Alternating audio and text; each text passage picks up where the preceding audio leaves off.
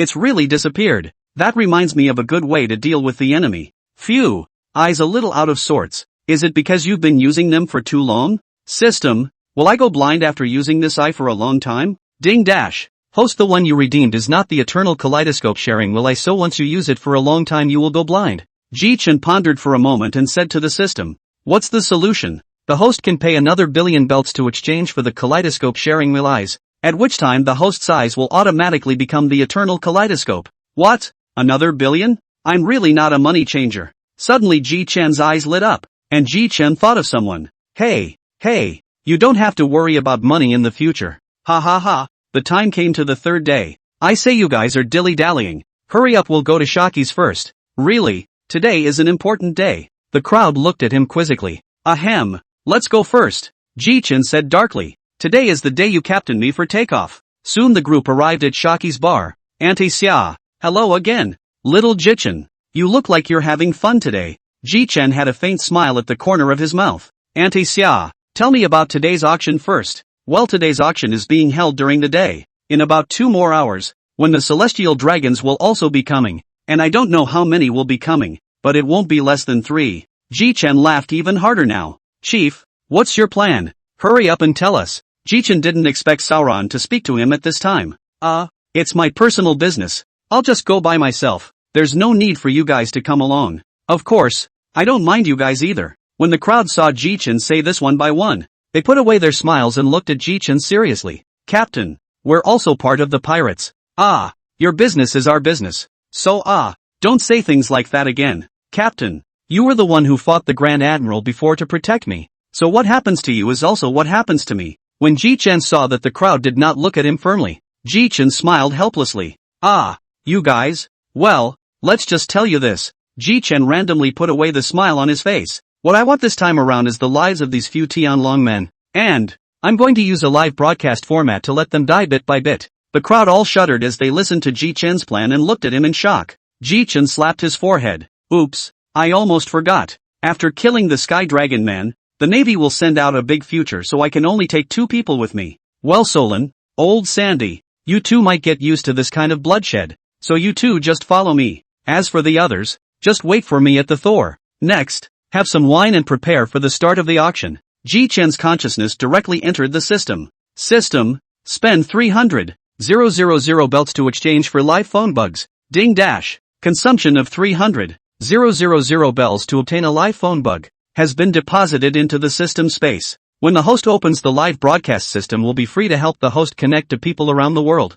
Jichen was secretly happy in his heart. Very good. The time soon came for the auction. Well, you guys can stay at Auntie Natsu's bar if you're bored. So we'll go ahead. Jichen finished speaking and directly instantly moved 100 meters away with one hand. Geez, it's finally here. Just after putting down the duo, old Shah directly screamed. Bastard. I am also a natural system. I can fly too. I don't need you to grab me. Jichen bristled. Not as fast as me. So don't scream. Let's go. Into the auction house. The 3 of them entered the auction house, and the attendant brought them directly to the box they were in last time. Jichen sat on his butt on the sofa. So many people in this auction today. It's really spectacular, but they won't be able to leave after all. But those scrolls aren't here yet? Sauron, you don't get it, do you? Usually the high status recognitions are the last to board. Just wait. Jichen directly pulled out a snail from the system space and handed it to Solon. Sauron, take this one. The auction was unusually dark at the moment, when suddenly the door was opened and 3 bloated, fat-lipped, bubble ball on the head, towering scrolls walked in. Hey, my goal is finally here. Chapter 48. The moment the Sky Dragons entered the auction house, no matter if it was the people in the box or the people in the hall, all of them lowered their heads. Jichen gazed at them. 2 men, 1 woman. But I haven't seen these. By the time a few of the scrolls had made their way straight to the hall and the exclusive seats the organizers had arranged for them, the host on the stage held a microphone and inquired in a gentle voice. May I ask your honorable lord? Then I will begin the auction of the next lot to go up. Jichen looked at the 2 beside him. Get ready to do it. After saying that, Jichen directly pulled out the blazing fire and directly chopped the glass directly in front of him. The movement on Jichen's side quickly caught the attention of the entire room. Sauron, turn on the live stream. System, help me connect to the world. Jichen said in a loud voice. I'm sorry to tell you that you've been kidnapped. And as this voice just fell, Jichen's mask was directly removed. Jichen smiled and looked at everyone present. Introduce yourself. I, Thunder God Pirate Group Captain Jichen. Oh yes. Also by the Navy took a very to right title Thunder Flame Jichen. Jichen finished these words in one breath. The crowd under the stage gasped in shock. What? He's actually that $510 million sea pirate. It's over. Look at you. I don't believe that he would dare to mess around when there are tenria people here. Jichen looked at the noisy voices underneath and his eyebrows instantly wrinkled. Immediately his aura was fully open. The Overlord color hegemonic aura directly emanated, and more than half of the people underneath the stage all fainted. Please, can we be quiet now?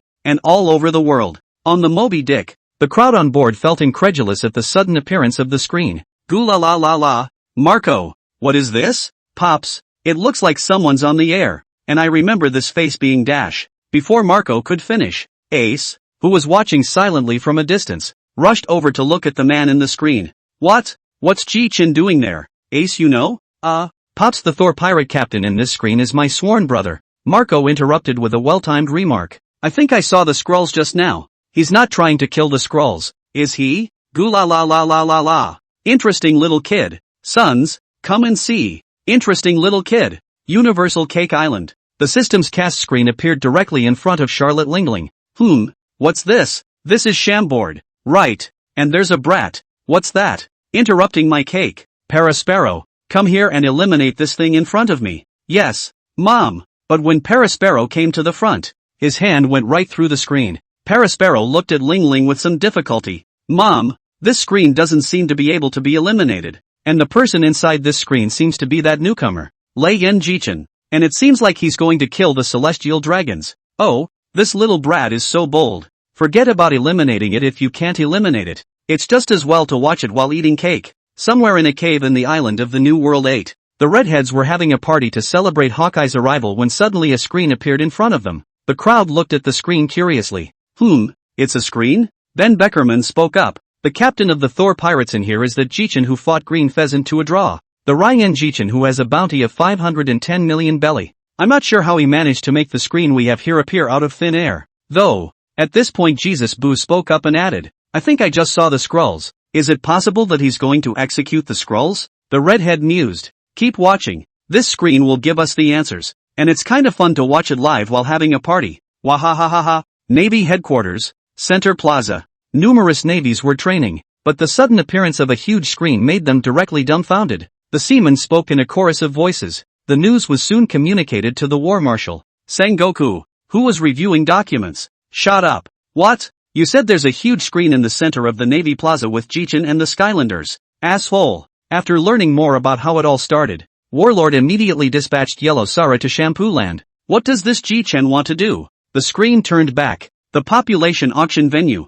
Jichen looked at his masterpiece with satisfaction. It seems that my dominant color is still not too strong, or else I would have stunned them all. Then Jichen turned his gaze to the 3 fat pigs in the very center. Oh, 3 fat pigs? Silence. Deadly silence. You, how dare you call us fat pigs? Do you not want to live? Quick, arrest him. I'm going to take him as a slave. Someone come. Jichen pulled out his ears and looked at Sauron and Old Sand. The people who come here are basically all evil. There's no guilt in killing them. Why don't you two go warm up your bodies? Kill everyone else except the Tianlong people? I'll take the live phone bug for now. You guys go ahead. Old Sandy smiled cruelly and flew directly in front of the crowd, a hook of life. Extremely fast, slaughtering the people present. Sauron followed suit and started killing people. And Jichen directly covered the phone bug's eyes. And the screen went straight to black. 10 minutes later, the duo returned behind Jichen in a murderous rage. These people are not good people to kill anyway. Chapter 49, Execution of the Skrulls. Jichen snorted as he looked at the 3 fat pigs that had been stunned. You guys feel scared too? That's what usually happens to the people you torment, isn't it? Feeling scared now? One of the fat pigs shivered and cursed towards Jichen. Damned slaves. You'd better let us go, or else you'll all just wait for death when the big one comes. Another fat pig roared angrily. Lowly human, I advise you to better let us go. We are the creators, Hoey. Jichen listened a little and patiently pulled out his ears with his fingers and directly used his fruit ability to manifest a thunderblade. The hand rose and chopped off the palm of one of the pigs directly. Hiss, please don't kill me. Jichen looked at the 3 fat pigs and sneered. Now can you be quiet for a while? Looking at Jichen's cruel smile, the 3 celestial dragons couldn't help but gulp as well. May. Very well, then you will do whatever I tell you to do now. or I will chop your bodies off section by section. Let's start with a bit of introductions. Just you. Jichen looked directly at the person in the very center. Okay. Immediately, he saw the scroll fall to his knees. I'm a Tianlong man, the Hou-yi of the creator of the world. I'll give you as much money as you want. Please let me go? At this point in the live broadcast. What? That pig-like thing is a scroll?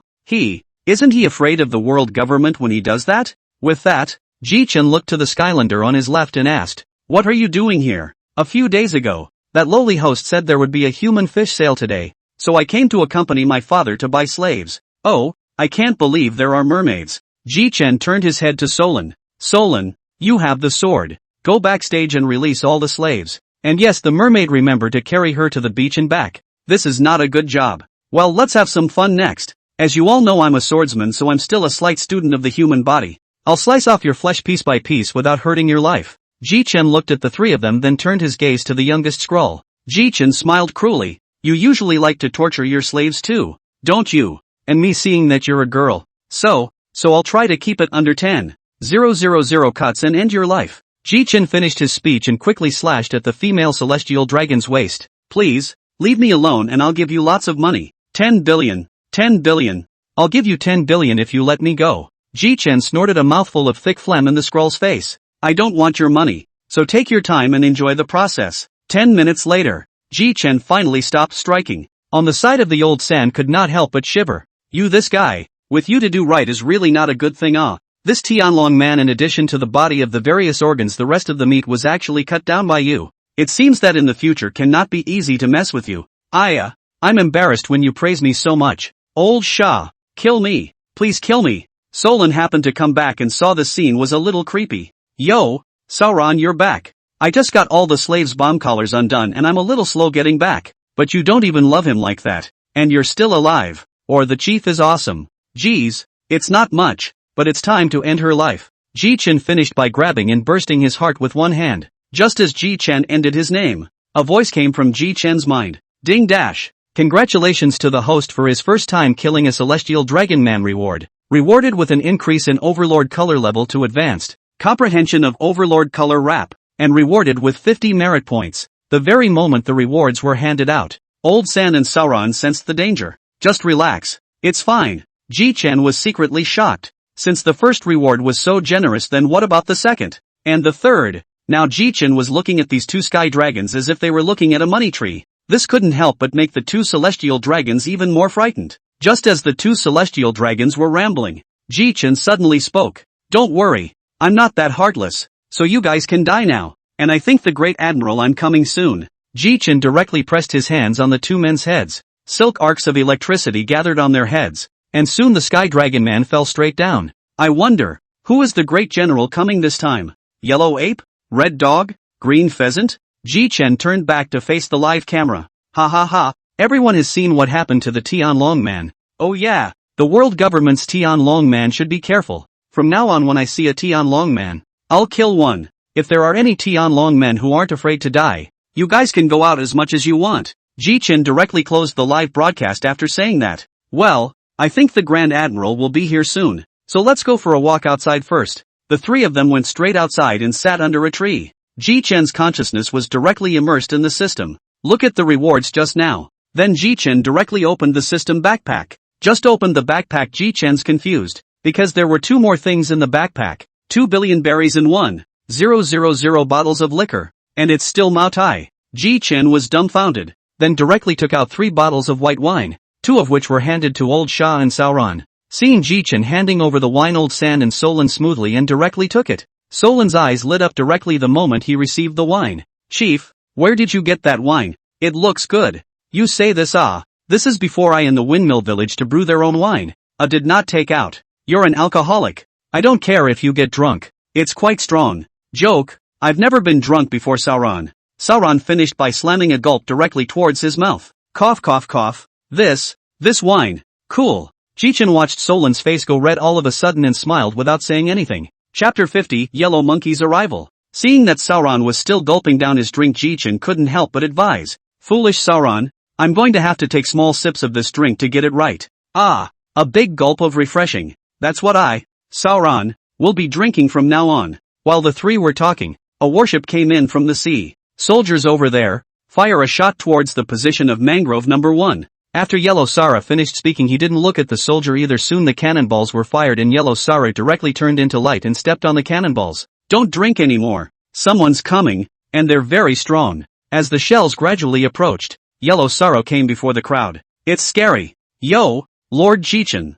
killing Tianlong people at the auction. So, have you ever been kicked by Lightspeed? Jichen smiled and came forward. Gee, if it isn't General Yellow Ape. I thought it would be Red Dog that came. Sauron, old sand. You're no match. Just watch from a distance first, and then watch how your captain violently beats up the famous Yellow Ape Admiral. Gee whiz, that's scary. Yellow Ape finished his sentence and directly elementalized his kick in Jichen's direction. But someone was faster than him. The moment the yellow monkey elementalized Jichen directly turned into lightning and flew towards the yellow monkey. With Jichen's kick to the yellow ape smashed directly to the ground. Jichen laughed darkly. My current strength is not something that a great general can fight against. Jichen saw that Yellow Ape hadn't gotten up, and directly yelled, Hey Yellow Ape, stop pretending. You can't be this weak, so hurry up and get up, or I'll make up another kick for you. Yellow Ape slowly sat up. That's scary yo. I can't beat you, but I can't beat you. Or else those 5 old guys, they'll definitely keep bothering me.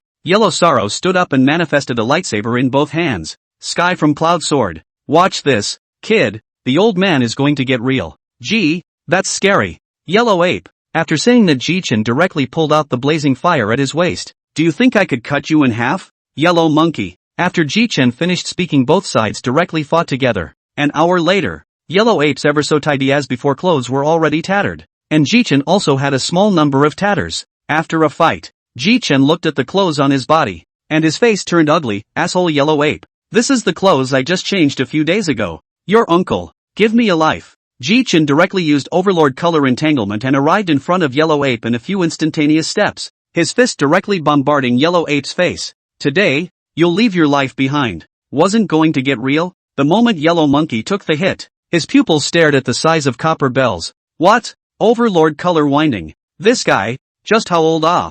Jichen stood in place, looking at Yellow Monkey, who had fallen to the ground, and couldn't help but be staggered. The highest combatant in the Navy. And this is the... Yuck. Say, how do you want to die? Yellow Sara seemed to a point. Hey, it's scary.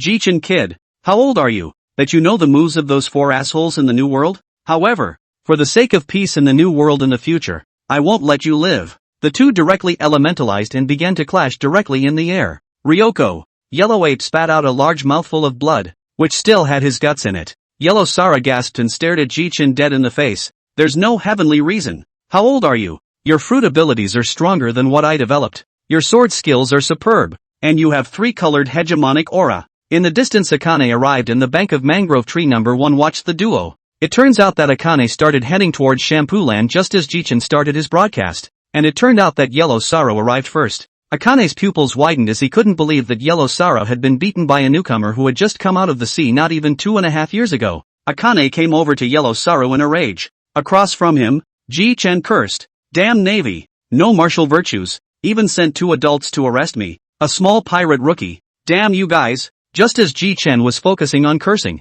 Jichen quietly used the power of his kaleidoscope sharing will eyes, directly and silently using divine might. By the time Akane reacted, it was also already too late. Akane's left arm had already been strangled off by Jichen's divine might. Hawk. Damn pirate, what have you done? On the side, Yellow Monkey's eyes widened. Yo. It's really too scary to have this kind of ability. With that, Yellow Sara said quietly toward Akane. Hey, Akane, let's run away. These words directly angered Akane. Get lost. If you want to escape, you do it yourself. Today either he dies or I die. After eating it, it directly turned into molten lava and rushed towards Jichen. When Jichen saw that Akane was really on fire, he couldn't help but forget towards the distant Sauron duo. Hey, Sauron, old Shah, come on, I'm out of stamina. If I had known 2 big generals were coming, I would have saved some energy. Seeing that the captain was in danger, Solon came directly in front of Jichen with great speed to block Akane's attack. Hey, your name is Red Dog, right? Show some respect for our leader. Next, until our chief recovers, I'll be your opponent, and I'll use the admiral's head to wake up the sword. Akane's face was horribly grim. Brat, Roranoa Solon, don't talk big, I'll kill you first. Then I'll slaughter everyone on your ship. Stygian dog. Solon calmly looked at the red dog charging towards him. Solon tied up his hood nonchalantly and his 3 blades took up attack positions. Stygian dog. Ghost fire chop. Soon Akane found himself with a slight advantage, but only a slight one. The two stood frozen. I didn't think that the Thunder God pirates were all so strong individually. I underestimated this pirate group before. Sauron gritted his teeth. I must say, as the dog of the Celestial Dragon Man, you have done a competent job, but the name Red Dog was bestowed upon you by your master. The Celestial Dragon Man, wasn't it? Solon was able to have the kind of sharp mouth he had today, all thanks to Jichen's usual teaching. But the Red Dog was so focused on Sauron in front of him that he didn't pay any attention to Crocodile behind him. Crocodile's hook had come to Akane's lower body and was hooking straight toward it. In that instant Akane directly elementalized away from the duo. Damn Crocodile for using such a devious trick. Solon directly laughed out. All of this, he all saw in his eyes. Just now the old Sans attack he also completely witnessed. Ha ha ha ha ha. So true. Old Shah. Might as well run while you can. Otherwise when our captain recovers, you won't be able to run away even if you want to. Chapter 51 Departure. Cultivation. Akane instantly stormed off after hearing old Shah's highly mocking words. You're looking for death. Jia jia jia. Hurry up and hurry up. As Akane got closer, the duo took up a defensive stance. The Great Spitfire. Old Sandy directly attached his sand to his armed color and formed a shield that blocked Akane's move. Akane stared wide-eyed at the pitch-black shield in front of her. Nature-based abilities still work like that. Damn crocodiles. Old Shah then laughed openly as he saw his shield completely block Akane's attack. Jia jia jia. Although it's not what I expected. But, you one-armed old dog, give me a wait. Your head is mine. A voice suddenly rang out in the distance, exploding like thunder in the hearts of the crowd. Hey, hey, hey, hey, hey, I say, Red Dog Admiral, isn't it a little inappropriate for you to bully my crew like that? Jichen walked towards Akane and the others with a relaxed face. He came in front of Akane and looked at him with a cold face, and at the same time, he turned on his dominant color. This moment of Akane felt panic. Ah, you, asterisk asterisk asterisk asterisk you what you? It's a good thing you didn't hurt my crew or you'd be dead to me. Once again a word of advice. Han, Red Dog, if you don't go away, then I'll have to call out Uncle Roger. I'm sure you've heard the news that Roger is back from the shambles. Yes, that's me. You don't want to die either. Han, Red Dog. Akane grimaced and hesitated to speak, and finally stiffened as yellow sorrow pulled him away from Jichen's line of sight. Looking at the backs of the duo as they left from afar, Jichen couldn't help but sigh. I didn't think that I could have such a dignified day. On the way, Akane is dragged away by yellow sorrow. Akane screamed in exasperation. Palia Sereno, hurry up and let go of me or don't blame me for being rude. Sakaski, you also understand how scary their boat is, right? So when we are not very strong, it is better not to get tough with them.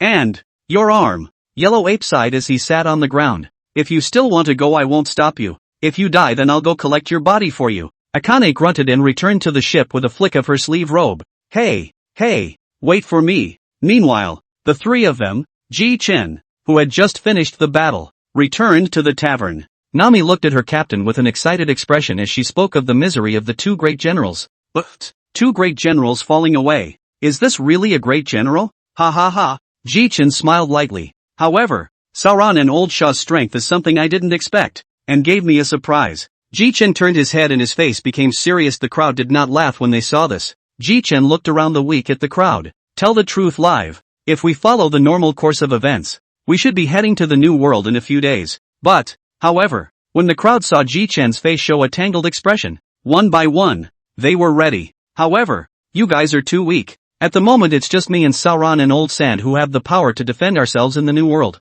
The rest of us are having a hard time. The crowd was also a bit lost, not expecting Jichen to say that. Suddenly Riley, who was drinking in the distance, suddenly said, Jichen boy is right. Except for you Sauron, Crocodile, and your captain, the rest of you will have a hard time surviving in the new world. So it's time for you to practice, but you have to find the right place to do it. Master Riley is right. You do have to practice, Sauron included. So, you guys wait a couple days. I'm going to find someone who I'm sure will know where you should be practicing. 2 days later, after 2 days have passed since Jichen's battle with the Admiral, the incident has been secretly blocked by the Navy. Even that stupid bird couldn't report it. But the four emperors have their own information channels, and they have checked it out. And Jichen is at the moment heading to Sharky's blackmail bar, with Masalami Bear in tow. It was a coincidence, though, That Jichen had found Bartholomew Bear after a day of loitering in Mangrove 16 using the full range of the power of the Heartnet to cover the area. The bear also promised him to help his partner.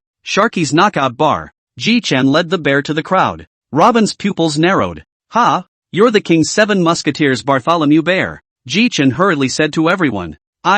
Don't worry about it, alright? The bear is the one I invited to help." Jia. "Captain, how can the 7 Musketeers help us? You're trying to send us all into Propulsion City." The veins on Jichen's forehead rippled when he heard the crocodile's words. "You crocodile, what are you babbling about again? Do you want to get beaten up?" The crocodile instantly pretended to be transparent after seeing that Jichen already had his hand on his waist. "Bear, don't shoot them yet. I'll talk to them." Ahem. The bear is a superhuman system meatball fruit ability. It can shoot any person to wherever they want to go, so I had to ask for his help when I arranged for you guys to practice on the island. Let's start with Sauron. Solon immediately came to life at the sight. "Sauron, you have to go to the place. Naturally is the place to practice sword art and dominance. That place is called Krygana Island. There is a castle on the island. The world's first great swordsman Hawkeye is there. If you want to improve the sword art, the only thing the world's first great swordsman can teach you. By the way, to remind you of a bunch of gorillas on that and the island, but also will be good at the sword art.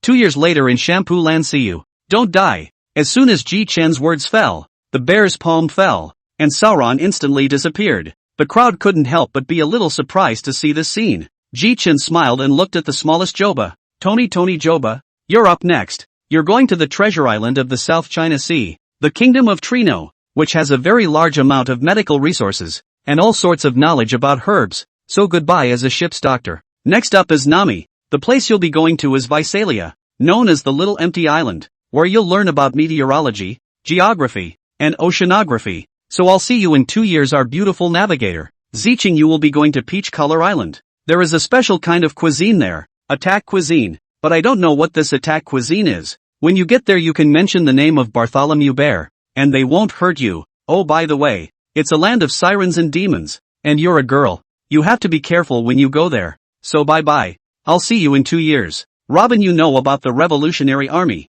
so I won't say any more. Bear, shoot our beautiful Robin away. And by the way, remember to say hello to Saber for me." A gust of wind blew over Robin and he disappeared. And who else is there? Just as Jichen looks openly, Brook meets Jichen on all fours. "You hoo. Captain, where am I going?" "Ahem. You're going to the island of Halahitani. And when you go there, remember to use your musical talents to create soulful music. And remember to develop your fruit and sword skills." "Well, send it off, Bear. The next one is Old Sandy." "No need for Old Sandy. Bear really thanks you. We'll be in touch later. Goodbye then, Captain Jichen." After the bear left, Jichen looked at Old Shah, who had a dumbfounded look on his face. "The reason why you are the one who doesn't have to practice is because I'm going to take you with me for a piece of practice." "What do you mean?" "It means I practice you. Got it? Cut." Jichen looked at the disdainful crocodile with a head full of black lines. "You guys." Chapter 52, Deterrence. "Oh, looks like you're doing a pretty good job as captain.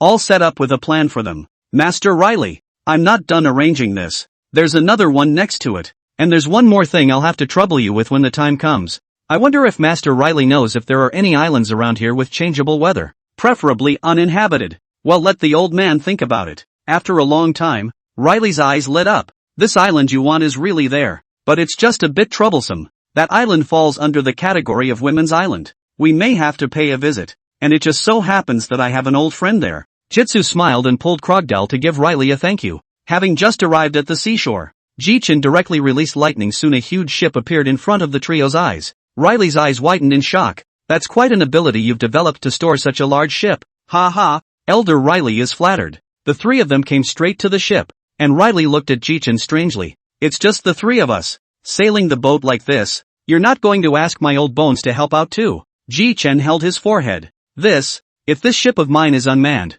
just say a word to him and it will take us to our destination. This ship of mine is unique, but you can't go to the bottom of the sea without a coating." Jichen spoke directly toward the Thor after explaining. "Go to Daughter Island." As soon as Jichen finished saying this, Riley, who was in his recliner, realized that the ship was moving slowly. "This ship is pretty amazing." 1 hour later, Windless Zone, Amazon Lily Periphery. "This is Daughter Island? How come there's no one there?" Just as Jichen and Old Shah were puzzled, a ship slowly sailed out from the city gates of Daughter Island.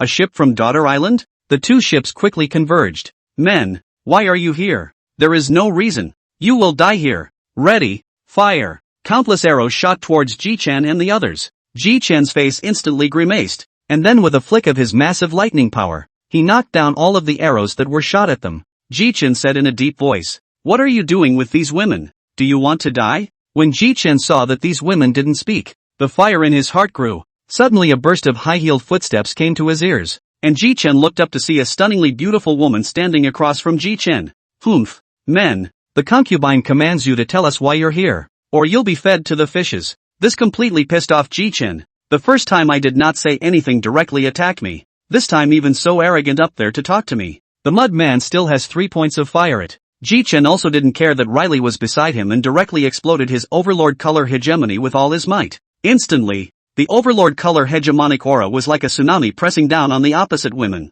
One by one, the women on the opposite side fainted straight away, when Riley realized it was too late. Then Riley saw that Hancock was still struggling and struck instantly, which stopped Jichen. Riley looked at Jichen with wide-eyed incredulity, as if he wanted to look Jichen over. "Humph, Boa Hancock huh? Coming up here and talking to me so condescendingly. How many lives do you have to pay for that?" And at the side, Granny Newbie instantly froze in place when she saw Jichen's appearance. Then he panicked and stepped in front of Hancock. "Your Excellency Jichen, please atone." Hancock didn't mean it. Hancock saw the Nubian blocking Hancock's path and instantly pushed the Nubian out of the way. "Concubine, concubine, there's no need for you to save me yet." "Hancock, what do you know? Do you know who this man is?" "He is Lei Yin Jichen ah. You didn't see the live broadcast just now ah. Live broadcasting the murder of 3 Tianlong people. He's the only one under the sky who dares to do so. Moreover, you're not his opponent at all." "What? It's him?" Then he saw Hancock's face go completely red at a speed visible to the naked eye. Your Excellency Jichen, I'm very sorry for the concubine's attitude just now. Please bear with me if I have offended you more." The three were also dumbfounded to see Hancock's attitude change so quickly. Finally Riley spoke up first. Hancock, don't take it to heart. That's just the way this Jichen kid is." Hancock looked up at Riley then cried out in surprise. "Riley, you're here? Just now. You were paying attention to Jichen boy. Of course you didn't notice me." Granny Newbie stepped forward and opened up to look at Riley. "So, Riley, what are you guys doing here with all this fanfare?" "Ahem. Jichen, you speak." "We came here wanting the Queen of the Daughter Islands to lend us an island. I believe it's called Ruth Kaina Island, right, Master Riley?" "That's right, because the two of them were looking for a place to practice. So I thought of this place." Jichen hurriedly interjected. "So, Queen, I wonder if we can borrow us. We can pay rent too, and we won't destroy the island." Hancock looked at Jichen staring at her eyes, and mentally forced herself to calm down. This is no problem. And the rent doesn't have to be paid. You guys can use it as you like." Jichen looked at Hancock with a surprised look on his face. "Thank you, Queen. I really do. And I'm really sorry about what just happened. Please do let me know if there's anything you guys can do. I'll owe you another favor here." Hancock quickly waved his hand. "No, it's not necessary. I lent you the island all of my own free will." "Hancock, his favors are worth a lot of money right now, so don't be polite to this kid. Just take it. Moreover, such a top-class bully color. The future, not to mention the king of pirates. The 4 emperors will also ironically have a place for him. So a future 4 emperors favor, you'd better accept it." "Well, then, that's fine. Thank you very much, Your Excellency Jichen. And Your Excellency Jichen can call me Hancock. You don't have to call me Queen." Jichen glanced at Riley. "Master, first time I've seen you talk so much. I wonder if it would be convenient for Your Excellency Jichen to come to our daughter island as a guest. I will surely offer a grand reception." Jichen touched his stomach. "Indeed, I haven't eaten in a long time, so if there's meat, it's a good idea to go." Old Sandy on the side looked dumbfounded. "You guys make it that easy for Boa Hancock to lose his temper at all? She's valued as the world's #1 beauty, and this guy's display of dominating colors makes the Empress entertain him like this.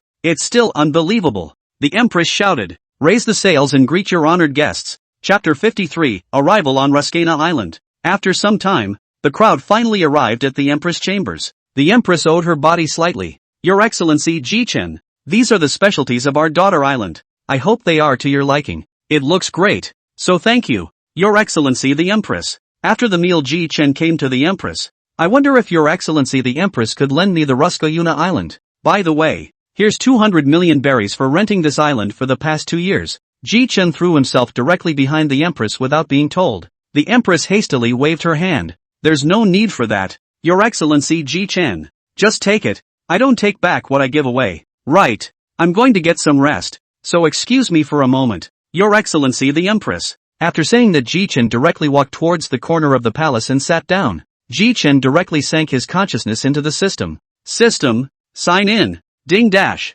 Congratulations to the host for arriving at Daughter Island for the first time, obtaining a repair potion X10, 100 change mask, and a seeing color enhancement card. Issued. Not bad. But what's this 100 mask thing? And is this repair potion the one I was thinking of? System, come out and explain. Ding dash. The 100 change mask works. As long as the host wears it, they can become any person in the pirate world. A repair potion that can fix all scars, birthmarks. Jichen then walked directly towards Old Shah and Riley. Old Master, Old Shah, we should go. I don't want to stay in a country with so many women. It makes me feel a little uncomfortable. Riley nodded. Good, then let's say goodbye to them first. The three of them came to the Empress. Your Excellency the Empress, we'll bid farewell here. I really trouble you for still preparing so much food. Looking at the Empress' reluctant eyes, Jichen turned his head and walked straight away. Just 2 steps away, Jichen seemed to remember something and casually threw it in Hancock's direction. The Empress caught it with a wave of her hand. It is?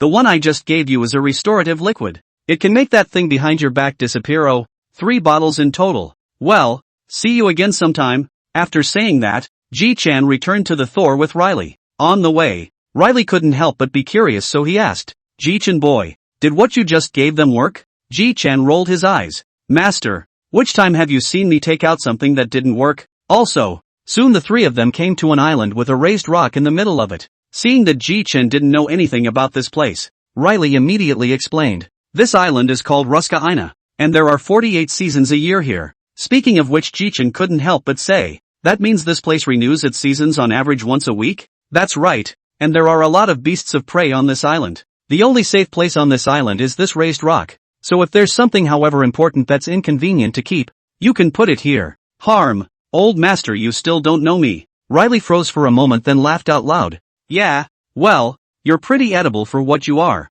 Well, Mr. Riley, I'll be asking you to help me train old Sandy for the next 2 years. What? The two said in unison. Jichen took out 100 bottles of Mao Tai from the system space while saying, if Elder Riley helps me train old Shah, I'll let you drink this kind of wine every day. It's not much of a wine. It looks like the bottle is quite original. Gramps, taste it. Well, I'd like to see what's so special about this wine. Then directly picked up a bottle, opened the lid dead, directly tilted his head and drank. Gobble gobble gobble. Phew. This wine. It's not bad. You just said you'd let me train Crocodile. And that's perfectly fine. But you have to make sure I get to drink this wine every day. Jichen looked at Laylee with a smile.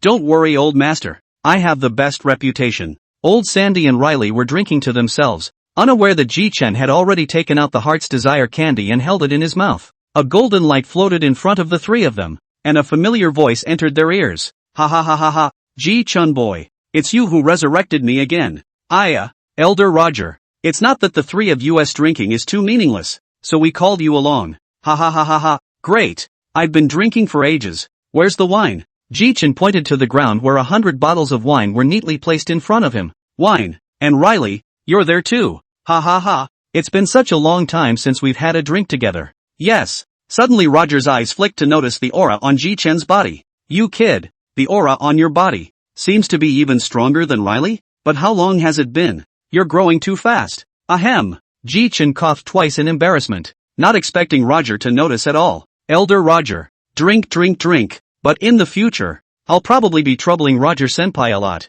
I want Roger Senpai to teach me swordplay, Jichen said as he directly stood up and bowed deeply towards Roger. Roger scratched his head. Jichen boy, you're the one who resurrected me. So this matter of teaching you swordsmanship isn't a problem at all. It's a small thing. It's a small thing. The three of them then shared a drink. Chapter 54, Obtaining the Supreme Great Fast Sword. Soon 20 minutes passed like this. Jichen watched Roger and Riley drink to their heart's content and did not bother to walk to a place alone. This action of Jichen was soon noticed by Crocodile, who was drinking silently. What is this guy going to do? And after arriving at a secluded corner, Jichen confirmed again and again that no one was coming over, then directly opened the system. System, sign in. Ding dash. Congratulations to the host for arriving on Ruskena Island for the first time and obtaining the Supreme Great Fast Sword Ace. Jichen's eyes instantly widened as he heard the reward, incredulously listening to the system's voice. System, what did you say? Supreme Great Fast Sword Ace? Isn't that Roger's knife? That's quite a coincidence.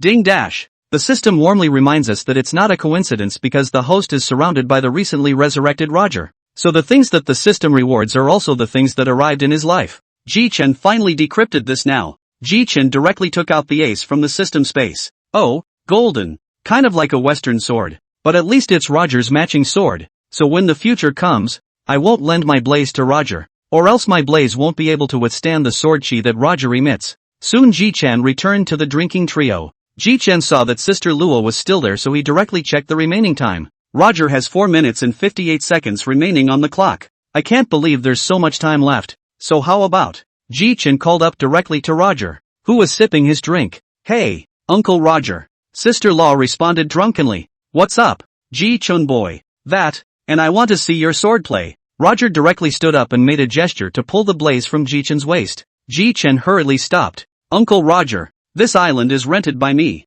It can't take a single blow from you. Let's go to the beach. You just put a sword towards the sea. Riley was interested in the situation and came down to the beach together. Hey, Jichen boy, can you lend me your sword now? Ahem. You might as well use your knife. Without waiting for Roger to react, a knife was thrown directly at him. Roger, who had just gotten the knife, instantly felt a sense of familiarity. This, Ace, the sword I was born with. Now Roger was at least half sober. This blade, Jichen boy, how did you get it? Jichen laughed awkwardly and unobtrusively. I found this one by accident. I was thinking that it looked like Uncle Roger's knife, so I took it. So is this knife really? Roger nodded along with Riley. Jichen smiled in slight surprise. Looks like my luck is still good. Well, Uncle Roger, use your swordsmanship once. The time is almost up. Roger noticed that time was running out, and immediately slashed directly towards the sea. And instantly the terrifying overlord color directly split the sea level. Jichen's face looked extraordinarily excited.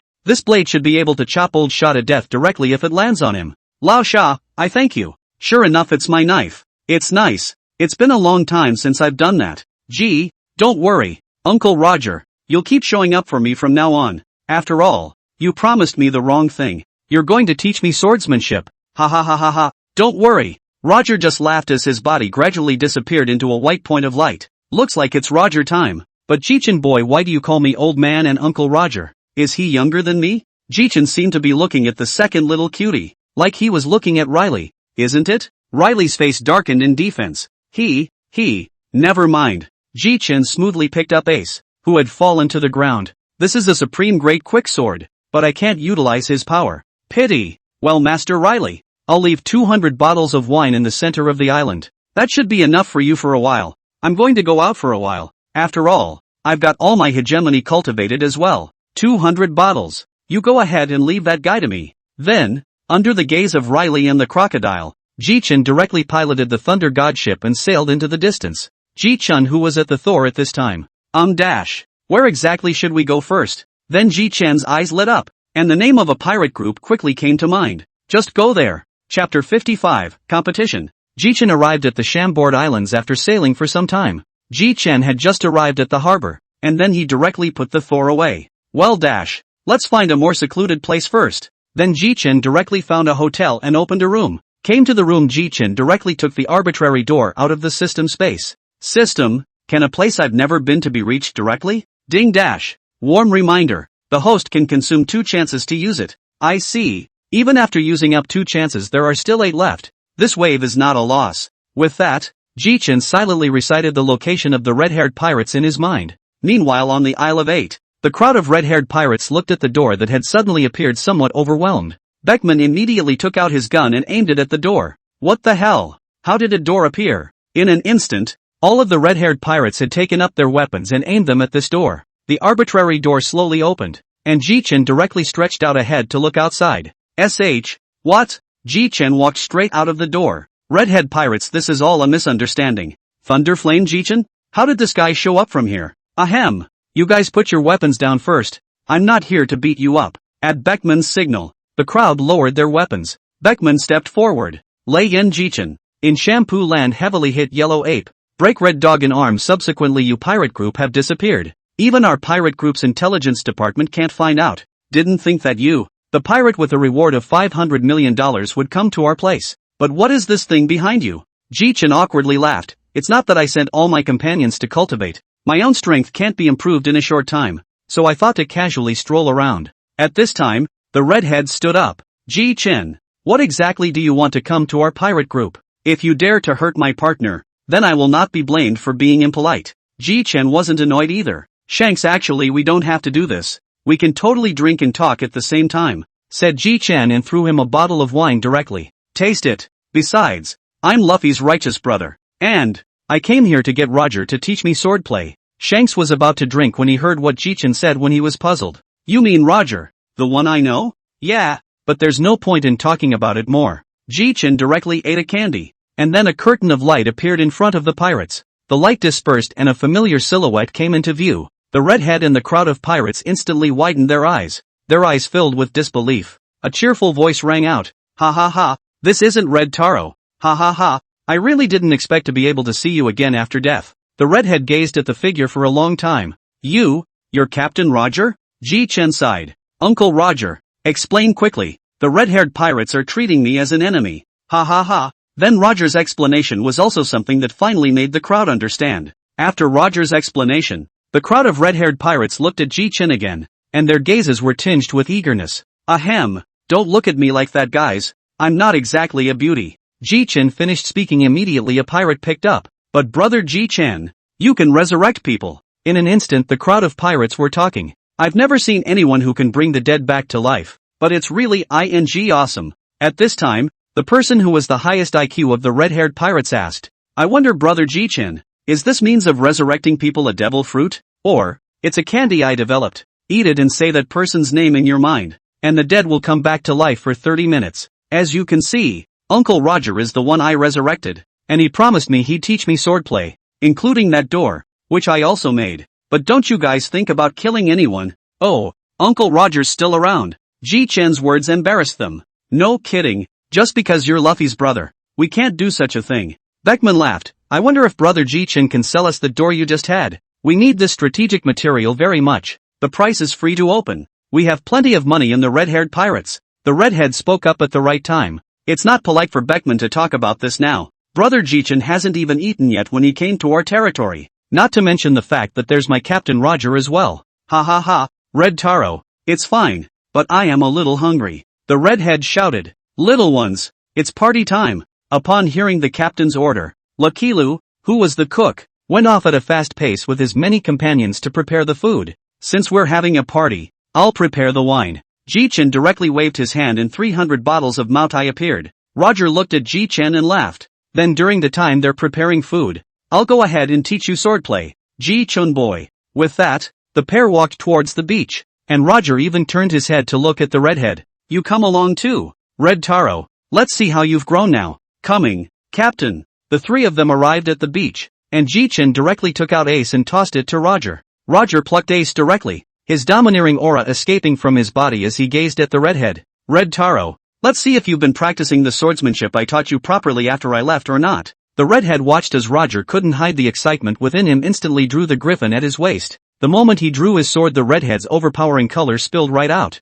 Come on, Captain Roger. Jichen directly instantaneously moved to the distance to watch the battle between the two, only to see the two people seem to have a tacit understanding generally at the same time forward to split a sword. Dark red sword chi directly against each other. But the battle of the powerful is always a momentary one, and in the end the redhead falls, with Roger winning slightly. Ha ha ha ha ha. Very good. Very good. Red Taro. Chapter 56, Jichen's thoughts. The two of them directly put their swords back into their sheaths after the bout. The redhead scratched his head. You're flattered, Captain Roger. I'm not even close to you. Ha ha ha, don't be modest. Jichen walked over. Honestly, you two are really strong in swordplay. I'm kind of looking forward to me learning all of Uncle Roger's swordplay. The redhead walked over and patted Jichen on the shoulder. Then you should be prepared. Then in the distance Lakilo shouted. Hey chief, the food is ready. You guys hurry up and come over. The three of them smiled at each other, then walked directly towards the location of the banquet. The redhead directly picked up a bottle of Moutai and shouted to the crowd.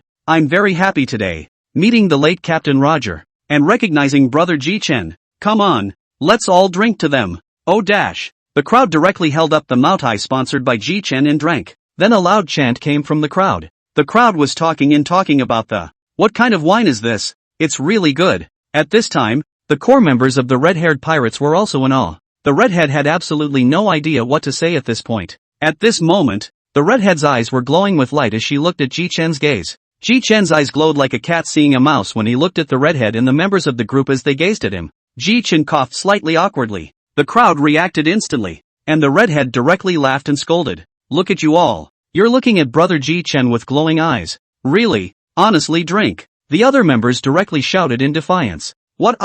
Chief, it's obvious that you're fine too. Right, and you have the nerve to talk about us. Of course the other members wouldn't be offended if the redhead said that. That's how he usually got along with his buddies like that. That said, brother Jichen, where did you buy these wines from? I wonder if you can tell us the location. We'll go buy 1,000,000,000 points back as well. Jichen smiled awkwardly. This is my own brew. It's not available in other seas. Beckman admiringly looked at Jichen appreciatively.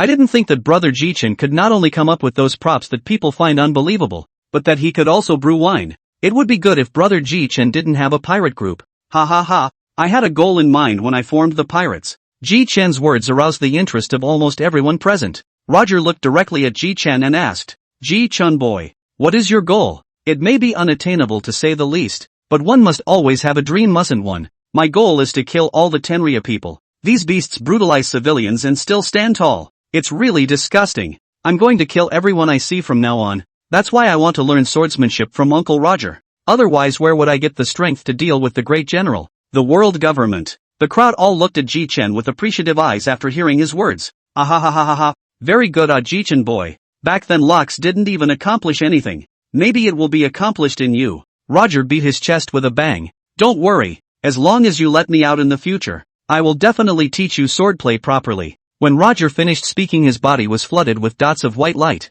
Roger immediately covered his head and shouted, It's over. It's over. What can I do? So much wine and food I haven't finished yet. Jichen looked at this funny scene calmly and purchased 100 candies from the system store, then directly took one out and tossed it to the redhead. Redhead, eat it. Just say Roger in your mind. The redhead looked at Roger, who was about to disappear, and hastily threw the heart's desire candy into his mouth, and instantly Roger's body returned to its original state. Phew, good job, Red Taro. Jichen looked at Roger and couldn't help but laugh outright. Ha ha ha ha ha ha ha. I didn't think that the titular pirate king would also have such childish moments. Roger was furious to hear it and hammered Jichen with laughter and curses. Jichen looked back at the redhead. Redhead, you can meditate on your left arm recovery in your heart. Although it's only for 30 minutes, it's still okay for you to feel the sensation of your left arm recovery. The redhead was pleasantly surprised to hear this, and immediately recited it in his mind, and soon his left arm grew out at a speed visible to the naked eye.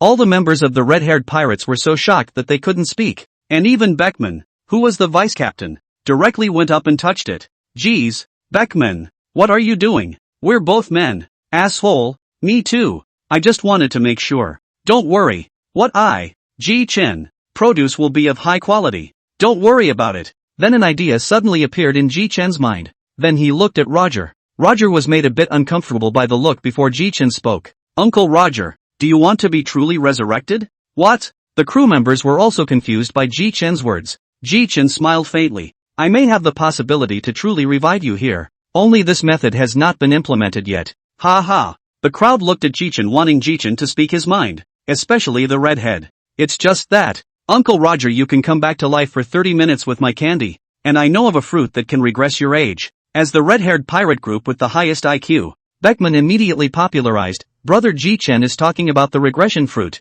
Right. Can make the things touched regress age 12 years old? Touch many times can wipe the enemy away. Beckman's right. With her powers, just slap Uncle Roger back to before he was 50 and he'll be fully revived. And I won't have much use for this candy by then. The more the crowd listened, the more excited they became. Then I'll have our intelligence department look into this regressive fruit power user. Jichen waved his hand. There's absolutely no need for that, because this regressive fruit ability person is among the Navy. His name is Ain. I seem to remember that he's Zephyr's disciple. It seems to be a bit difficult to handle. At that moment the redhead stood up and said, Don't worry about it. This Ain, I have to get him. As the fourth emperor, I have that much confidence I still have. Jichen didn't have the slightest doubt when he looked at this confident look on the redhead's face. After the banquet was over, the crowd was lying still, perhaps because the wine that Jichen had brought out was very good. Hiccup. We'll learn swordplay from Uncle Roger again tomorrow. Chapter 57, The Shocked Warring States. By the next day, When Jichen saw that everyone was up,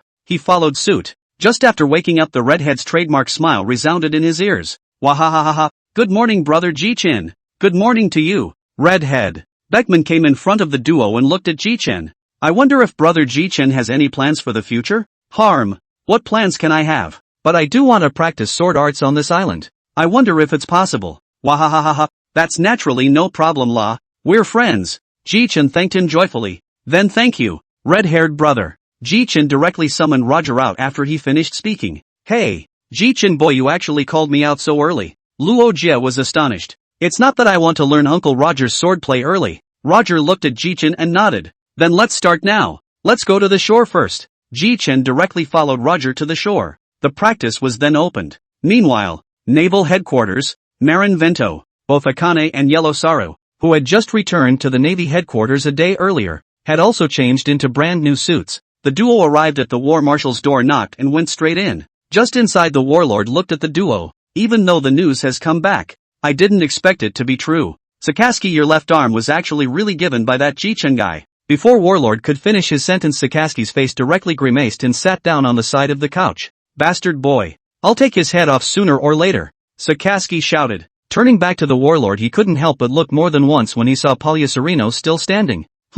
Polyacerino. You guy. Why do I feel like you're even weaker than usual? AI. This Jichen old man is not his opponent whether it is in speed or destructive power. Not a match. Or old man retire. Sengoku looked at Yellow Saru with a pose of anger. Bastard. You two first talk about the abilities. Characteristics of this Jichen guy. Polyacerino. On your word. Yellow Saru looked at warlord. Well, who made me the one who fought him the longest? Jichen. This person's fruit should be the rattling thunder fruit ability person who disappeared for a long time.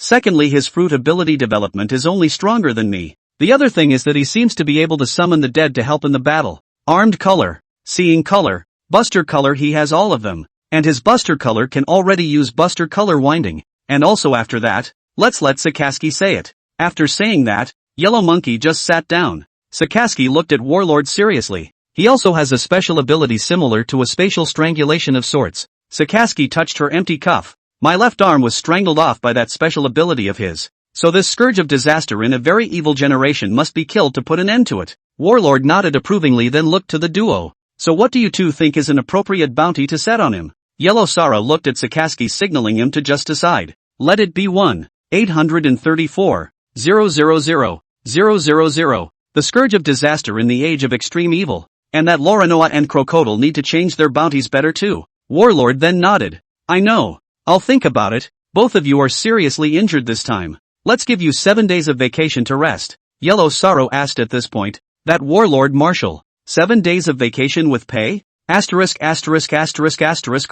The moment the door closed, Garp, who was sitting on the side of the warlord, instantly couldn't contain himself and laughed out loud. Ha ha ha ha ha ha ha. Warlord looked at Garp with contempt. Garp. You guy, why didn't you just laugh? The laughter came to an abrupt end. Just now is not to see these two people to deal with my grandson is too lousy. Well, if the blow they lost the fighting force can be how to do. For a split second warlord seemed to think of something. Garp, you guy, I don't know how to say you're better. Several of your grandchildren have become pirates. Your education is really worrying. Moreover, your grandson's name is really not small on the Great Sea. And if this comes to our navy, then our navy will be even stronger. Looking at warlord's pained expression, Garp laughed once again. Hey, it's not something I want to fight either, but rest assured, well, no matter how big of a mistake my grandchildren make, I won't care. It's the path they chose. Then being arrested is something that can't be helped. Garp opened the drawer straight after that and took out the senbei inside and ate it. Bastard Garp, that's my senbei. After a long time,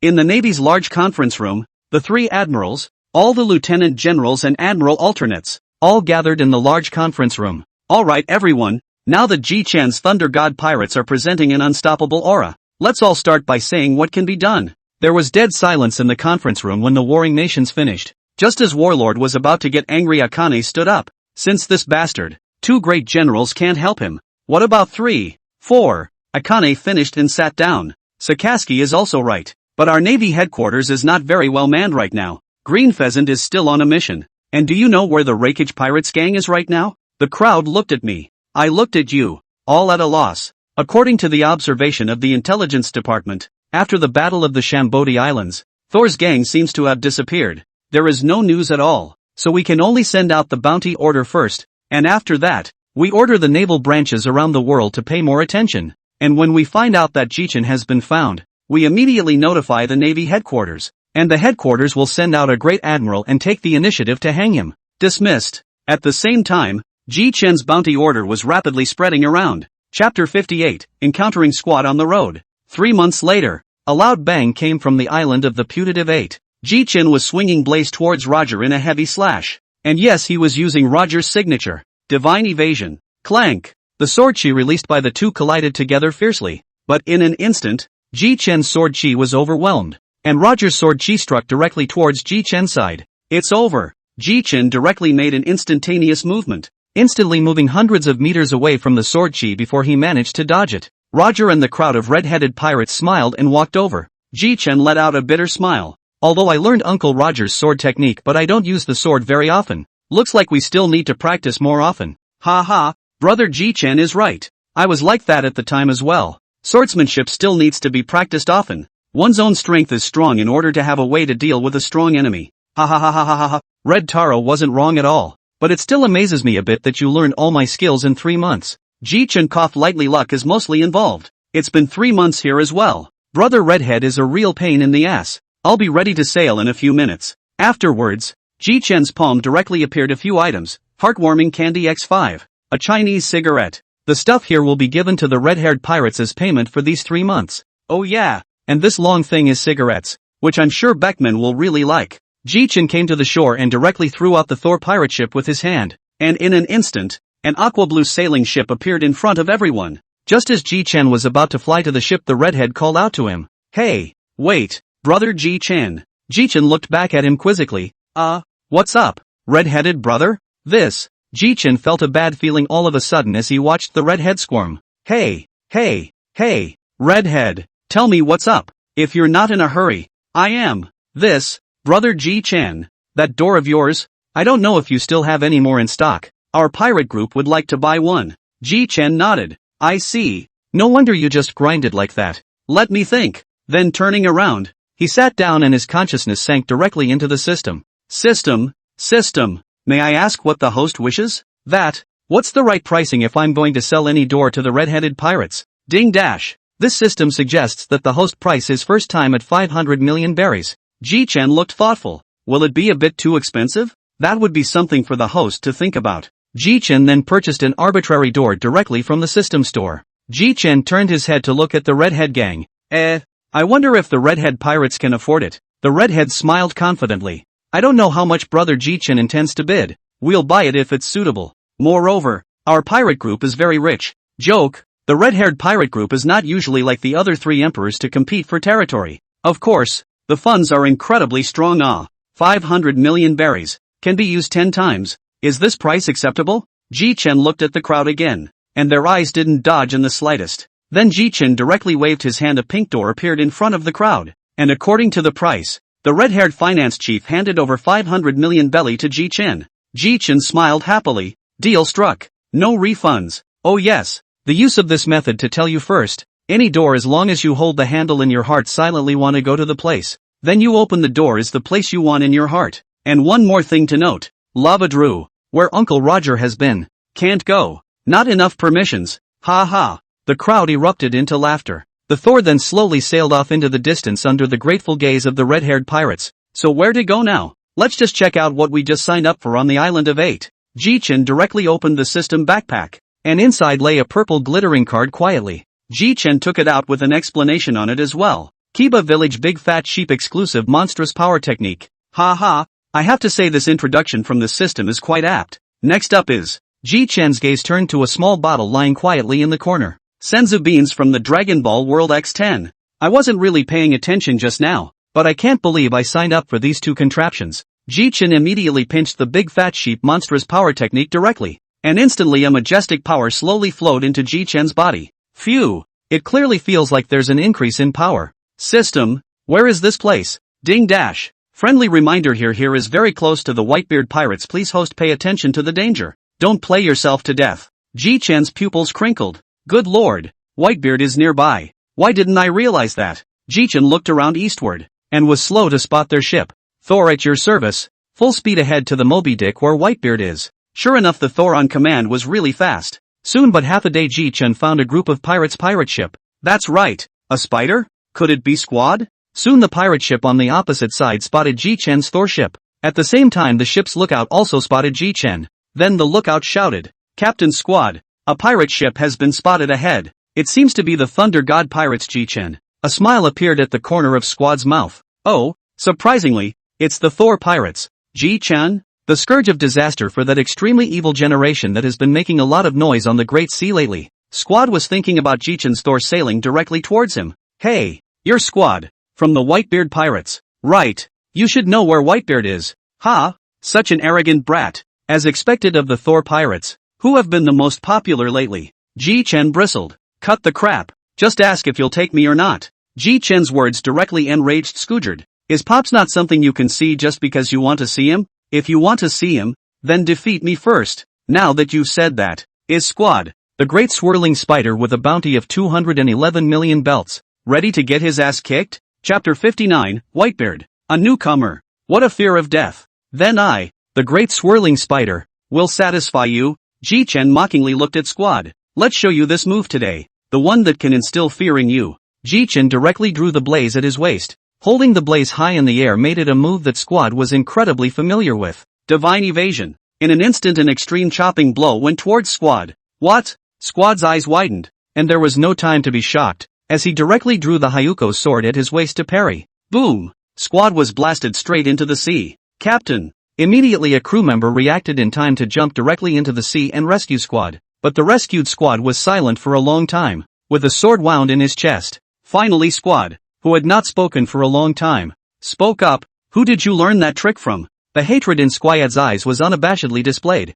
which puzzled Jichen. Jichen said angrily, Damn! I cast just one sword and you're so hateful towards me. If it weren't for the fact that you're Whitebeard's son, I would have slaughtered you with a single slash. As to why you say I would? I don't think I'm obligated to tell you. So, Great Vortex Spider Pirate Squad, can you take me to Whitebeard now? Jichen looked at Squad indifferently. Squad met Jichen's icy gaze in his heart. This guy, can't take him to Pops? Damn it, why can't I be stronger? No, I can't take you to Pops. Just as Squad's words fell, Jichen arrived directly behind Squad with an instantaneous body, and a hand knife slashed directly onto the back of Squad's neck. Squad then fainted. Damn it, if you weren't Whitebeard's son and I didn't want any trouble, I'd have killed you in one fell swoop. Mud, really think I don't know where Whitebeard is? Jichen then looked around at the stiffened pirates. Are you the crew of this asshole? How come you're just like him and need to wear prosthetics for your jaws? Jichen took Squad straight back to the Thor. Don't worry guys, I'm not going to kill Squad.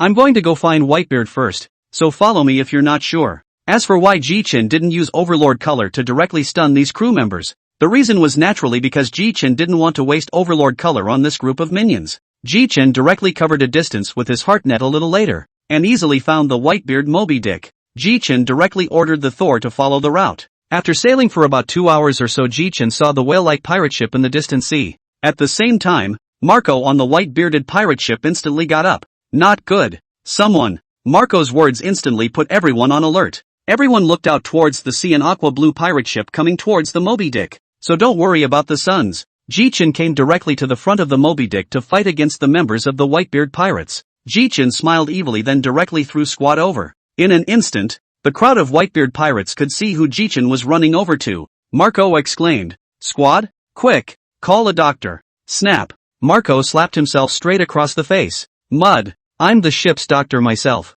Marco crouched down directly with healing fire emerging from his palms, pale greenish flames directly covering the knife wound on Squad's chest. The crowd all glared angrily at Squad after seeing that Squad was okay. Whitebeard also had rare anger. By this time some of the people on the white-bearded ship had recognized Jichen. Isn't that the extremely evil generation disaster scourge Jichen who has a reward of $1.834 billion?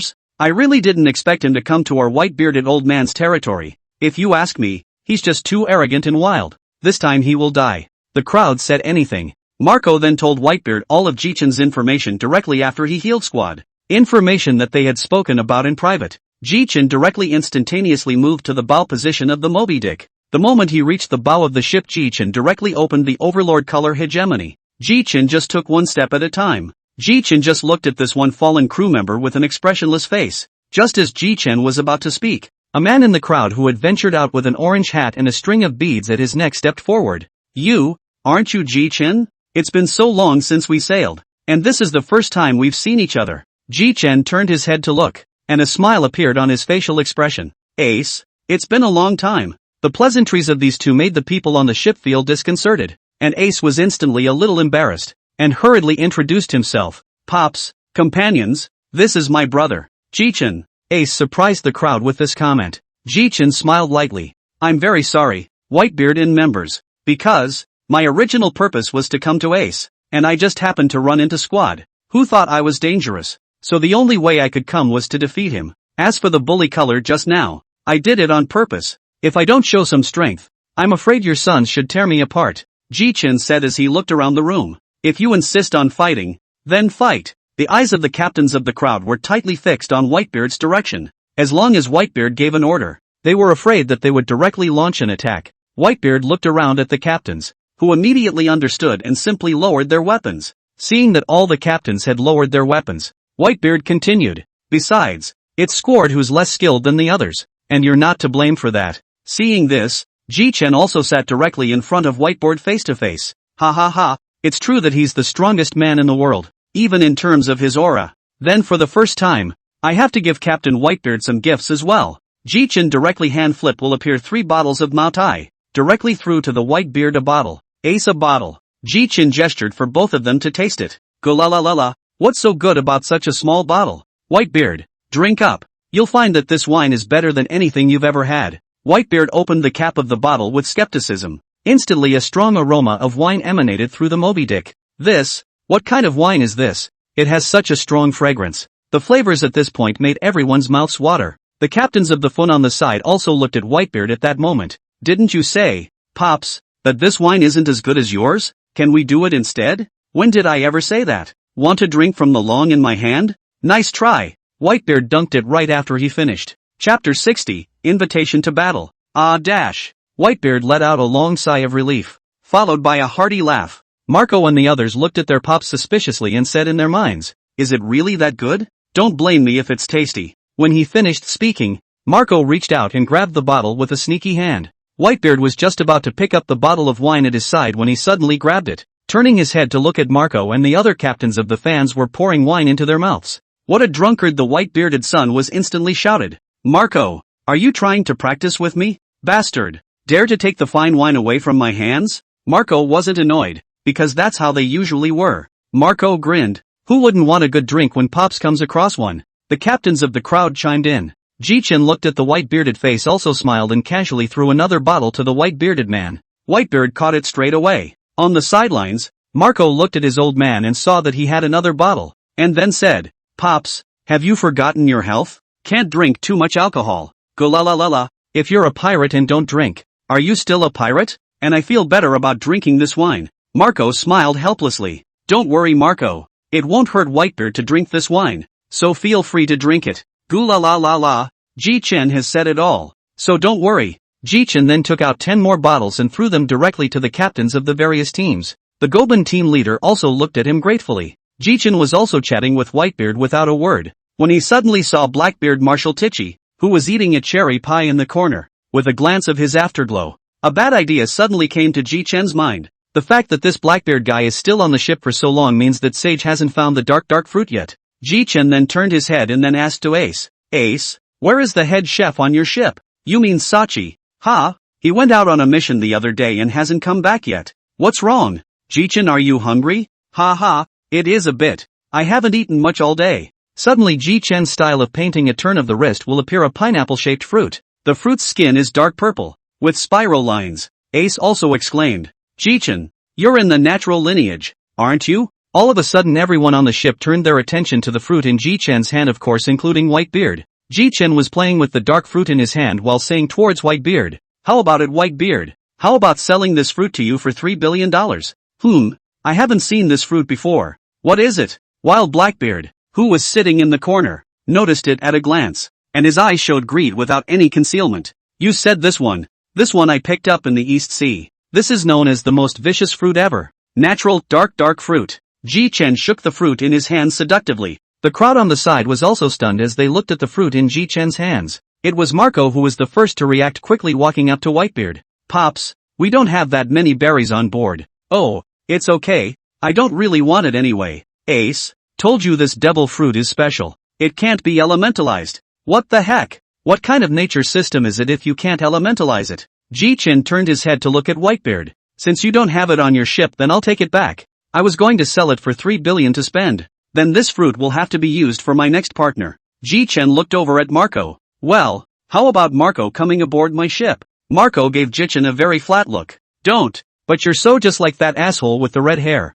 Ha ha ha, you mean the redheads. I just came from them. I say. Watching Marco look at himself with contempt, Jichen laughed dryly. Goo la la la la, you asshole kid, digging into my head. Take it easy, I'm just messing around. But, Whitebeard, I wonder if you could spar with me. After hearing this, the white-bearded man gazed around at Jichen with interest. Goo la la la, kid, why would you be looking for me to fight alone? Jichen also gazed at him without hesitation. Because I want to try to see where the gap between me and the fourth emperor is now? Goo la la la la, I accept your challenge. Jichen shrugged. Then let's find an island to fight on. I'm afraid my attacks will be too strong and shatter this ship of yours. Stinky brat, you're a smooth talker. Jichen directly turned into lightning and flew towards an uninhabited island not far away. Come on, kid, wait. Whitebeard looked at Jichen uncertainly. Jichen ate a candy under the watchful eyes of many white-bearded pirates. What, kid, all you said about waiting is that you're going to eat a candy bar?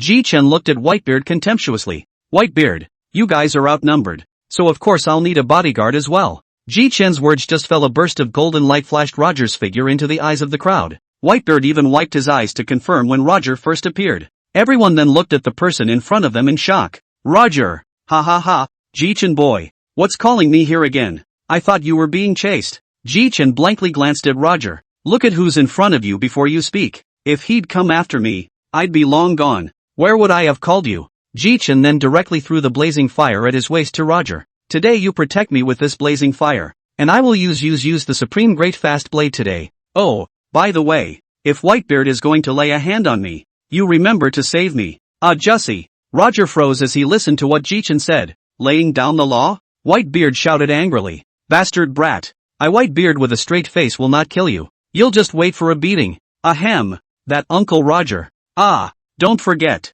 With that, he finished a sentence in Roger's ear, and Roger instantly perked up. Roger's dad hammered his chest. Don't worry, Jichen boy. Chapter 61, Roger and Ace. Come on Whitebeard. Jichen directly elementalized and drilled into the clouds after he finished speaking. Thunder plague, 400 million thunder dragons. Instantly a giant dragon about 100 meters long fell vertically towards Whitebeard. Boom! Whitebeard used the power of the fruit directly to blast at Brontosaurus. After lasting 5 minutes, the attacks of both sides cancelled each other out directly. Whitebeard wielded the Tsong Yunche greatsword in his hand, and with the overlord color wrapped around the blade, and slashed fiercely towards Jichen. Song Yun chop. Jichen was shocked. This strike is not good. Martyr. This Whitebeard. Jichen also did not talk nonsense and directly drew the ace at his waist to meet him. Clank. The two supreme great quickswords collided with a crisp ringing sound. Goo la la la la. I didn't realize that Roger's sword was in your hands as well. Ha ha, Whitebeard. This isn't Roger's. I picked it up in the East Sea. The two quickly separated by hundreds of meters. Yo, Whitebeard, you really are still old. It's surprising that you can be like this when fighting me. Jichen smiled faintly. Next, let's show you this move. Jichen hegemonic color hegemony instantly full outburst of stored power. A sword toward the Whitebeard heavy split down. Divine evasion. Whitebeard's eyes widened. Surprisingly, he even knows Roger's moves. Not simple this brat. After saying that, Whitebeard also stored up his strength and met the chopping blow. As the two knives collided. Clank. Whitebeard is vaguely dominant. Jichen secretly said. Hey, it seems like too much exposure. There's still a scourge on board. How about letting go of the water? The idea was soon dismissed by Jichen. If he let go of the water, Jichen would definitely be seriously injured. With a glance of his eyes, Jichen saw Roger standing in the center with nothing to do. With that, he looked straight at Roger, who turned his head to see Jichen's straight eyes. He's nerdy, but he knows. Roger directly pulled out the blazing fire to Jichen and Whitebeard in the middle of the split down. In an instant the two were directly separated. Jichen's tiger's mouth trembled from the shock. This Whitebeard. Damn it! Jichen saw that Whitebeard still wanted to fight and quickly stopped. Hey, Hey, Whitebeard. I'm not going to fight. This is a sparring match, not a fight for your life. Cut. Goo la la la. Not bad. The strength is really good. Not bad for the scourge of disaster in a very evil generation. Gulp. Bastard Whitebeard. How dare you make fun of me? It's just a crappy title taken by this bunch of asshole Navy. Mud. I don't know if it's that asshole Navy. If I knew I'd just cut his head off. Ha ha ha. Jichen boy. Well done. Roger gave him a slightly thoughtful look, then laughed heartlessly again. Jichen let out a bitter laugh. Hiding is a good thing. Jichen thought in his heart. If the moves were all out, it wouldn't necessarily be impossible to beat this white-bearded man. But there's no need. Whitebeard's gang had long been too stunned to speak, and Blackbeard's face had long been as black as a pot of carbon. This guy, how can he be so strong? The thing I've been longing for is right in front of me, but I can't get it. Damn it. Damn kid. If I had known, I would have made a trip to the East Sea. Blackbeard thought so in his heart. Unbeknownst to him, what he had just said in his mind had already been heard by Jichen. It's all thanks to the skills that Jichen just signed up for. This one skill allows you to designate a person's heartbeat, and when you eavesdrop on the other person's heartbeat, the other person won't notice. Jichen secretly refreshed. This skill came at a really good time. Blackbeard the bastard. Really want to kill him now, but Whitebeard is there.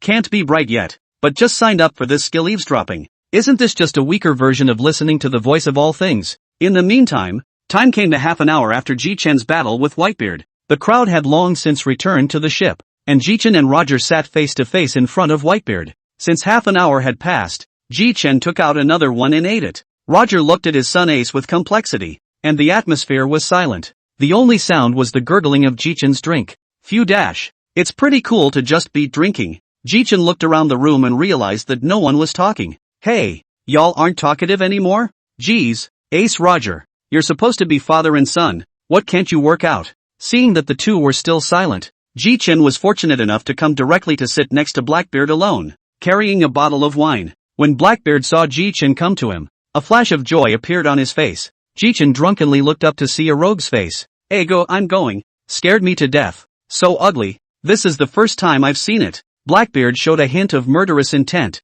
which he quickly suppressed.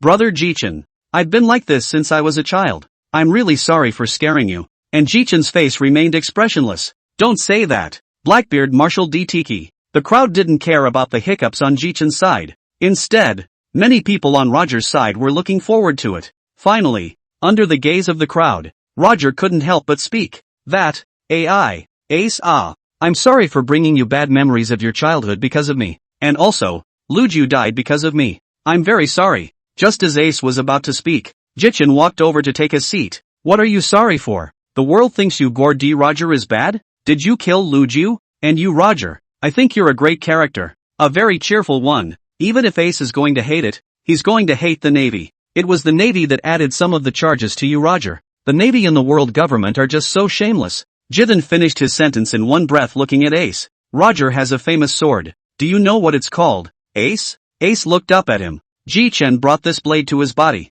This blade is called Ace, one of the supreme great fast blades. Roger's a sword guy, and he can tell how much he loves you by naming his son after his favorite famous sword. So, Ace shuddered and looked over at Roger. And Roger looked at Ace with a smirk on his face. Jichen, meanwhile, sipped his drink and collapsed into Ace's arms as he drank. Of course it's because I'm afraid he'll be embarrassed. This Jichen guy, he's drunk when he says he's drunk. Chapter 62, The Spiritual Timehouse. The next day, Jichen woke up early in the morning. At a glance, Jichen saw Ace sitting on the edge of the boat. Yo, Ace. It's Jichen. The two of them sat opposite each other, and for a while they didn't know what to say. Or Jichen opened his mouth first. Jichen looked seriously at Ace. Ace, here's a word of advice. Jichen purposely looked around and lowered his voice to Ace. There's a guy named Blackbeard on your ship. Right. Watch out for him. Ace looked at him in puzzled confusion. Ahem. Because I took out the dark fruit yesterday, and he had a look of utter greed on his face, along with murderous intent. The more Ace heard, the more he was alarmed, and then he mentally thought that he would have to be more vigilant in the future. The duo then talked about Luffy.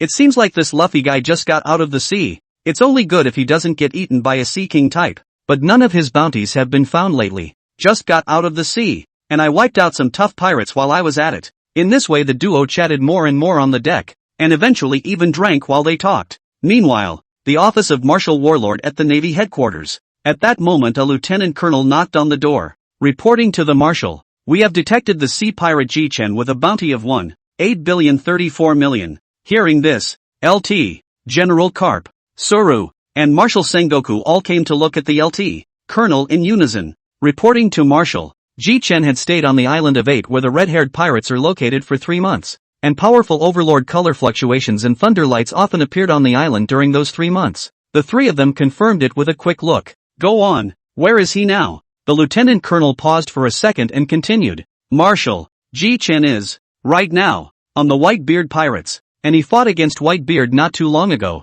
and according to our analysis, Jichen didn't exert half of his strength. The marshal lowered his head and thought, this guy is in Whitebeard's territory, which doesn't make it a good idea to attack him now. On the side, Garp laughed and picked up a senbei and ate it. Ha ha ha, if you ask me you don't have to go. If you don't assign more than 3 generals you simply can't catch my grandson. So it would be better if you don't. Warlord glared at Garp and didn't say anything else. The scene shifts back to the Moby Dick. At that moment, Jichen was standing on the Thor to say goodbye to them. Whitebeard, I have to go back after being out for so many days. How else can I pull you off the 4th Emperor's seat? Ace, train your hegemony properly and don't focus mainly on the fruit. Then we'll leave it at that. Jichen directly released lightning to wrap the entire Thor ship, and in a few instantaneous movements, he was already thousands of meters away from the Whitebeard pirates. Let's go back to Reskena Island first. After saying that Jichen directly put away the entire pirate ship, directly out of thin air took out the arbitrary door, and drilled in head first. Just landed on the ground and Riley just looked at himself so wide-eyed. Ahem, Riley, you're still around. Ha ha, Riley laughed. You're almost out of the wine you gave me, so I urge you to get some more out. Jichen revealed a helpless expression and directly took out all of them in his head. Jichen spread his hands. What I just took out is all I have. Don't mind if it's too little, but do all swordsmen love drinking so much? Just like an alcoholic. Say what you will, quartermaster boy. It's not like I'm wrong. Whitebeard uses his sword like a drunk too. And the redhead. And yes, Sauron on my ship too. Riley scratched his head. You're right about that too. By the way, where's old Shah? Riley pointed directly at the back deep in the forest. That's the guy drinking with his back to you. Are you going to test him? Jichen waved his hand. Forget it. I need to boost my fruit development ability right now. I don't have time to care about him. Jichen then instantly moved in one direction at great speed. Soon came an open space. Jichen looked around. There were very few trees, and the ground here was quite flat. Jichen directly opened the system store and purchased a spiritual time training house in it. Soon a round roof was taken out by Jichen. Hey, this thing cost me 300 million berries, but Jichen also understood why it was sold at such a high price when he saw what it did. Mental time training house, adjustable gravity, highest gravity 800 times, 1 day outside, 1 month in the mental time house. That's a weakening point. Let's start with 600x then. Jichen went up and directly adjusted it to 600 times. Jichen entered directly, and in an instant, it was as if Jichen was carrying a mountain behind him. Phew, good lord, this 600x, is pretty good. Jichen practiced his fruit abilities inside with great difficulty, and finally after holding out for 5 hours, Jichen finally came out on his back. Phew, no, I can't use 600x anymore, so don't say develop new skills. Mud, 500 times better this time. Jichen stepped in with 1 foot after regulating it. It's not so difficult this time. Great. While it's true that my fruit abilities have grown under 600 times gravity, my strength is not suitable for 600 times right now. In this way Jichen began training in the time house. Time unknowingly had to pass 2 years, during which Riley brought the sand crocodile here, and a period of time did not come out of the Jichen put out by the sand crocodile was startled. Chapter 63, 2 years later, the Thor pirates reunite. The time came 2 years later. It was a day of reunion for the Thor pirates. Riley had returned to Shampoo Land a year earlier, and the reason for his return to Shampoo Land was that Jichen had suggested it, because Jichen had captured Old Sandy directly into the mental time house, and Old Shah was forced to become the target of Jichen's new moves against him. And 2 years have passed. The Old Sand and Jichen's fruit development hegemony has long risen a level, and Jichen has also developed a lot of stances. As for how much only the Old Sand knows, only Old Shah understood just how terrifying the current Jichen was. Jichen patted Old Shah's shoulder. Let's go. I think someone has already arrived as well, so we should go to Shampoo Land as well. After saying that Jichen directly released the Thunder God. Let's go, Old Sandy. Sometime later, the Thor sailed into Port 13. Jingle bells. Jichen and Old Shah stepped into Shaki's blackmail bar. Geez, Little Jichen. And Crocodile. You're second and third. Riley, it's been a year since we've seen each other. Riley smiled back. You're pretty scary now, aren't you? Harm. Joking. Say, who's the first one here? It's Roranoa Solano. Jichen slapped his forehead. Surprisingly, it's this guy. He won't get lost again. Jichen looked at old Sha. Let's go. Go out for a stroll first. The two walked down the street, chatting away. I heard that there are 11 supernovas on this island, and each one of them is over $1 billion. So watch out for getting punched. Crocodile. The crocodile glanced at Jichen. What are you talking about? It's just a few little hairy kids, but the two of us haven't eaten in a long time, right? Let's find a place to fill our stomachs first. Fine. Let's go to that store in front. The duo entered the store, then found a table and sat down. Just as Jichen had ordered his meal, he saw a man dressed in a suit with a cigar in his mouth pointing a gun at his head. Hey, kid, how dare you grab my seat? The crocodile on the side couldn't help but sneer as he watched the man pointing at Jichen. Hey, isn't it good to be alive? Jichen knew who it was when he looked up. Kapambiki, your people call you the Godfather, right? The firmament fruit ability. Jichen proceeded to raise his hand. Gravity. The thunderbolt in Jichen's hand was as if it had magnetic power, and in an instant, it sucked Kapambiki's head over. You guy. Without waiting for Capone Becky to react, Jichen slapped his palm and directly shattered Capone Becky's head. Jichen threw it straight to the side. How dare you point a gun at me when you don't have any strength? This year's supernova isn't much better. Joelle Boney at the next table was so stunned that she couldn't even eat her favorite food. A group of suited minions beside Jichen. Bastard. How dare you slap our godfather to death? Go to hell. Boo. Jichen looked at the crocodile, which immediately understood, directly using the sand to block the advance of the bullets, and by the way, directly utilizing the hardness of the sand, formed countless heels of sand needles to stab at all of the men in suits present. Jichen frowned. I can't believe so many people died. I'm not interested in eating. Let's go. Keep strolling. After saying that, the two of them directly arrived a few hundred meters away in a few instantaneous movements. Better go find Sauron first so he doesn't get lost. Just like that, Jichen directly opened the heartnet. Now Jichen's heartnet can cover the entire Shambodi Islands, so there is no worry at all about not being able to find it back. Hey, so it's here. Jichen directly grabbed the crocodile and flew directly towards Sauron's location. It was a long time before the two finally descended. The moment he descended, Jichen recognized it. All in green, it really is Sauron.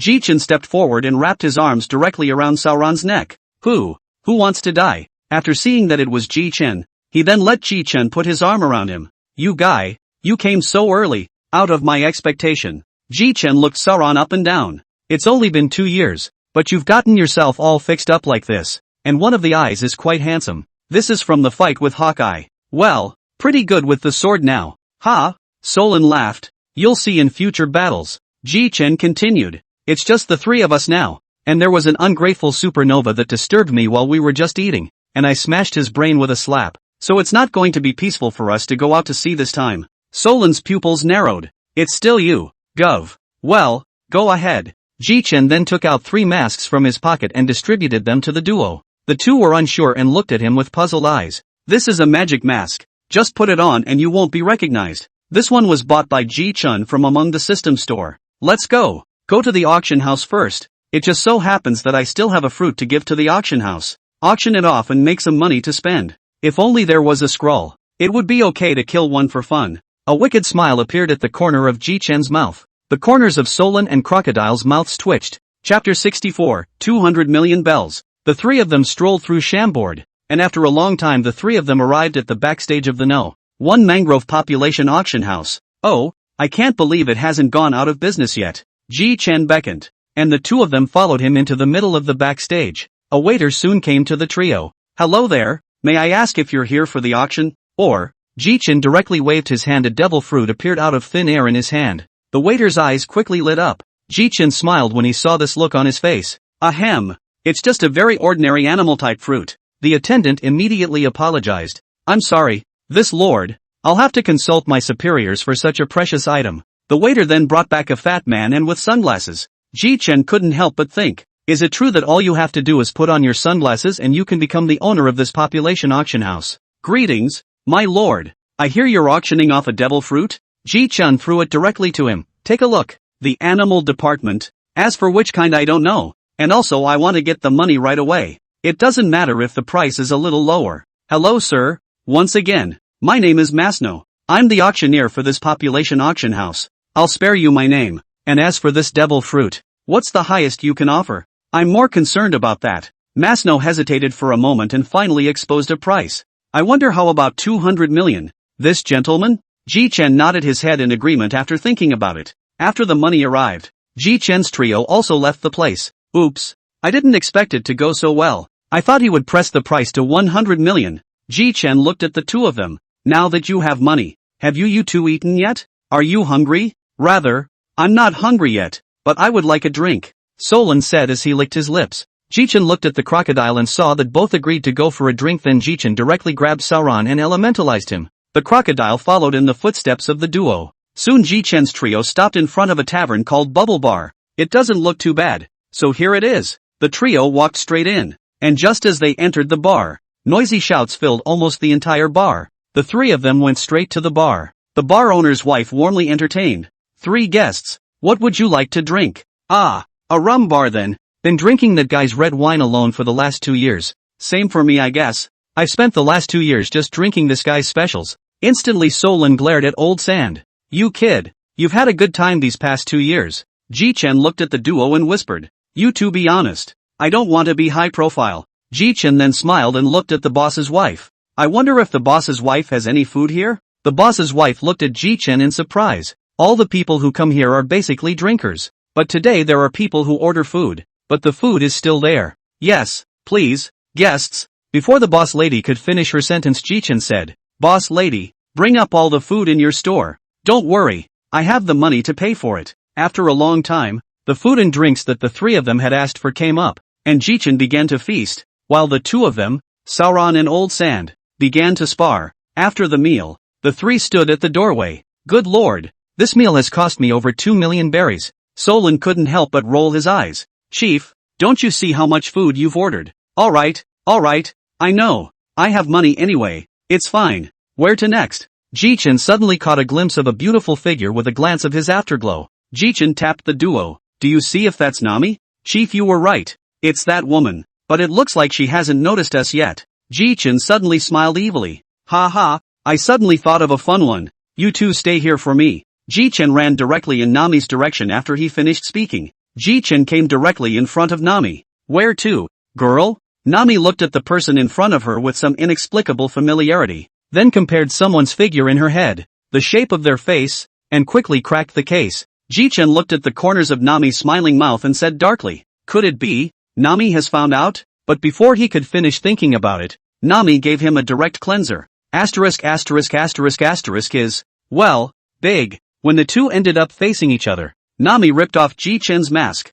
It's really the captain. I told you, with your figure and usual style of dress, I would recognize you even if you were turned into dust. Jichen smiled awkwardly. Still the smartest navigator on our ship, recognized me at a glance. Much better than that Sauron, but you've been eating well these past 2 years. Jichen stared Nami up and down, instantly making her shy. Jichen looked in the direction of Solon and Crocodile and directly waved. The duo walked slowly to Jichen. At that moment Nami laughed. Sauron has become more handsome, and the old sand has become more frightening. Just now, when I saw Nami recognized it right away. But when our number 1 swordsman saw me, he thought I was an assassin and tried to cut me. Captain asshole, that was only because you were wrapping your arms around me from behind. Alright, that's when Nami said, by the way, Captain, how many are still missing? I'll do the matho. Our head chef, Purple Green, didn't show up, and our historian didn't show up, and the musicians, Brooke, and Joba didn't show up, and that's about it. Don't worry, it'll all be here in a few days, and besides, I've got the ship anchored near Port 13. Oh yes, Captain, I picked this up on the way. Nami picked up a poster and handed it to Jichen. Brooke, King of Souls? So he's having a concert? Ha ha ha, that's great, Brooke, but we can't do without musicians on board, and there's bound to be a Navy presence on the day of the concert tomorrow, so it's good to pick up Brooke and try out my new skills too. Old Sandy couldn't help but shiver. Ha ha, don't worry, this one was used on Brooke, but it shouldn't break his bones. Chapter 65, Attacking the Scrolls Again. A few days later, Sharky's Blackmail Bar. Little Jichen, you haven't been out for 3 days. Aren't you going out to find the rest of your companions? Jichen looked back at me and realized it was Shaki talking to herself. Oh, Auntie Xia. It's alright, my mind net has locked down the entire Shambaldi Islands. Moreover, Chopper, Zicheng, Robin have already come. Just now I've already asked Old San to go and pick them up. As for Brook later I'll go there myself personally. Jichen glanced at Sauron. As for our Sauron, drink honestly alright, and come with me to pick up Brook later. Speaking of which, little Jichen, aren't you going to the auction house to take a look? I just got word that there's a large auction today. Jichen was instantly interested. Oh, is there a devil fruit or something more precious inside? I've heard that there are cloud fruits and a mermaid in the auction this time. It seems like the celestial dragons will be here, so maybe they've already arrived at the venue. As soon as Xia Qi's words fell, a huge murderous aura erupted from within Jichen's body, albeit only for a moment. Ha ha ha, come alive, Sauron. Jichen then flew out of the tavern with Sauron in tow. Woohoo, very good. And the Tenryu, but if the auction has only just begun according to Auntie Summer, then let's go and get Brook back first. Jichen instantly moved thousands of meters in a flash, and in the blink of an eye, he arrived above Brook's concert. Hey, come on, Brook. Jichen then pressed his hand on the roof. Gravity. Jichen applied this massive suction directly to Brook. Meanwhile, Brook, who was singing, felt a massive suction. What is this? Brook was then directly sucked into Jichen's hands. Hi, Brook. The ship, Captain? Ha, my newly developed abilities are good, aren't they? Alright, without further ado, Jichen directly brought Brook back inside the tavern with a few extreme speed transients. Okay Brook, you stay here for now. I have something important to take care of. Or you can go to the ship. They're all on board. Jichen simply disappeared after he finished speaking. Brook sighed. The captain's strength is really getting scary. Having just returned to where Sauron was, Jichen, who hadn't rested for a second, directly dragged Sauron and rushed to the number 1 red tree, arriving at the population auction house. Just as he stepped inside, Jichen realized that the place was almost full, with only the last row having seats. Jichen patted Sauron and gestured to go sit down. Ha, I didn't expect so many this time. Even Sauron, who was through the mask, felt the excitement in the focus of Jichen's tone, but couldn't help but remind Solon of his days at the auction house. When Jichen looked around he saw a few familiar faces. Eustace Kidd, Death Surgeon, Trafalgar Law. And this guy with a sword in his arms I seem to remember is called Kenshin, of the Straw Hat Pirates, with a bounty of 211 million berries. It seems like there's really something good in this auction house. So many supernovas have come. Solon smiled. I'm rather interested in that Kenshin guy. Soon the auction came to an end. Between these waiters pushed a large fish tank, slowly towards the stage, and along the way there was the sound of drums. Just as the host on stage was about to introduce it, a roar came from the back. This startled Jichen as well. Jichen turned his head to look at a kid with a straw hat who was quickly running towards the stage. Jichen looked at the teenager with a smile on his face. Solon looked at the teenager in surprise. He had never seen such a heartfelt smile on Jichen's face before. I couldn't help but ask curiously, Chief, that teenager is? My brother, Straw Hat Luffy. Above the stairs Luffy ran and laughed at the same time. Finally found you, Cammy. At the same time a celestial dragon man stood up and spent $500 million to buy the mermaid. Jichen patted Sauron on the shoulder, then removed the duo's masks as soon as he could. It's time for this game to end. Hey, 3 pigs over there, don't hurt Straw Hat Boy. Instantly the auction room was silent and a pin drop could be heard. Charlos 8 looked at the duo of Jichen and Sauron in surprise, and instantly burst out in rage. Bastard, how dare you call the creator a pig? Asterisk. The golden pistol in Charlos Saint's hand came straight at Jichen. However, just as Jichen was about to be hit, Sauron stepped in and directly blocked the blow with the back of his blade. Jichen looked at Solon with a full smile on his face. I think it's time to leave these scumbags alone for a while. I'll do it. In an instant, a wave of overlord color was released from within Sauron's body. All of the people present were unconscious except for the 3 Skylanders and some pirates. Jichen looked at Solon in surprise, the surprise in his eyes unreservedly showing. Nice guy. You're still hiding from me? I'll clean you up afterward. For now, let's clean up these 3 pigs. Jichen walked towards them step by step. The closer Jichen got, the more alarmed Roswad Saint, who was sitting in the main seat, became. And the crowd of pirates looked at Jichen, who was walking step by step towards the celestial dragons, in surprise. Isn't this Jichen who has a reward of $1.834 billion?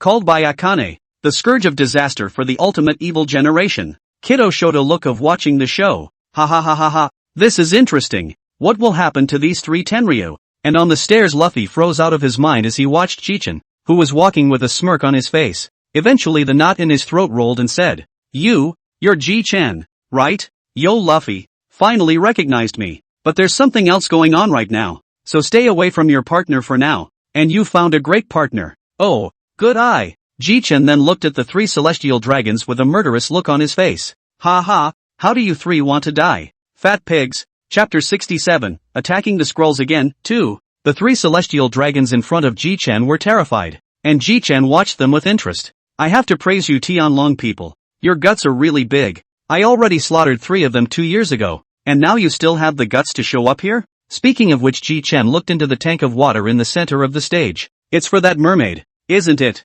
Jichen then signaled Sauron with a look Sauron understood and a chopping blow flew directly towards that fish tank. Ka-ching! In an instant the fish tank was instantly chopped off a gaping hole. Luffy, go ahead and bring your friend over here. I'll help her out of her collar. Oh dash! Luffy finished speaking and darted directly towards the stage. Kemi, I'm coming for you. Kemi looked at Luffy with tears in her eyes. Luffy-kun, thank you. He, hold on tight. But in a matter of seconds Luffy arrived in front of Jichen with Kemi. You three pigs be honest with me. This is a move that I've been studying for a long time. You just have to move a little bit to ensure that your bodies will be stimulated by the electric current. Jichen turned his head and saw Kemi. Jichen looked at Kemi with a smile on his face. You're called Kemi, right? You're Luffy's friend, right? I'm his older brother. I think it must be this guy's intrusion again that caused you to be arrested. No.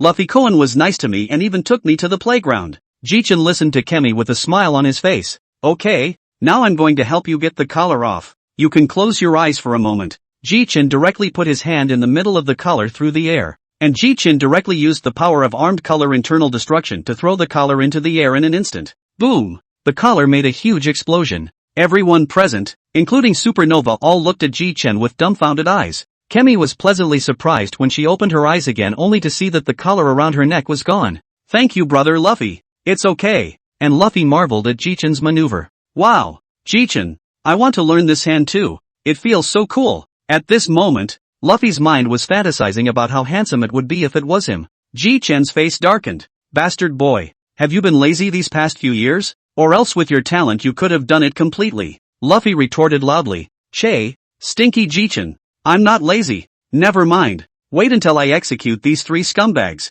When Jichen finished speaking, he looked murderously at the kneeling Tianlong man. Hey, how do you 3 scumbags want to die? Shall we? Fire roasted, electrocuted, or boiled? The more the Sky Dragon man heard, the more he felt that the person in front of him was cruel, and he couldn't wait to flay him alive. That's when an odor of urine filled the surrounding area, and it turned out to be the work of Calorus Saint. Hurry up and let us go or I'll kill you and your family. So let us go if you know what's good for you. You-hoo! Sauron, he threatened me? Solon wasn't a kind person either, and immediately directly chopped off the left arm of Charlos Saint. Jichen looked at Sauron approvingly. Well done. Half as good as me. As soon as Jichen's words fell, noisy voices came from outside the population auction house. Listen up people inside. I'm the Rear Admiral of the Shambodi Islands Naval Branch. You've been surrounded. Now if you release the Tenryu people, you can be spared a whole body. Jichen looked at the 3 scumbags. Hey, your traitors are coming for you. Do you think they can get you out?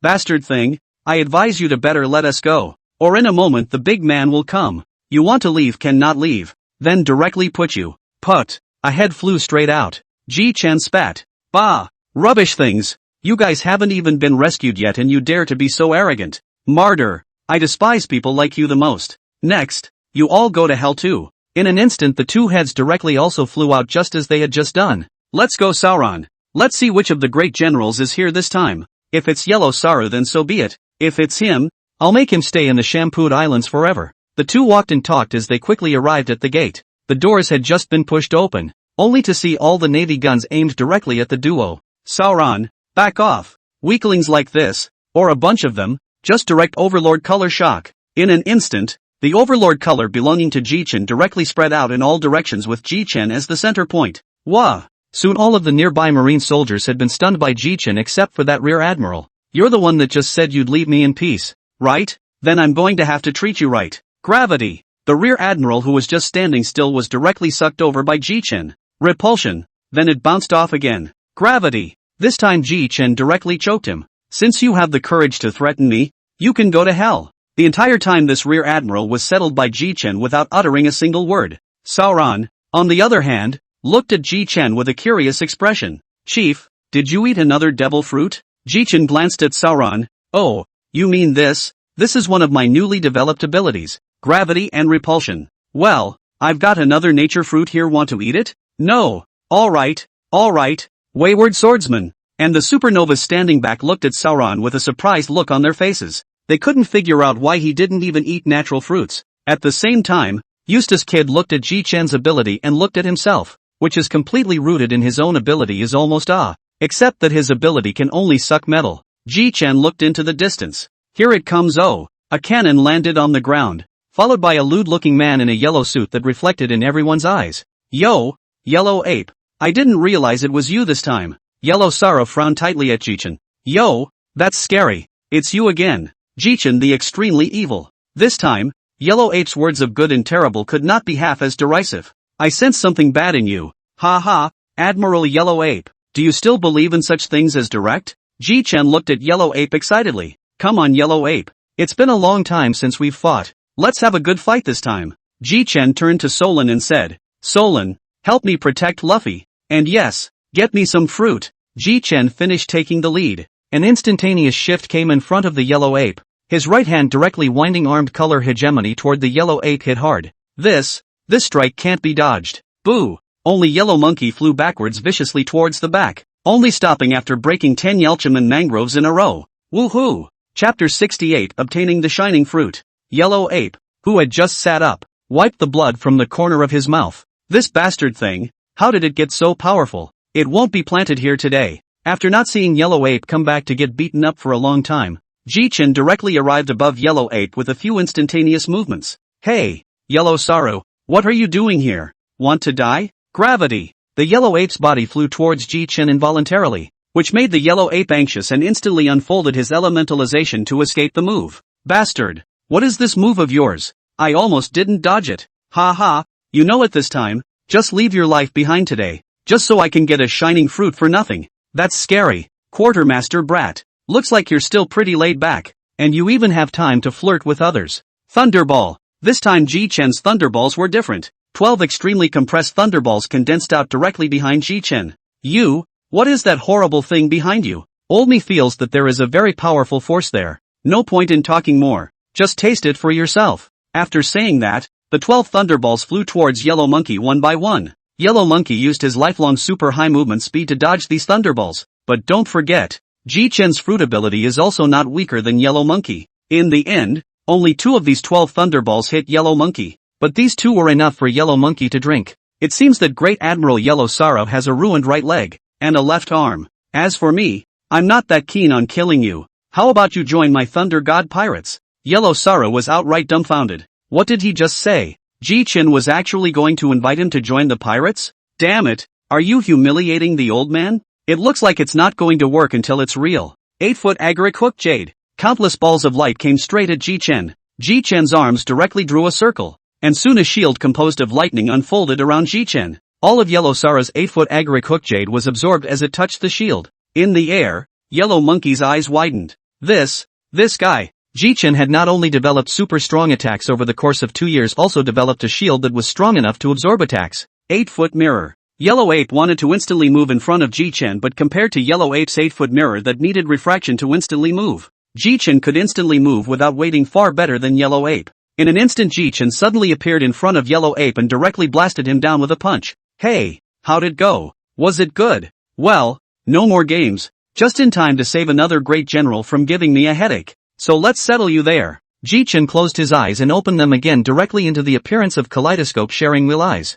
Susanoo. In an instant a giant several hundred meters tall rose from the ground. The scene left the supernovas watching from afar, as well as Yellow Sorrow, stunned. Is this a devil fruit ability? Yellow Sorrow thought like this. If only old man could have a yellow giant too. Jichen roared toward Yellow Sorrow. Hey, Yellow Sorrow, I'm not playing with you anymore. I have to go find Luffy after I kill you. A puff of smoke drifted away and a weapon appeared in Susanoo's hand. Jichen threw himself directly towards Yellow Sorrow, and the huge hand sword flew straight towards Yellow Sorrow. Any place on the road that let the shuriken brush against it vanished into thin air. A huge wave rose in Yellow Soro's heart. Okay, how scary. It's over. I might not be able to escape. So Yellow Monkey ran away even faster. Jichen couldn't help but feel a little anxious as he looked at the shuriken that was slow to catch up. Mud.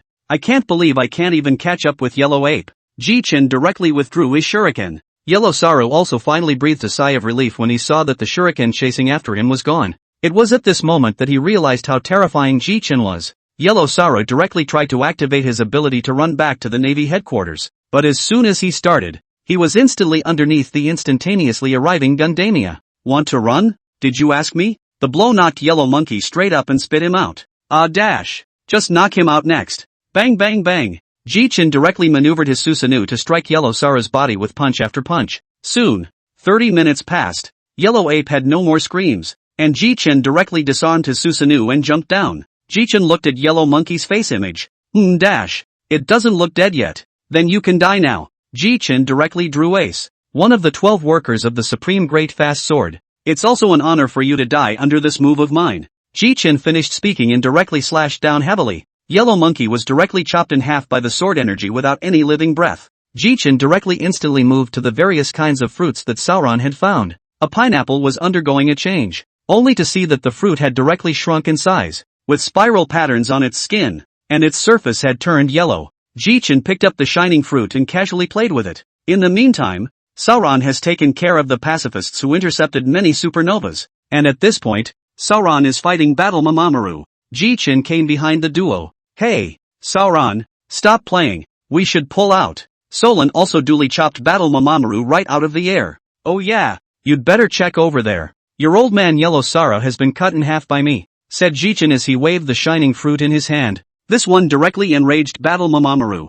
Bastard, how could someone as strong as old man Yellow Soro be killed by you? Che, love it or hate it, let's go. Sauron. Jichen directly took Sauron and teleported back to Shaki's tavern to rendezvous with the many Straw Hat Gang and the Thor Pirates. Chapter 69, Luffy's Pals. Yo, Jichen. Luffy swooped in as soon as he saw Jichen. After a long time, Jichen grabbed him with a direct kick and held him down on the chair. Asshole Luffy, be honest, almost covered me. To the side, Xiachi noticed the fruit in Jichen's hand and couldn't help but exclaim, Little Jichen, is that a shining fruit in your hand? At that moment, everyone's gazes converged on Jichen's body. Jichen scratched his head and laughed. I guess so. That yellow ape guy ended up getting addicted to fighting me, so he just killed him in passing, and after that he found this fruit nearby. Waves of shock rippled through the hearts of the crowd. What do you mean? Killed at will? You think it's easy to kill a general with your hands? Ha ha. Don't talk about me for a second. Luffy, don't you want to introduce your buddies?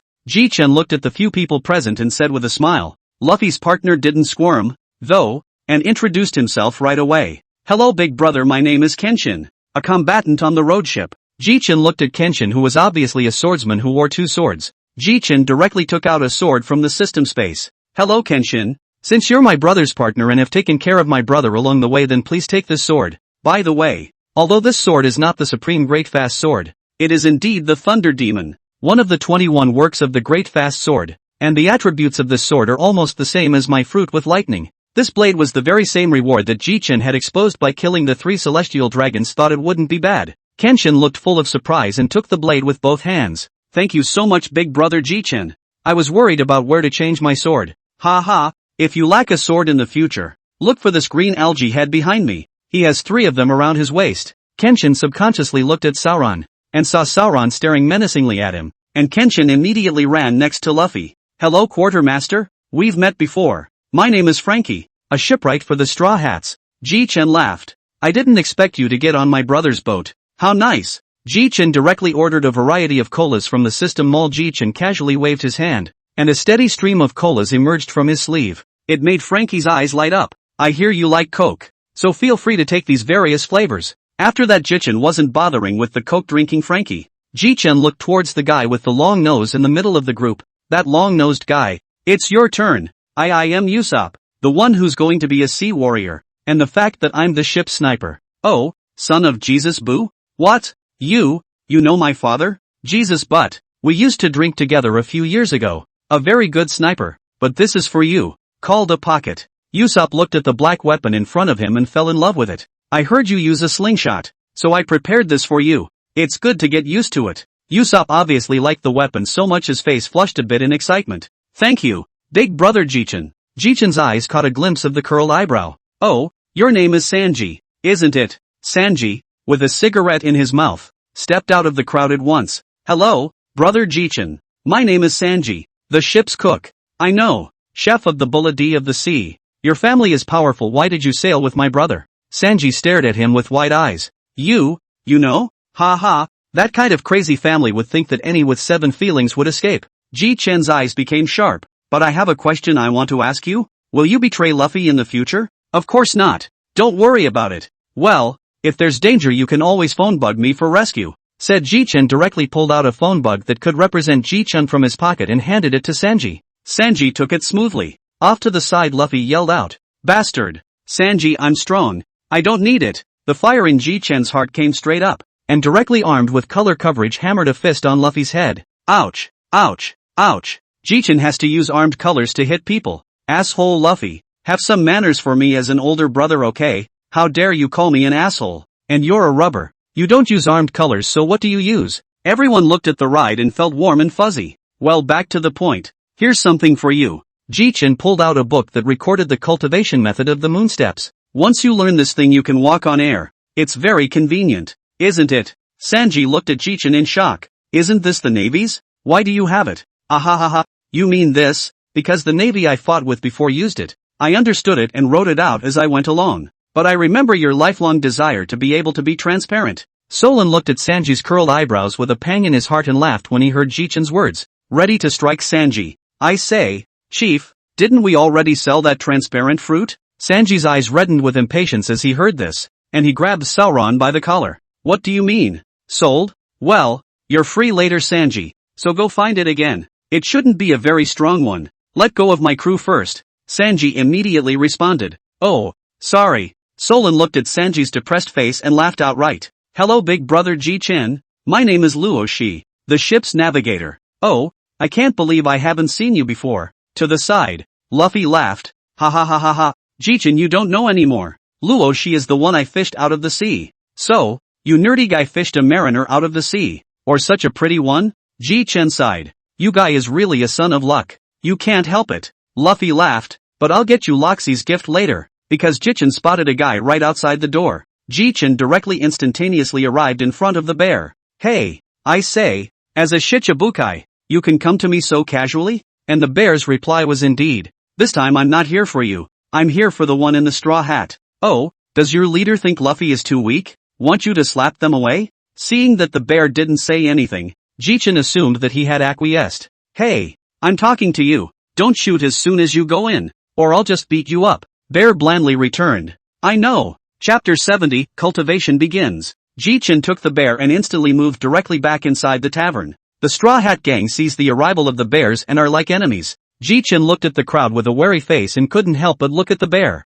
What did you guys do to them? The warlord sent me to catch them and fought them battle power some. So that's it. Ahem, you guys don't have to be nervous. This is my friend. He doesn't mean any harm. And besides, he's Papa Luffy's subordinate. So don't worry about it. The crowd relaxed after hearing these words from Jichen. Okay, next, MS. Ship's doctor. Introductions? The girl who had been called looked at Jichen with a blushing face.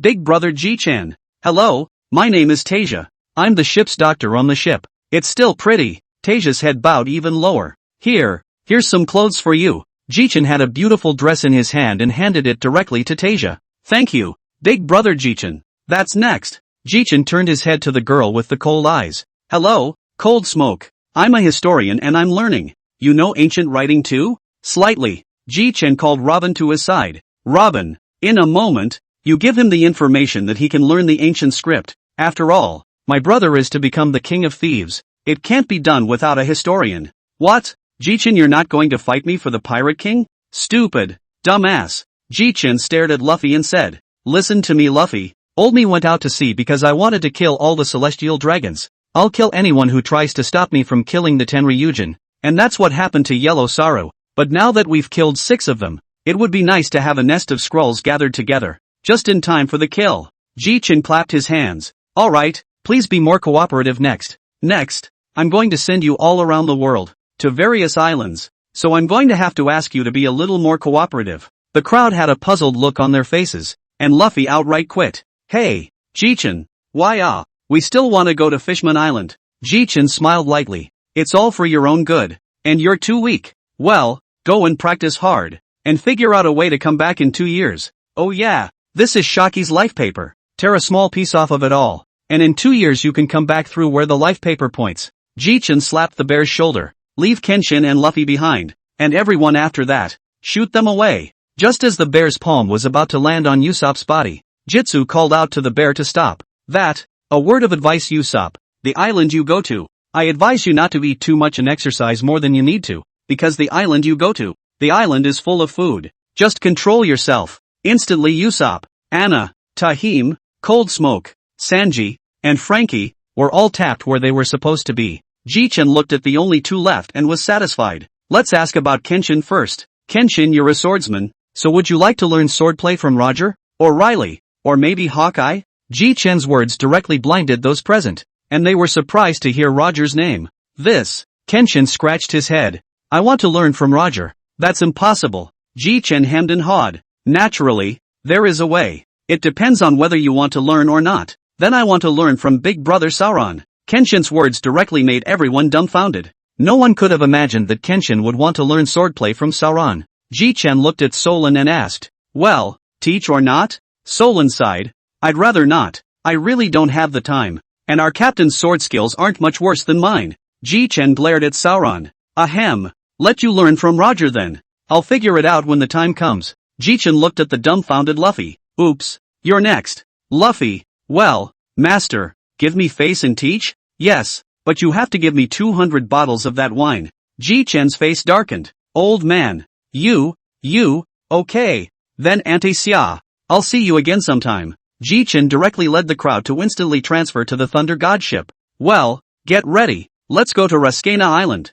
About an hour later, Jichen and the others arrived on top of an isolated island. Riley was also light on the information about the island as well as copping up. Jichen clapped his hands. Alright, let's solve Master Swordheart's problem first. Jichen put a candy directly into his mouth. Instantly a golden light appeared in front of the crowd and Roger shone. The crowd's jaws dropped in direct shock at the sight of Roger. Only Quartermaster Old Sandy and Riley don't marvel at it, which is obviously something they're used to, and Luffy's jaw dropped right to the floor. King of Thieves, Gold Roger? Jichen laughed. Don't be shocked, Xin. This will be your master from now on. I was taught my sword skills by this old man too. At this time, the silent Roger on the side asked to Jichen, Ji-chun boy, listening to your words means that you have found me a disciple? Jichen smiled awkwardly. Of course, and this is my brother's companion. Jichen pointed a finger, directly at the guy who looked more like Roger. That guy is Luffy. After a long time. Ha ha ha, you scion, why do you feel like my son? Ha ha ha ha. Jichen was speechless. Hey, you two old men. Here's 400 bottles, my special brew, so you two help me teach them well. Oh, and by the way, Jichen took out another large amount of candy straight away and set it aside. You two remember to watch out for my brother. Don't let him eat it, and when he does, Uncle Roger won't be able to come back to life. Make sure you watch him. Jichen finished speaking and directly led his partners back to the shore where the Thor was located. Chapter 71, Sauron Eats. Jichen couldn't help but smile as he looked at one of his partners. Well, it's about time we set sail. But before we do, we need to coat it. Jichen finished directly between a few instantaneous movements around the Thor touched, and when Jichen returned to his partner again, they had already discovered that the Thor had long been plated. Chief, how did you do this? You mean this, which was researched between the last 2 years. Jichen looked to Nami. The coating has been plated. Next we can set sail again. Departure to Fishman Island. The Thor rushed straight down into the depths of the ocean. Jichen greeted the crowd as they sat around the table. Everyone tell us what has improved in the last 2 years. Crocodile, who was silent on the side, spoke up. I'll go first then. I've had my fruit awakened for the past 2 years, but I still get beat up every day. Old Shaw finished. Jichen smiled towards him. One person started, and after that everyone started talking enthusiastically about their strengths as well as what they had seen. All of a sudden the Thor was buzzing with activity. Nami has acquired the knowledge to cope with the advanced climate and navigation techniques. Not only is she familiar with the strange climate of the New World, but she has also improved her fruit development. Sauron's swordsmanship is sharper under Hawkeye's tutelage, as well as the acquisition of the tricolor hegemony. but this was also something that made Jichen feel happy. Brook, on the other hand, arrived at the place and was directly arrested and started the exhibition. And that's how he wrote the Song of the Soul every day, and also had his fruit awakened. For her part, Zicheng was shot to the human demon country of Kamabaka Kingdom, and on this island Zicheng learned attack cuisine as well as tsukubuki, a dominating style. Robin, on the other hand, has had a substantial increase in strength in the 2 years she's been living with the Revolutionary Army at their base. Joba arrives in the kingdom of Trino and wakes up nearly under the pot and is made into a fondue and eaten. They all laughed when they heard this. Jichen, you assholes, hear me out. I also learned pharmacy and healing in the kingdom of Trino, reinforcing 7 morphing points, and have my side effect free rumba balls. Jichen emotionally looked at the partners beside him. These 2 years have really worked hard for everyone, so let me tell you a little bit about how I've spent the last 2 years. Ahem. I've been learning swordplay from Roger Sr. for the past 2 years, and I've been developing my fruit abilities quite well. Old Sandy, who was sitting on the ground on the side, rolled his eyes. Hey, you guys don't listen to him. How dare you talk about yourself as not being strong at all? I still know how strong you are. The strength to single-handedly kill a great general. TSK TSK TSK. Jichen glared at old Sha, but then again, Jichen directly took out the shining fruit. Which one of you is going to eat? This is the fruit that just exploded from killing Yellow Monkey. Jichen looked at Sauron. Ha? You're actually making me eat this fruit? Jichen glared at Sauron in a bad mood. Who's going to eat it if you don't? And it's a shining fruit that can rival me in speed. Jichen snubbed. But, Sauron, think about it. If you eat this fruit, the problem for your speed will be solved. And this shining fruit can also fly. Solon hesitated as he looked at Jichen's sincere eyes. Nami punched Sauron directly in the head. Bastard Sauron, it's not like it's a big deal to eat such a top-notch natural system. Hey, never mind. Let me get this straight. The reason I don't eat fruits is because you're all devil fruit power users. In case there's no one on board who can swim, then you'll all suffer. Jichen looked at Solon, and it was at this time that he recognized that Solon was still quite attentive. Ha ha ha, you don't have to worry about that at all, Jichen said as he directly drilled his entire body out of the bubble and into the sea. Everyone watched as their captain dug into the sea one by one in a state of panic. It's over. It's over. The captain's fallen overboard. Brook was running around. However, the next second Jichen went straight back to the ship. The development of my abilities has made me fearless of seawater. So don't worry. Jichen patted Sauron's shoulder and handed him the fruit directly. Solon also took a bite straight down after seeing Jichen behave like this. The moment he bit down, Solon's entire body went bad. Vomit. This is awful. Hey, Sauron, don't spit it out. Solon forced himself to swallow straight through the discomfort. Jichen walked towards Sauron with a smile. Worthy of being the man with the most balls in our Thor pirates. Eating is so handsome. Instantly the crowd burst out laughing. Asshole. At the same time, a ball of light appeared in Solon's hand and directly struck Jichen. Oh, that's not good. Jichen directly threw it into the sea with a single hand. Gee, Sauron, looks like you haven't learned how to control your powers yet. First, go to the training room and look at the secret book I left behind. Just make sure you can utilize the ability to run,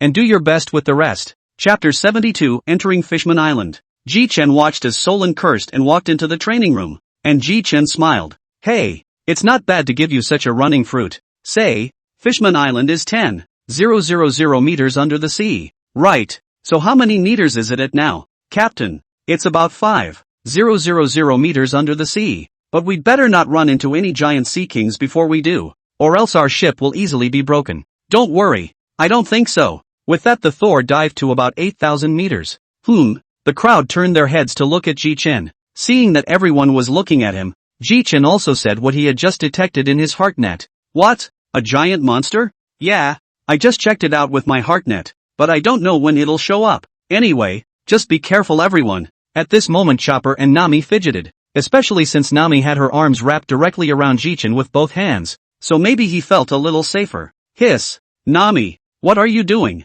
Hey, it's safer to stay by the captain's side this way. At the same time, the huge monster directly revealed its prototype, and its huge tentacles directly lashed out at the Thor. At this critical moment old Sandy directly wrapped the entire hull with sand. Jichen stood up violently. This bastard thing, Mard, if it breaks up my ship, then I'll just dismantle him. Well done, Sha. Jichen finished speaking and directly instantly moved out of the ship. Ha, so it's an octopus. You're done. Jichen directly used lightning to transform into a long blade to directly chop off one of the octopus tentacles. Jichen looked at the still defiant octopus and smiled. Then let's have another one. After saying that, he directly swung his sword again, and the octopus directly cried out in pain. Jichen looked at the octopus that was crying in pain in front of him and yelled, "Hey! Stop crying! Mud! Be a guiding octopus for us or I'll dismantle you." Without waiting for the octopus to agree, Jichen returned to the ship in a flash. Phew! Out of breath. Wow! The captain is too strong.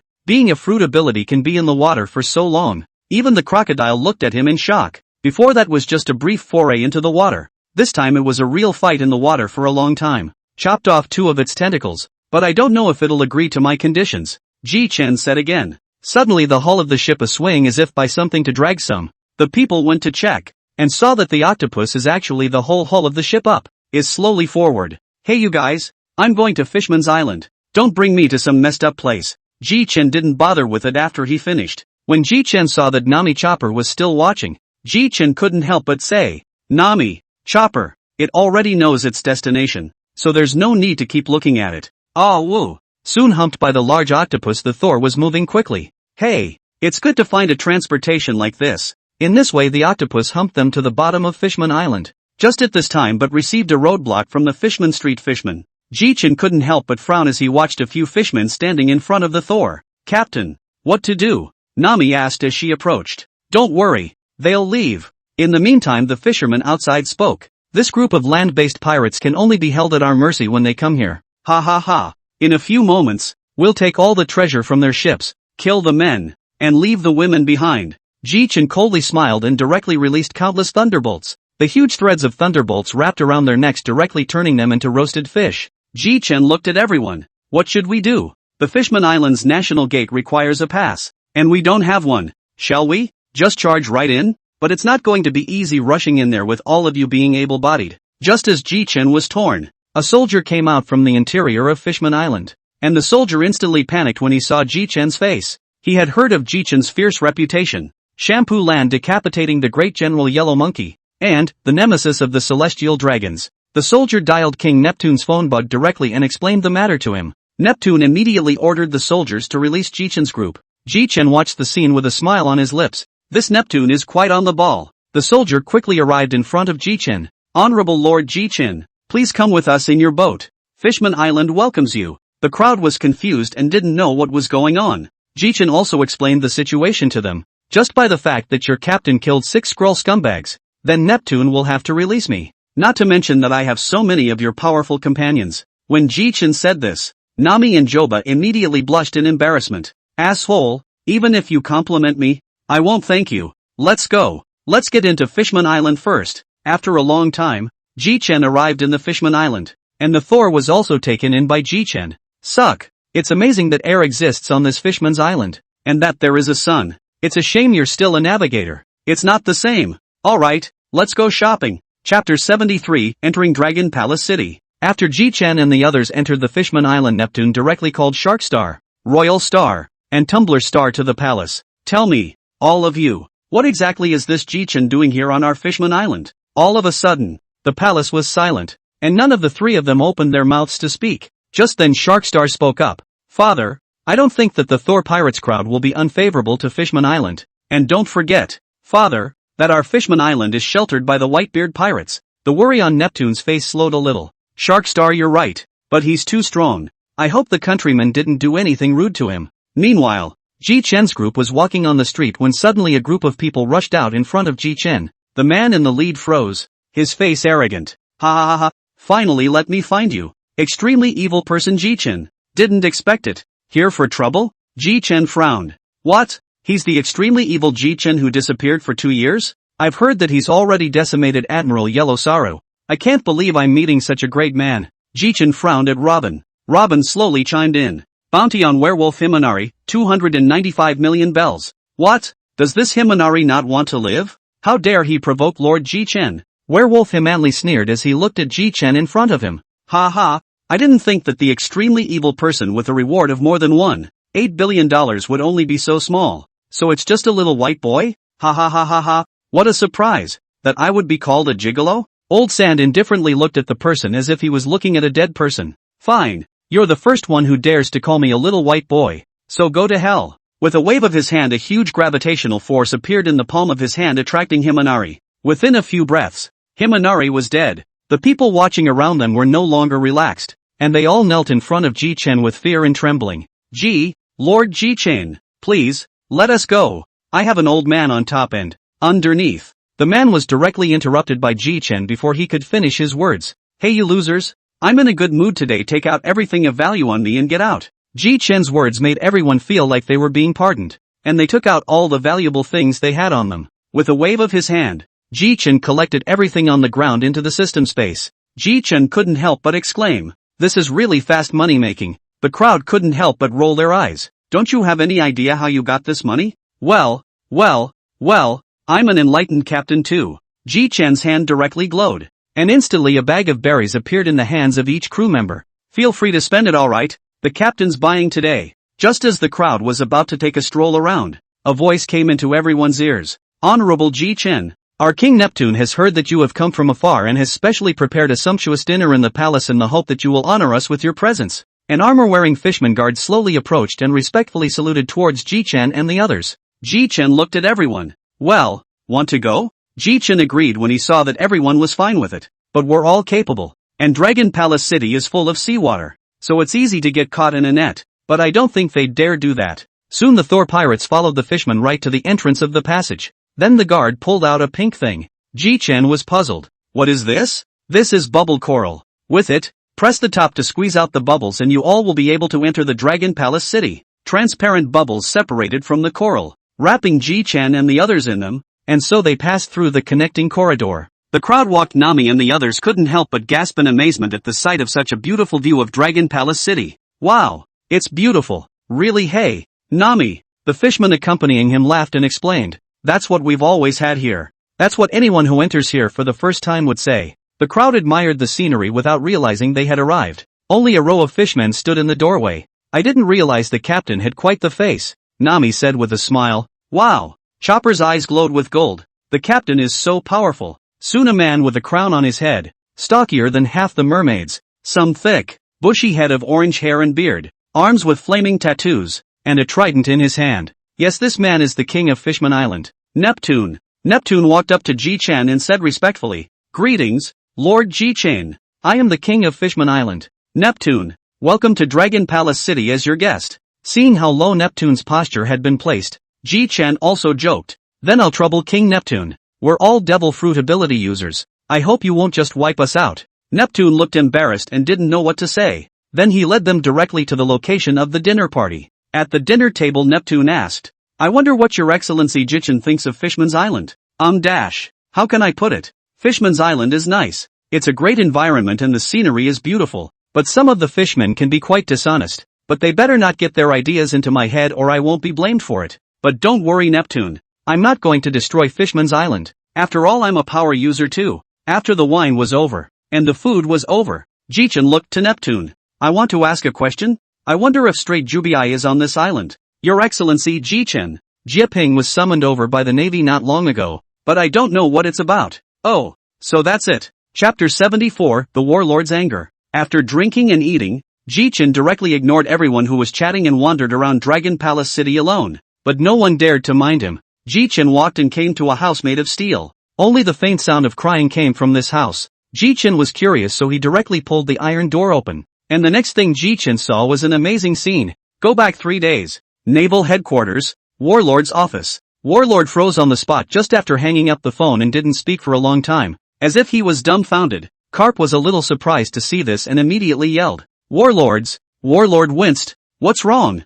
I was going to ask you what's wrong with you. You've been frozen to the spot since you answered this phone. So what's wrong with you? A flicker of guilt flashed in Warlord's eyes before his gaze hardened. Warlord directly ordered the Marine on the sidelines. Notify all lieutenant generals, and staff officers to come to the large conference room for a meeting, and tell them that if they dare to be absent, this marshal will directly beat them into disbelief. 10 minutes later, in the large conference room, almost every general was panting in their seats. Some were running from the cafeteria, and those who were far away could only use their full power to use their moonwalk to get here. After all, the fists of the warring states were no joke. The large conference room was unusually serious and silent today. Warlord sat on the main seat and looked at everyone seriously. Very well. It seems that this marshal's words still have some face. Well, let's move on to the content of today's meeting. First of all, the first point. Not long ago the extremely evil Jichen killed 3 more Tenryu in the Shambaldi Islands, and I was sending Palyasurino forward to catch them. But unfortunately,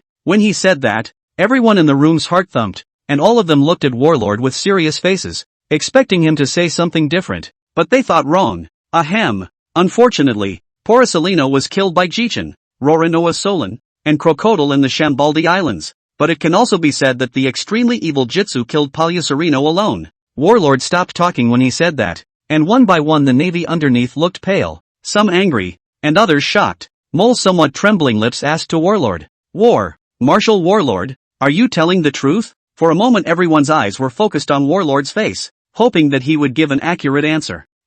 That's right, the body has been retrieved by the Marine, and it's been cut in half, but the shining fruit may have fallen into the hands of the Thor pirates. Akane punched the table hard to vent her frustration. Bastard brat. The ultimate evil. Should have killed him before? Asshole. Quiet. At this juncture in time, let's not go after the very worst of the worst, and the world government has given orders for us to publicly execute. Port Castes. Hearing this, Garp had a few more gray hairs for a moment. Well, in the future, if the Navy encounters the extremely evil man Jichen to go around, if it is the 2 great generals, if you have the certainty to kill him instead. Alright, meeting adjourned. Hey. First go back and think about how to fix Jichen's bounty well. This asshole. Returning to the office, Warlord thought about it and finally came up with a solution, only to see that he picked up the phone bug and then directly called it. Meanwhile a guy in another island covered in feathers is holding a phone bug in his hand. Yes, this guy is Morgans. Hey Morgans, I want you to print a story like this.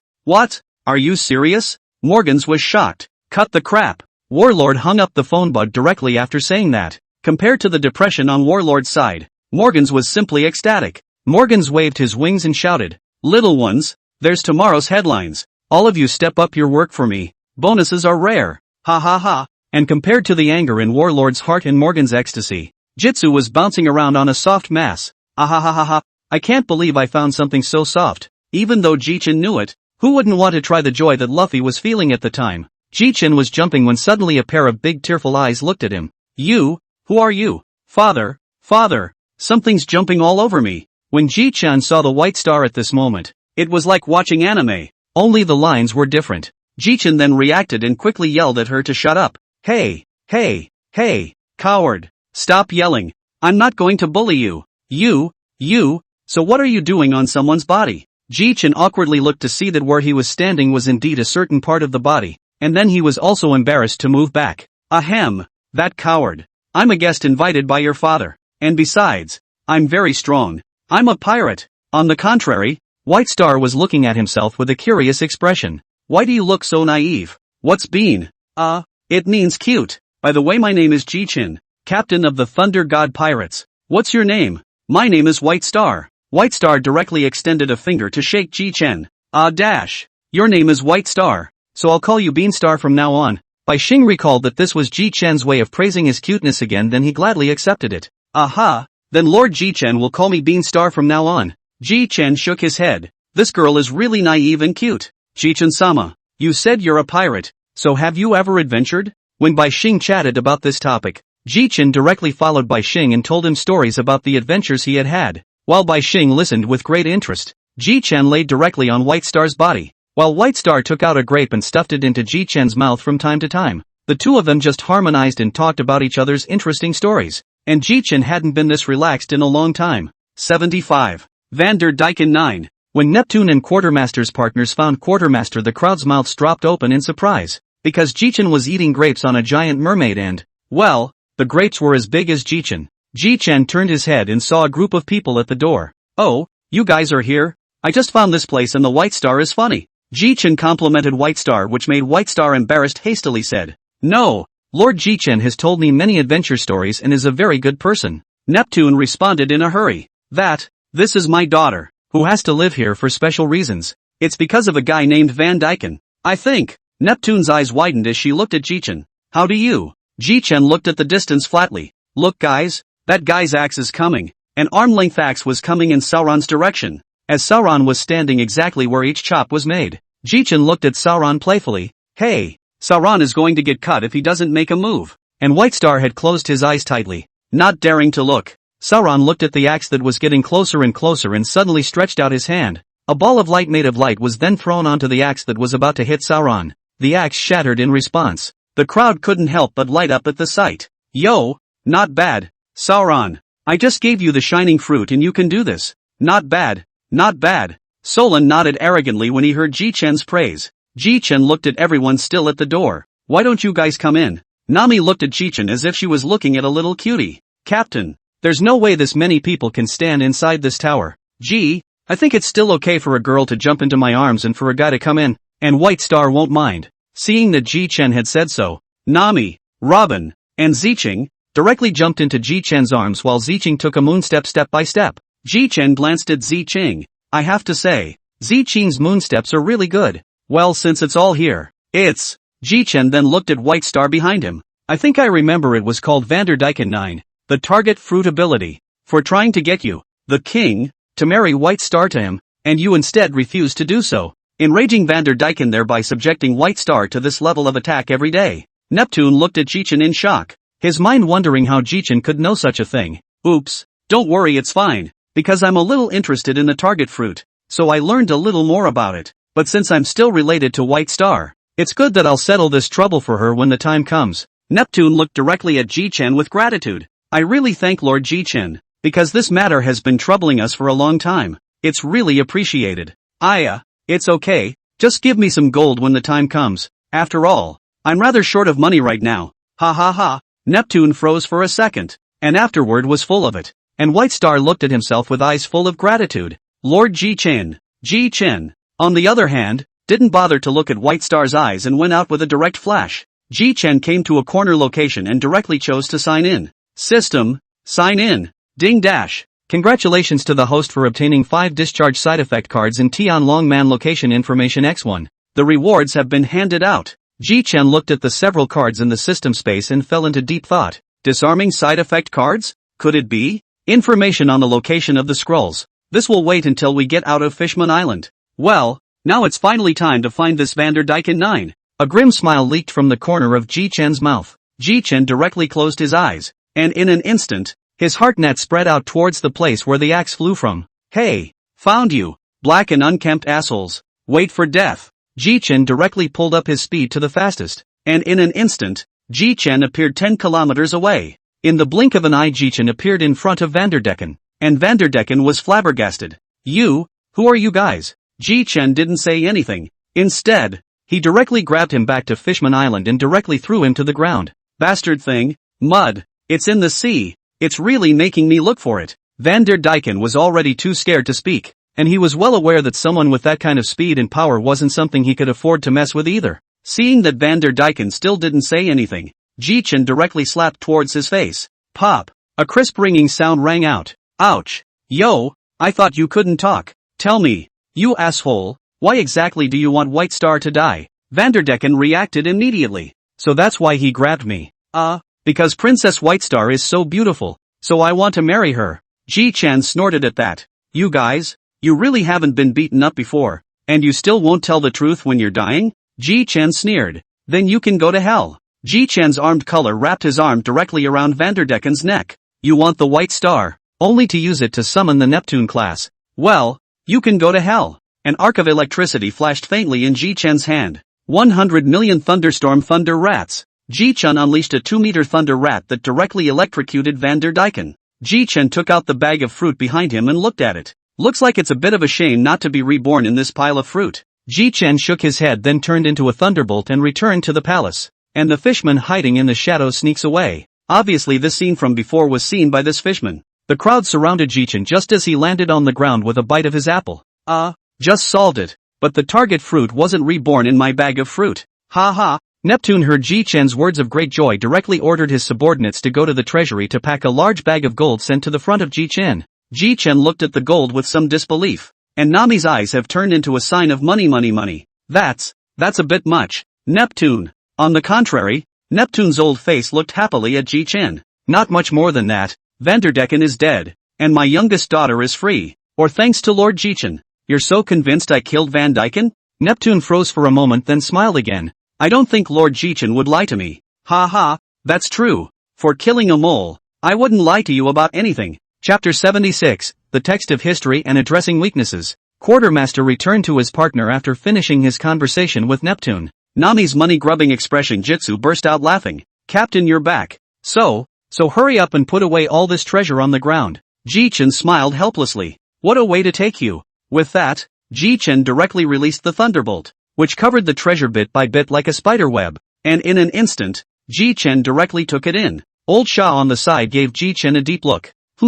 What? You're envious, Old Shah? Che, boring. And now the trouble is over. Quartermaster turned his head to Neptune. Neptune, we would like to go to the sea forest. I remember that there is supposed to be a historical body there. Please send someone to take us there. This is naturally no problem. Let Sharkstar lead you there in a moment. Jichen looked at everyone. Are you ready? Soon after. The sea forest. Wow. This is the sea forest? It's so beautiful here. Jichen glanced at Joba and Nami. Ha, it's still beautiful here. Sharkstar, who was leading the way from the side, spoke. Lord Jichen, should we head to where the main body of history is now? Go on then. Alright then, Lord Jichen as well as everyone else please follow me. Shortly after Sharkstar led a group of people to a piece of historical text. Robin quickly stepped forward to interpret the body of the history after seeing it with some apparent anticipation. Jichen lamented. That's nice. For Robin, the body of history is her secret treasure. And for Sauron becoming the world's #1 swordsman is his secret treasure,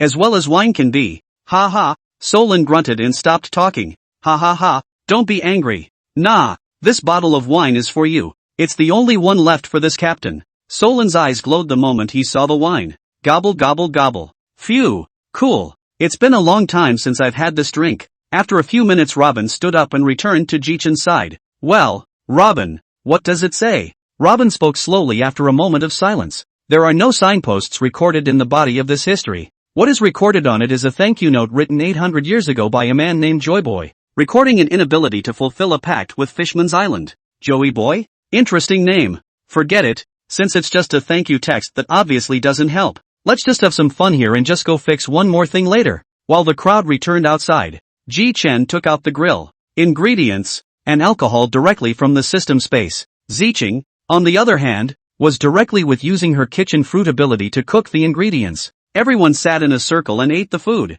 Zicheng's cooking skills have really improved again. And it's too delicious. Nice indeed. Violet Green smiled coyly and didn't say anything. After the wine and food, Jichen stood up, and directly put away the barbecue grill as he stood up. Yossi, in that case, it's time to implement my plan. The way Sharkstar looked at Jichen as he tried to speak but couldn't really make Jichen want to laugh. Hey, Neptune's oldest son, just say whatever you have to say. Jichen smiled helplessly at Sharkstar's timid appearance. Forget it, it's not like I'm saying I'm going to destroy Fishman Island, and you should know about that special power your sister has. Sharkstar snapped his head up to look at Jichen, surprised as to why Jichen knew about this. Why do you think I killed Vanderdecken? I'm a pirate not a good guy and numerous places in the world can be the sea In this sea your sister has this kind of power that is invincible, and I do not want others to threaten me and my partner's life safety. Vanderdecken has been taken care of, but what about another force? I think it's called Haki, and even though they don't know about the power that's in White Star, I just don't like the look of him. Well, I'll cut the crap, Neptune's son, and take us to Fisherman's Row. I'm going to kill those guys. In the meantime, Fisher's Street where Haki is located. Boss, when do you think this big sea thief will leave? If he doesn't leave, there's no way we can carry out our plan. Wait, I don't believe that in a few days he won't leave. We can't beat a sea thief like that now. Sharkstar led Jichen and the others on the way to Fishman Street. Jichen looked at the crowd walking step by step. Hey, don't you guys think this is slow? Hey, Neptune's son, you give me a direction and I'll go straight, okay? Forced by Jichen's pressure, Sharkstar also directly told Jichen the location. Jichen turned his head to look at Solon, who was drinking. After getting his position, does Sauron want to match speed? How long have you been developing fruit abilities? So let's compare them. And the Thor pirates looked at the duo expectantly. Jichen stared closely at Sauron's eyes, couldn't help but admonish. That, Sauron, keep up with my pace Anon, or you'll easily get lost. Jichen directly flew in a direction after saying that, and Sauron also turned into a straight light to chase after him. After the duo left, Nami lamented. These two, they're really energetic and quite childish. Ha, that's what makes Jichen. In the blink of an eye the duo arrived within Fishman Street.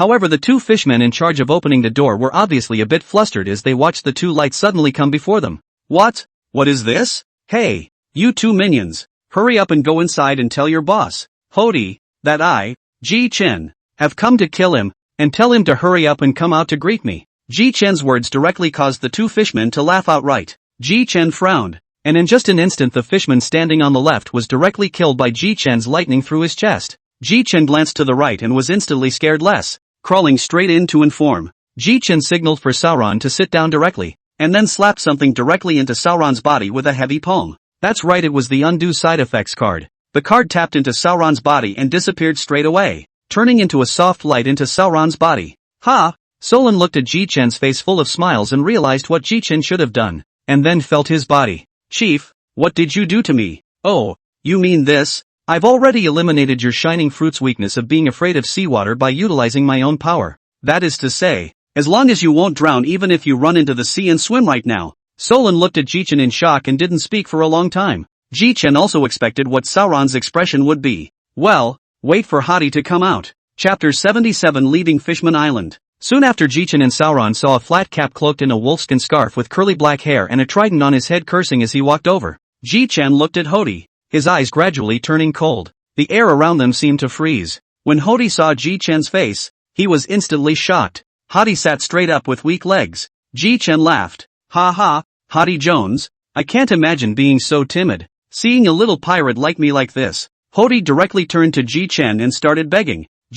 Lord Jichen, is there something you came to me for? Harm. It's not that I killed an admiral on land, and because I was afraid that the navy would come after me, I hid on Fishman Island. Jichen slapped his forehead. Look at my brain, because you knew Fishman pirates offended me. I'm going to kill all of you now. Hody was getting alarmed as he listened. Lord Jichen, may I ask who offended you? I will kill him. That's not necessary. Those who offended me have already been killed by me on the spot, and now you're all that's left. Jichen looked at Solon and said, Alright Solon, get ready to work. There aren't any good people in this Fishman Street, and the slightly stronger ones have already been killed by me, so I'll just trouble you to clean up the fishmen here. Cut. It's no fun. After Solon finished speaking, he directly turned into a ray of light and flew straight into the middle of Fishman Street. Well, Hody Jones, ready to die? No, you can't do this to me. You're only human. Jichen snorted. Hey, you still hate humans so much. No way. I promise you won't in the future. Jichen finished speaking and instantly moved directly in front of Hody. While Jichen's fist had long since penetrated Hody's heart, Hody died instantly, lifeless. When he was done, Jichen wiped his hands. I hope Jinping doesn't blame me for this. Otherwise, I won't be polite to him. 5 minutes later, Jichen only saw a light suddenly appear in front of Jichen, the sword in his hand still unsheathed. Yo, Sauron, you're back. Quite fast. By the way, some of the minions who surrendered I didn't kill just knocked out. That doesn't matter. It's just a bunch of mole crickets. After Sauron returned his sword to its sheath, Sharkstar and his Thor pirates companions also arrived. Sharkstar was shocked to see the scene in front of him. This is too much. Jichen looked at Sharkstar. Hey, Neptune's son, you can go in and take a look. I remember that Hody Jones' lair has a medicine that can boost your combat power. You can go in and take a look. Once Sharkstar stepped inside, Thor's gang gathered around. Captain, did you do all this? Jichen froze and quickly said, Hey, this isn't me. Nami, don't talk nonsense. Jichen then looked at Nami with a playful smile and pointed at Sauron. It was Shura next to me who did it. The crowd didn't react for a moment to who Shura was. Shura? It's just Sauron. He's pretty strong now. And Sauron sat on the sidelines sipping his wine, not caring what was going on Jichen's side. After a long time, Sharkstar called for the Kingdom Guards. And then these Kingdom Guards were moving things to the top of the Dragon Palace ship one box at a time. Jichen stood up. Let's go everyone. It looks like this Sharkstar prince has settled things here. Let's go back to this big ship first. Jichen didn't wait for everyone to directly take Nami, then directly a few instantaneous transfer to the ship. What's that? Captain stupid. You're trying to scare me to death. Ha ha, our navigator Nami is still very much in demand. This caused Nami to make a big red face. Soon all of them boarded the boat, and the boat was soon headed in the direction of the Dragon Palace Chang. When everyone returned to Dragon Palace City, Sharkstar talked to Neptune about what had happened. After hearing this, Neptune was unusually angry. These assholes, I said where did all the murderous medicines I hid before go, so it turns out they all have them. Neptune, enough of your nonsense for now. We Thor pirates are ready to leave Fishman Island tomorrow. It's a bit too fast. Lord Jichen. Been a long time too. So it's time to go.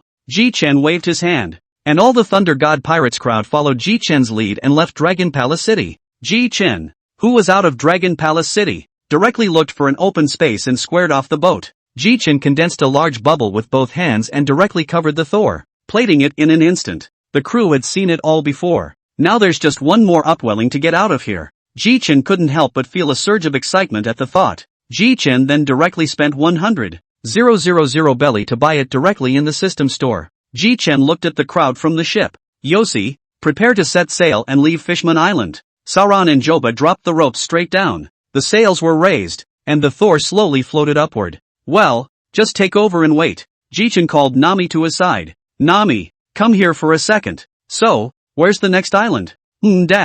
We won't know that until we get to the surface. But I've had some knowledge of it for the past 2 years. Tell me about it. There are 3 islands in all. Mistralia, Rishlid, and Thor, which has the most powerful magnetic force. Nami said here. Jichen's eyes lit up. Thor Island. Yes, that's right. But you have to have an umbrella to get on this island. And if the captain hadn't eaten the thunderbolt fruit, I'd be the first to object to going on this island. Let's go here. I think I'll get a considerable boost when I get on this island. Jichen was vaguely looking forward to it. Nami, on the other hand, looked at Jichen helplessly, turned around, and headed for the bathroom. Chapter 78 Boarding Thunder God Island. As time slowly passed, the Thor gradually returned to the surface. Phew, it's finally out. Nami frowned. Still, the New World waters are really strange. It's sunny on our side while it's thunderstorms up ahead. Isn't that what the New World is all about? Not to mention the fact that we have you, a genius navigator, to worry about. Yeah.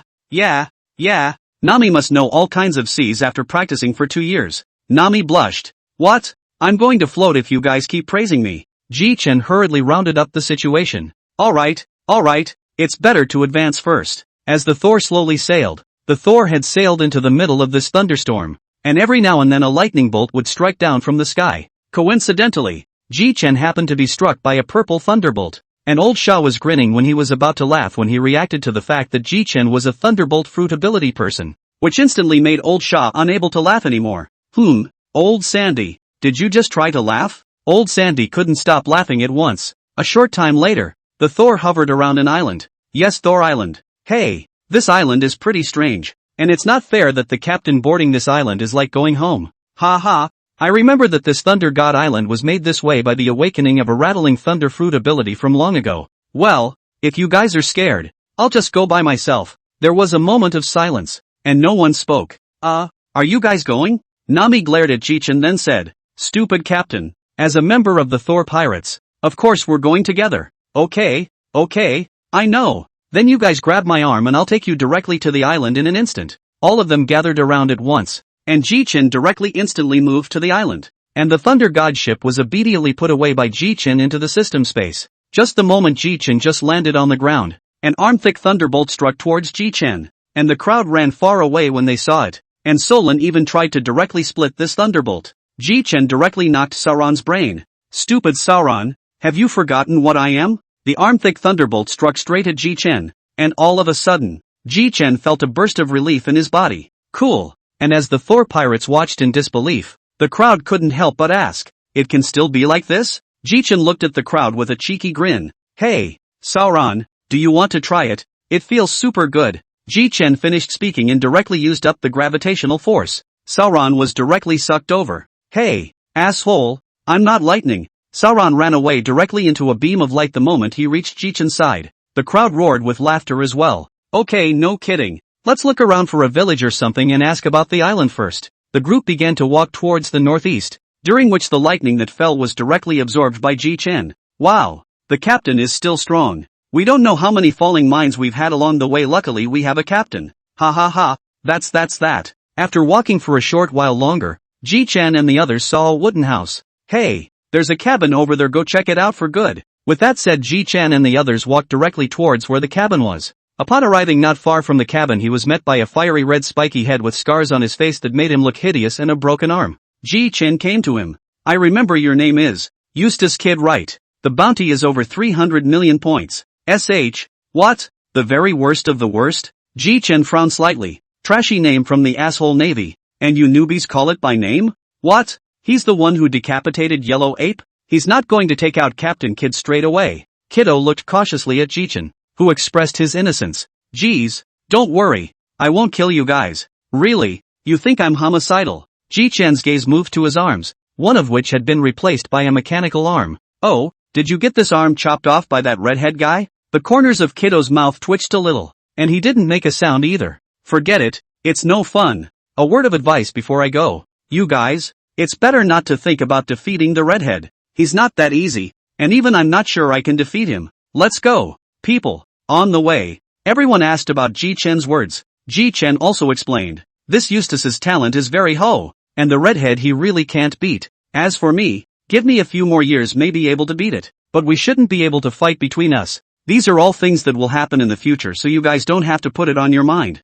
Jichen had been leading the way, and halfway through, he vaguely felt that something was heating up in the system space. So Jichen nabbed the thing. It's the same treasure map that you got from signing in earlier. So that means that the stash of the treasure of the one is on this island? Jichen let out a bitter laugh. No wonder. The system would prompt me not to go looking for it without enough strength. In that case, it's just the thing to find out. Jichen then introduced himself directly to the crowd. Nami was pleasantly surprised. Could it be that the treasure is on this island? Wow. I wonder what it could be. Robin laughed softly. It should be fun. The treasure map that I obtained by chance earlier is here just in time. So let's find it. Chapter 78, Treasure Map. Jichen's group followed Jichen for a long time. No. I say you guys have been traveling for so long. Why haven't you arrived yet? Old San said impatiently. Jichen innocently looked at the crowd. There's nothing I can do about it. That's how it's marked on this map. Well, come on. Let's go. Let's be patient. The crowd had to reluctantly continue to follow Jichen. And just then Jichen came to a point. This is it. The crowd looked around them, and apart from the dead wood it was also a flat ground. What? Captain, where's the treasure here? Solon frowned as well. Some random asshole should have drawn it. Jichen also felt very strange. The system produced should not be wrong. No, there should be something wrong somewhere. Jichen directly squatted down, and then raised his fist and punched towards the ground. And then the land Jichen was standing on collapsed. And then a hole appeared. This good guy didn't think it was underground. No wonder the treasure hasn't been discovered yet. Jichen looked at everyone. Let's go. Guys, go down and take a look. Jichen took the lead and walked straight down the stairs, with the crowd following closely behind. Just as Jichen came below, the candles on the walls lit up directly. I don't know what kind of material this candle is made of, it's even self-combustible. It looks like that room up ahead is where the treasure is. The crowd came before the room. Jichen directly pushed the door directly open. Into the eyes Jichen saw a knife at the top.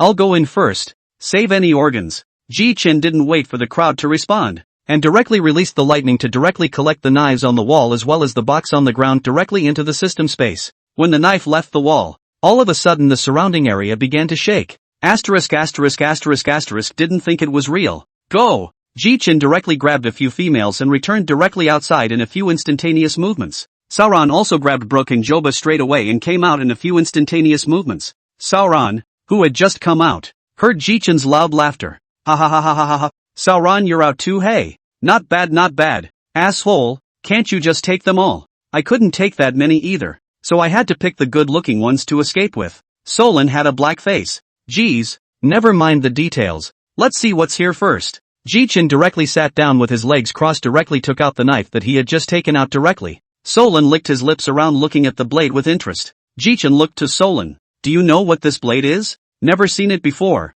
but the quality should be similar to that knife at your waist. Jichen looked at the knife in his hand in surprise. This sword is actually the Supreme Great Fast Sword? Jichen hefted the knife in his hand and looked at Sauron. Well, are you interested? As much as I want it. I don't currently have the ability to maneuver 4 swords at once. Quartermaster turned his head to Brook again. Brook, want one? Brook froze. He hadn't expected Jichen to want to give him the knife. Yo ho ho ho ho ho. This is a pretty good knife I have now. It suits me just fine, so I won't change it. Jichen smiled helplessly. When is it that no one wants the Supreme Great Fast Sword? Jichen looked at Old Shah, and then shook his head afterward. Forget you. You're only good for playing in the sand. Old Sand was furious. Bastard. Who are you saying is only worthy of playing with sand? Jichen pulled out his ears. Asshole, it's just a joke between the captain and the crew. And your fruit isn't sand. Jichen smiled and looked at Old Shah. Old Shah felt bad at once, because during those 2 years of previous cultivation,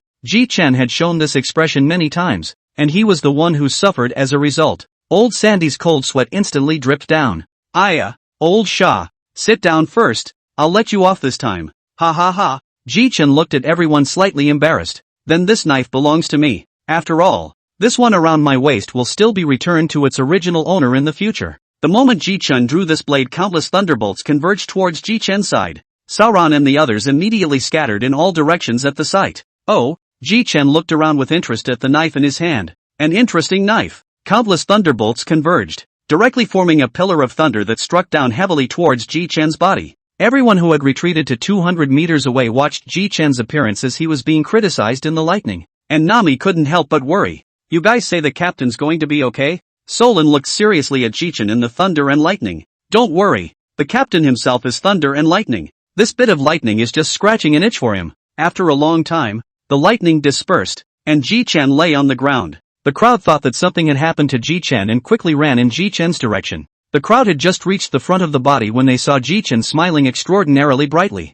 You guys are here. The thunder and lightning was so good just now. You were unaware of it. The crowd had a black face. It's the same sword that drew the pillar of thunder. Then in that case, since I don't know your name, I'll call you Thunder Disaster. One of the supreme great fast blades. Thunder Plague. It's not a bad knife. It fits me well. Well, let's see what's in the treasure chest next. Jichen directly opened the treasure chest, and a golden light almost blinded Jichen's dog eyes. It is? Jichen hadn't even finished speaking when Nami on the other side directly flashed Bailey's eyes brightly and shouted, "A box of gold." Ha! There seems to be another piece of paper. Jichen picked it up and read it.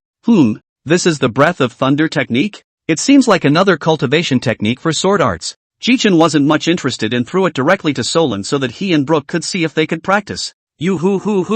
Thanks a lot, Captain Jichen. And Sauron then looked around with interest. How about we stay here for 3 more days and head to the next island in 3 days? Voyager Nami-sama? The magnetism will fill up in 3 days. Yes, but I didn't expect that this kind of hole would have these treasures. It's really out of my expectation. Nami smiled and laughed at the box of gold. Yeah, wealthy. Chapter 79, Heavenly Gold. 3 days later, aboard the Thor, Jichen looked at Nami. Hey Nami, get ready to set sail. I've stayed on this island long enough. It's been thundering all day. Hurry up and set sail. All right, Captain. Don't be in a hurry. Set sail at once. A day later, the sun was shining and there were seagulls passing over the sea. Phew, it's still the best sunny weather. On the other hand, Brooke spent 150 belly on a newspaper. Jichen saw the newspaper in Brooke's hand when she looked back. Brooke, you bought the paper. Read it, just so I can hear it, said Brooke and read. Today's headline, Whitebeard Pirate's second team leader to be publicly executed in Marinvento in 1 day.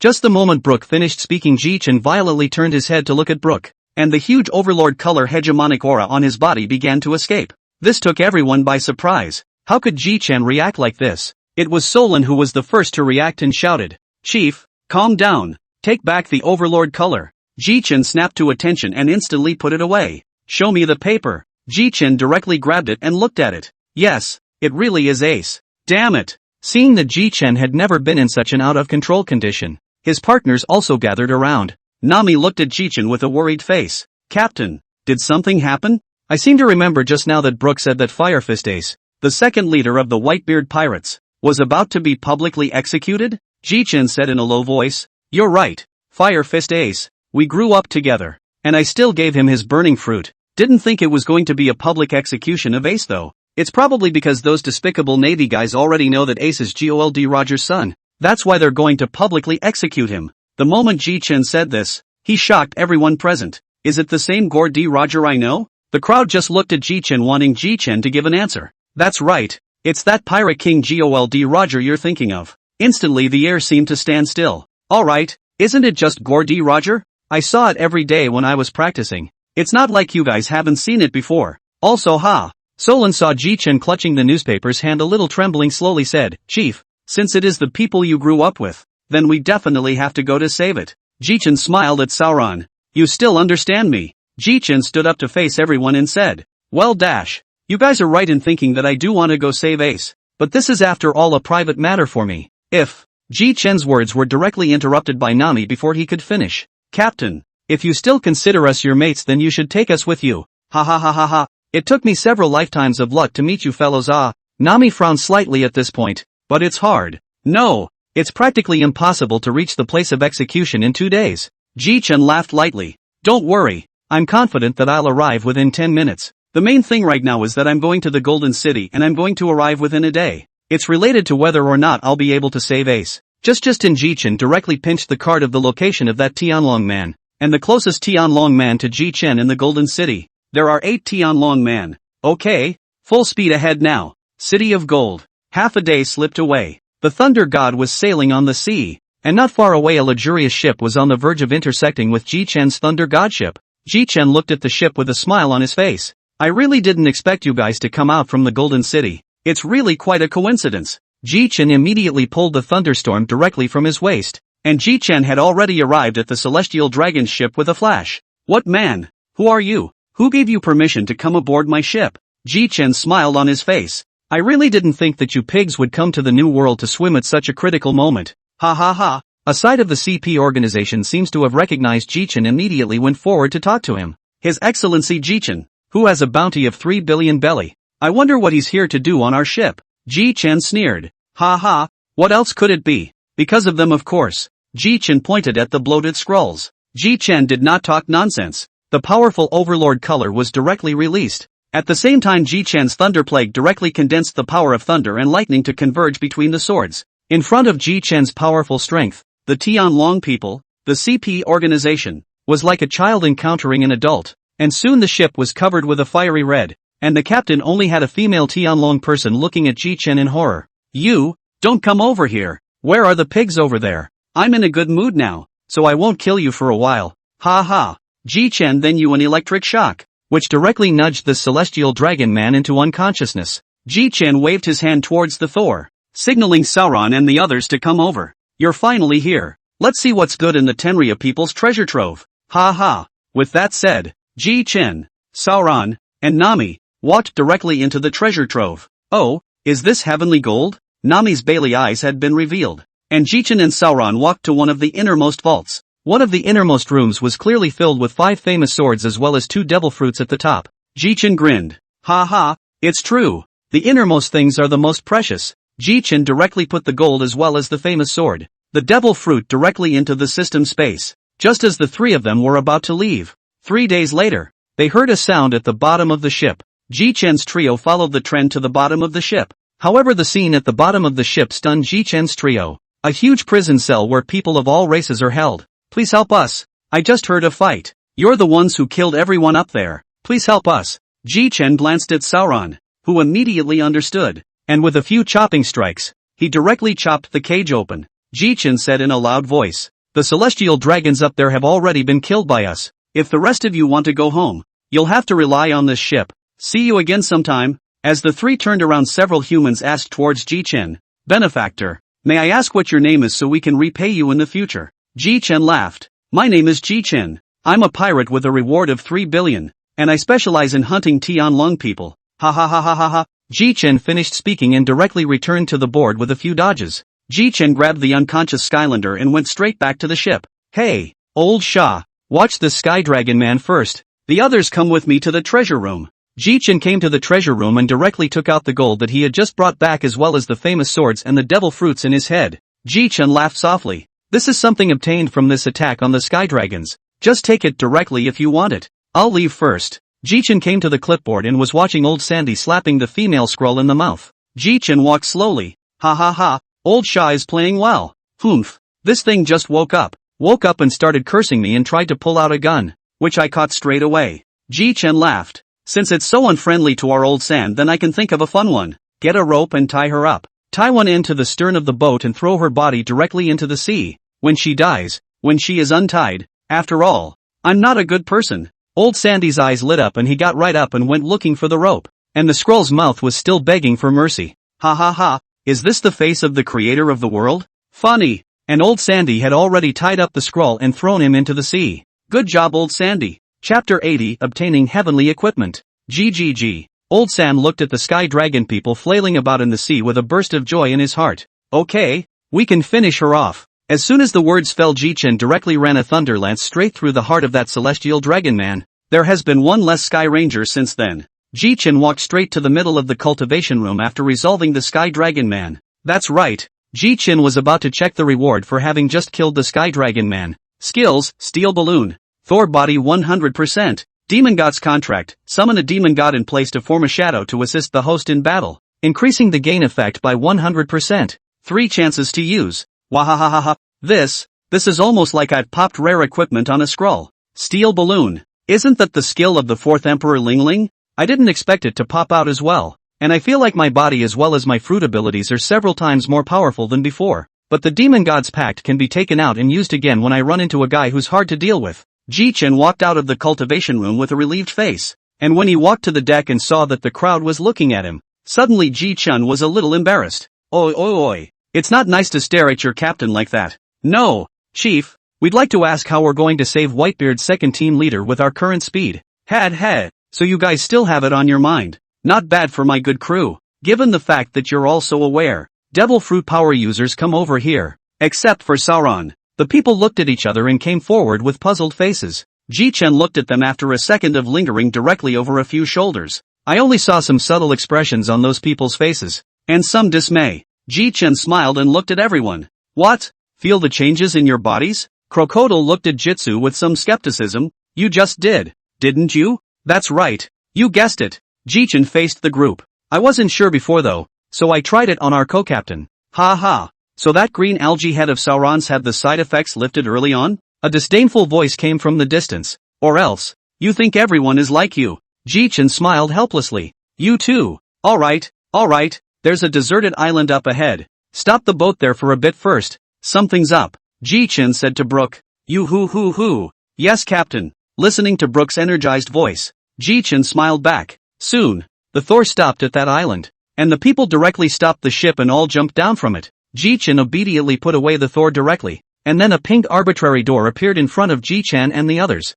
Any door? The other side of the door is where the heart is. Jichen directly pulled open the arbitrary door, and the thunder and lightning wrapped around the crowd, then directly striding over. Ouch, Captain. Next time don't electrocute me. Really? Nami grunted. Jichen didn't care about Nami's reaction, but instead turned into a flash of electricity and flew towards Riley's direction. When the crowd saw that Jichen didn't care about himself and the others, they followed Jichen up. Jichen came to Laylee. Yo, old man Laylee. Still here. Riley flashed a flash of dismay. Aren't you guys in the new world? How come you're back again? Let's forget about that for now. Where's Luffy and Kenshin? Oh, you mean the two of them? They said something came up earlier, so they left a few days back. They said they'd be back. Jichen looked at Riley with a helpless face. Hey, let's get Uncle Roger out first. Hey, good thing too. I've been wanting to call him out for a long time. A golden light flashed and Roger shone. Roger saw Jichen is also in. Instantly surprised. Jichen boy.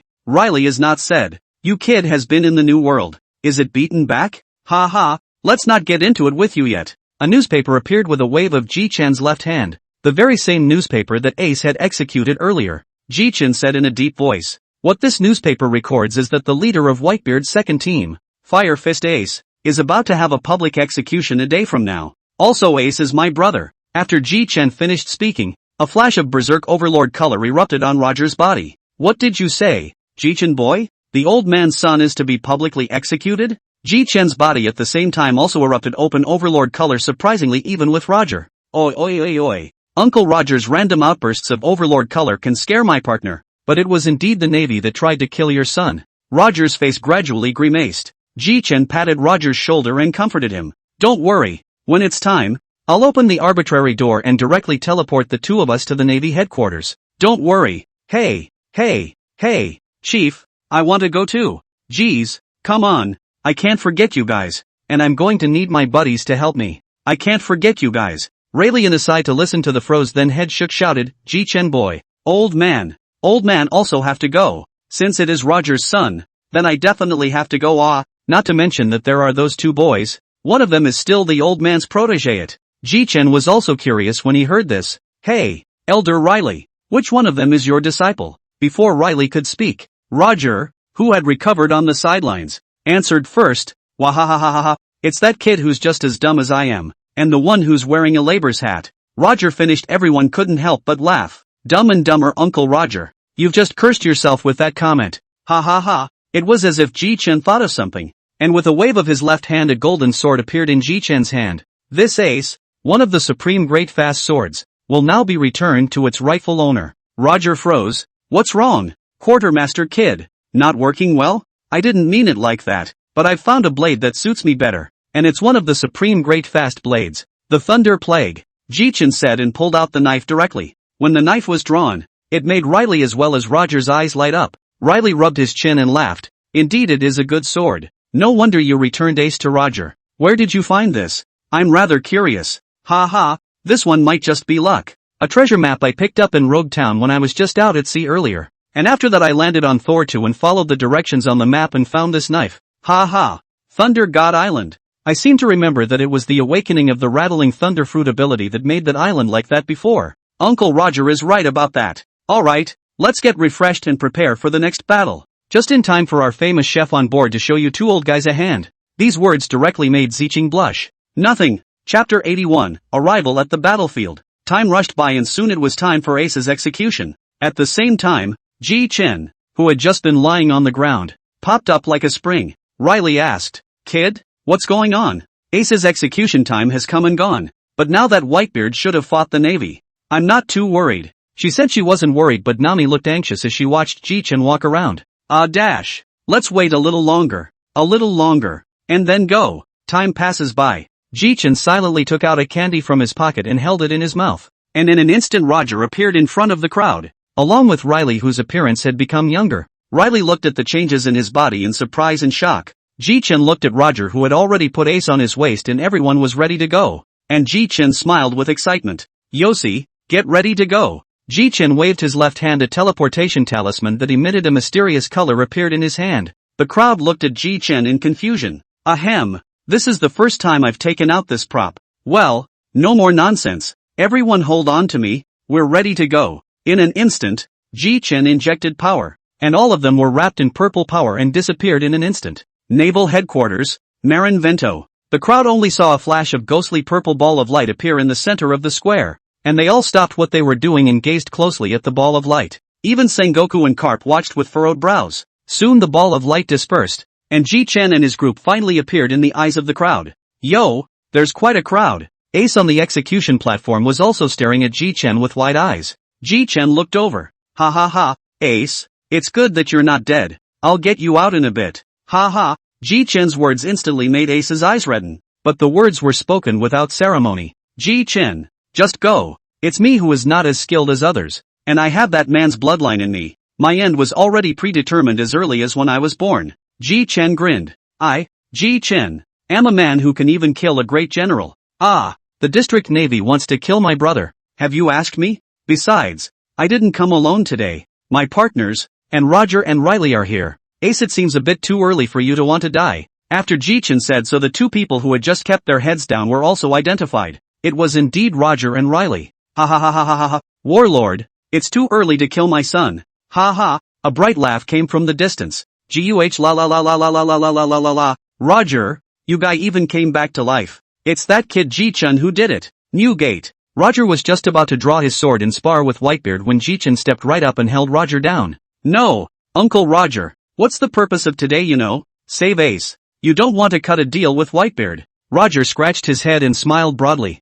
Fair enough. On the bleachers, Warlord looked grimly at Jichen and Roger and the others below who had nothing to lose. Alright, it's time to start. Jichen directly pulls out the thunder disaster. Jichen's eyes were looking around looking for a target. However, a sudden sword-on was chopping directly towards him. Jichen quickly reacted, and a divine evasion responded. Who is it? Mud. Who the hell is sneaking up on me? Jichen saw a man with a glare in his eyes. Mud, the world's #1 swordsman and a sneak attack? Hawkeye laughed softly. I just sensed the aura of a strong man and wanted to give it a try. Jichen's face was completely gloomy as he said aloud. Then you should know what kind of person is in existence you can't afford to mess with. Besides, I haven't been sneak attacked yet. Jichen directly used the demon god contract, and a huge demon god shadow appeared behind Jichen. Jichen's various strength, speed, spirit, and physique increased by 100% duration of 1 hour. Jichen directly dodged and came directly in front of Hawkeye. At this moment Hawkeye felt incomparable fear.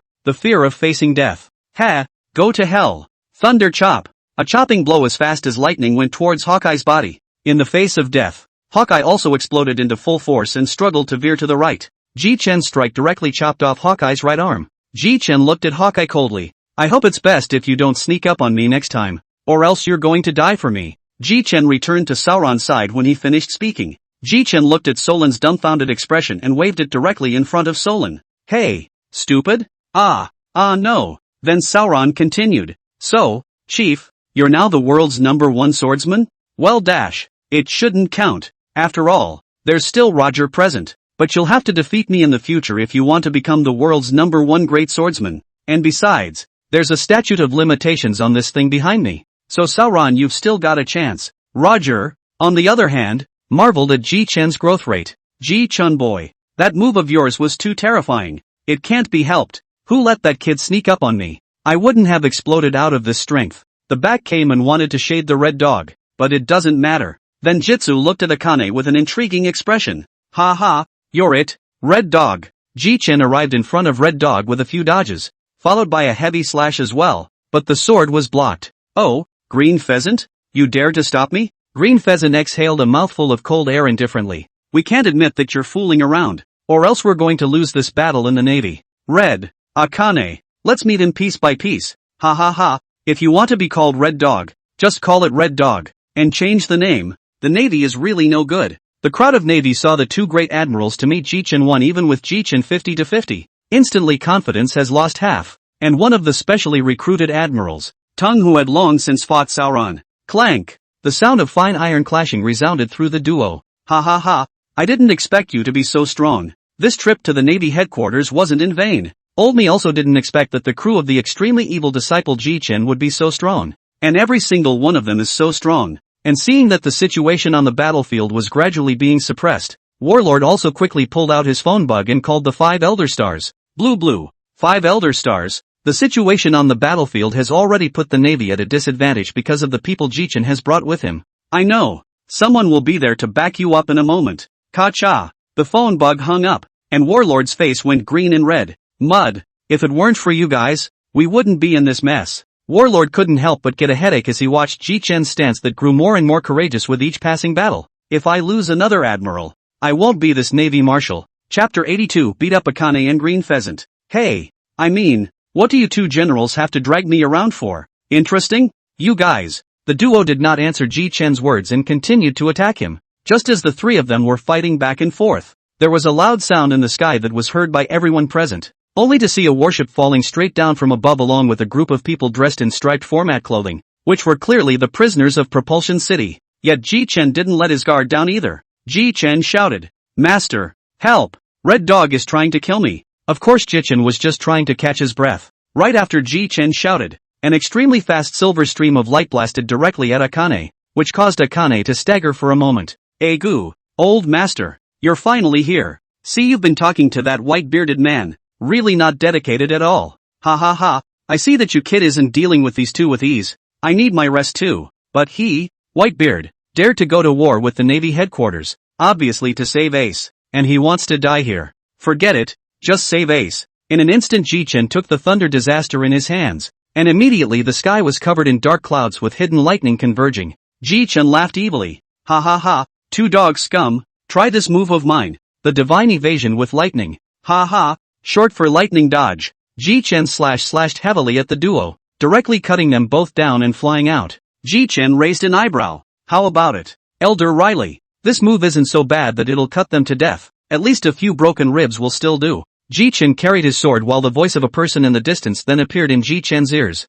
It was none other than Luffy, who was coming his way, his fists swinging wildly as he went. Yo, Luffy, a little faster than I thought. Finally the two brothers finally meet. Stupid Luffy, and Kenshin. You two guys, really, why leave Rascana Island so early? You guys could have waited for me to arrive, piece by piece. Luffy, on the other hand, grinned cheekily, because it could have come earlier. There's really nothing I can do about you. You go ahead and leave this place to me. Yossi, let's go. Kenshin. Jichen saw the smoke dissipate after 100 meters, and two figures slowly walked towards to his side. Akane had a large hole blown out of her chest, and Green Pheasant had a decapitation on her chest, but both were natural systems with no problems. Red Dog was so angry that he directly elementalized to Jichen's face. Asshole, I've never been in such a mess. Oh, now don't you just wolf it over. You seek death. Pop volcano. Only countless pop balls appeared in the sky. Jitsu looked at Akane with a grin. It seems that you don't have a long memory.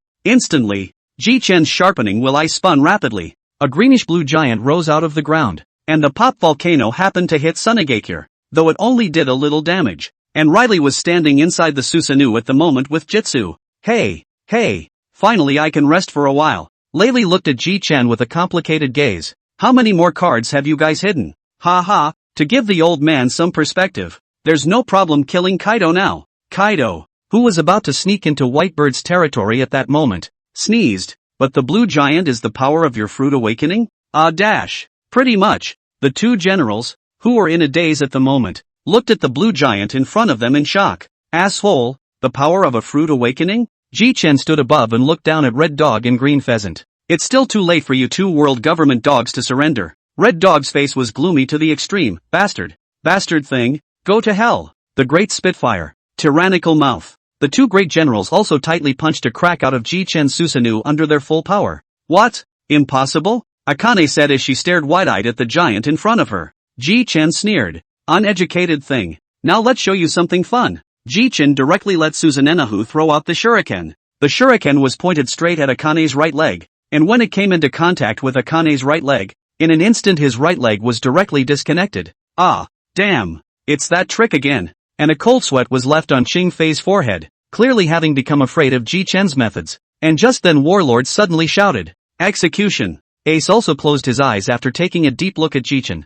As the two executioners were about to swing at Ace, two fiery red flames with the shape of a dragon head instantly killed the two executioners. Only a man with a steel pipe, a magic hat, and that conspicuous blonde hair stood at the house in the distance. This man was none other than Saber, and Ace's eyes were wide with tears that had somehow soaked his eyes. Hey Ace, it's been a long time. Ace whimpered and laughed, his body shaking. He no longer knew whether to be happy or excited. Jichen looked at the pretentious Saber and said irritably, "Hey Saber, you didn't even tell me you were coming. You asshole. Ha. Thanks." Jichen also already knew why Saber said thank you, so he just smiled. "Looks like the fruit I gave you developed pretty well." Ha, that's for sure. The two just chatted like no one else, and Roger had just had his heart in his throat for a long time. Just now he was completely distracted. Just now he didn't even know to use the Overlord color. Asshole Warlord, I almost lost my son just now. Roger was directly enraged, and a man and a sword were rapidly heading towards the execution platform. Just then 5 richly dressed men blocked Roger's path.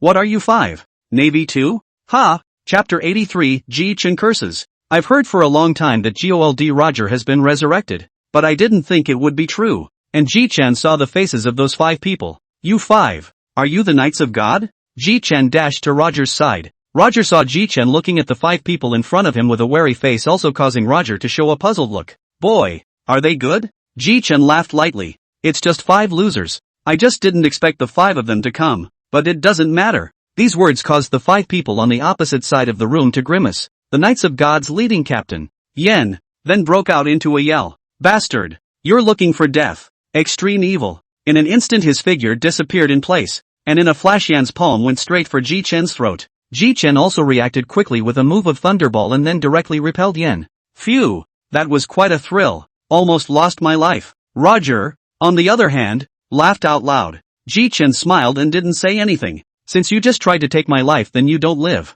Jichen drew the thunder disaster at his waist. Brush it off. Terrifying sword chi and domineering aura immediately emerged from the blade. However, the sky was covered in dark clouds, and tens of meters of lightning converged underneath the clouds. Sengoku and Garp, who were standing in the stands, had their eyes widened in shock at the scene. Ha. Originally this move was reserved for those 2 great generals, but it's better to take care of you guys first. Jichen heavily slashed at Yen. At this moment, Yen was a bit flustered and hastily used his armed color to defend himself. Danger! But he was still a step slow. Jichen's sword was fast, but it was too late to retreat now. He could only fight back. Ah! Yen bellowed out, urging all of his power, his thick hegemonic aura, as well as all of the 6 styles of Upanishads pouring out. The next moment the thick overlord color as well as the power of thunder broke through the air. The sword chi formed the appearance of a dragon in the air and attacked Yen fiercely. Rumble. The two energies created an explosion. The smoke cleared, and everyone was the first to look over.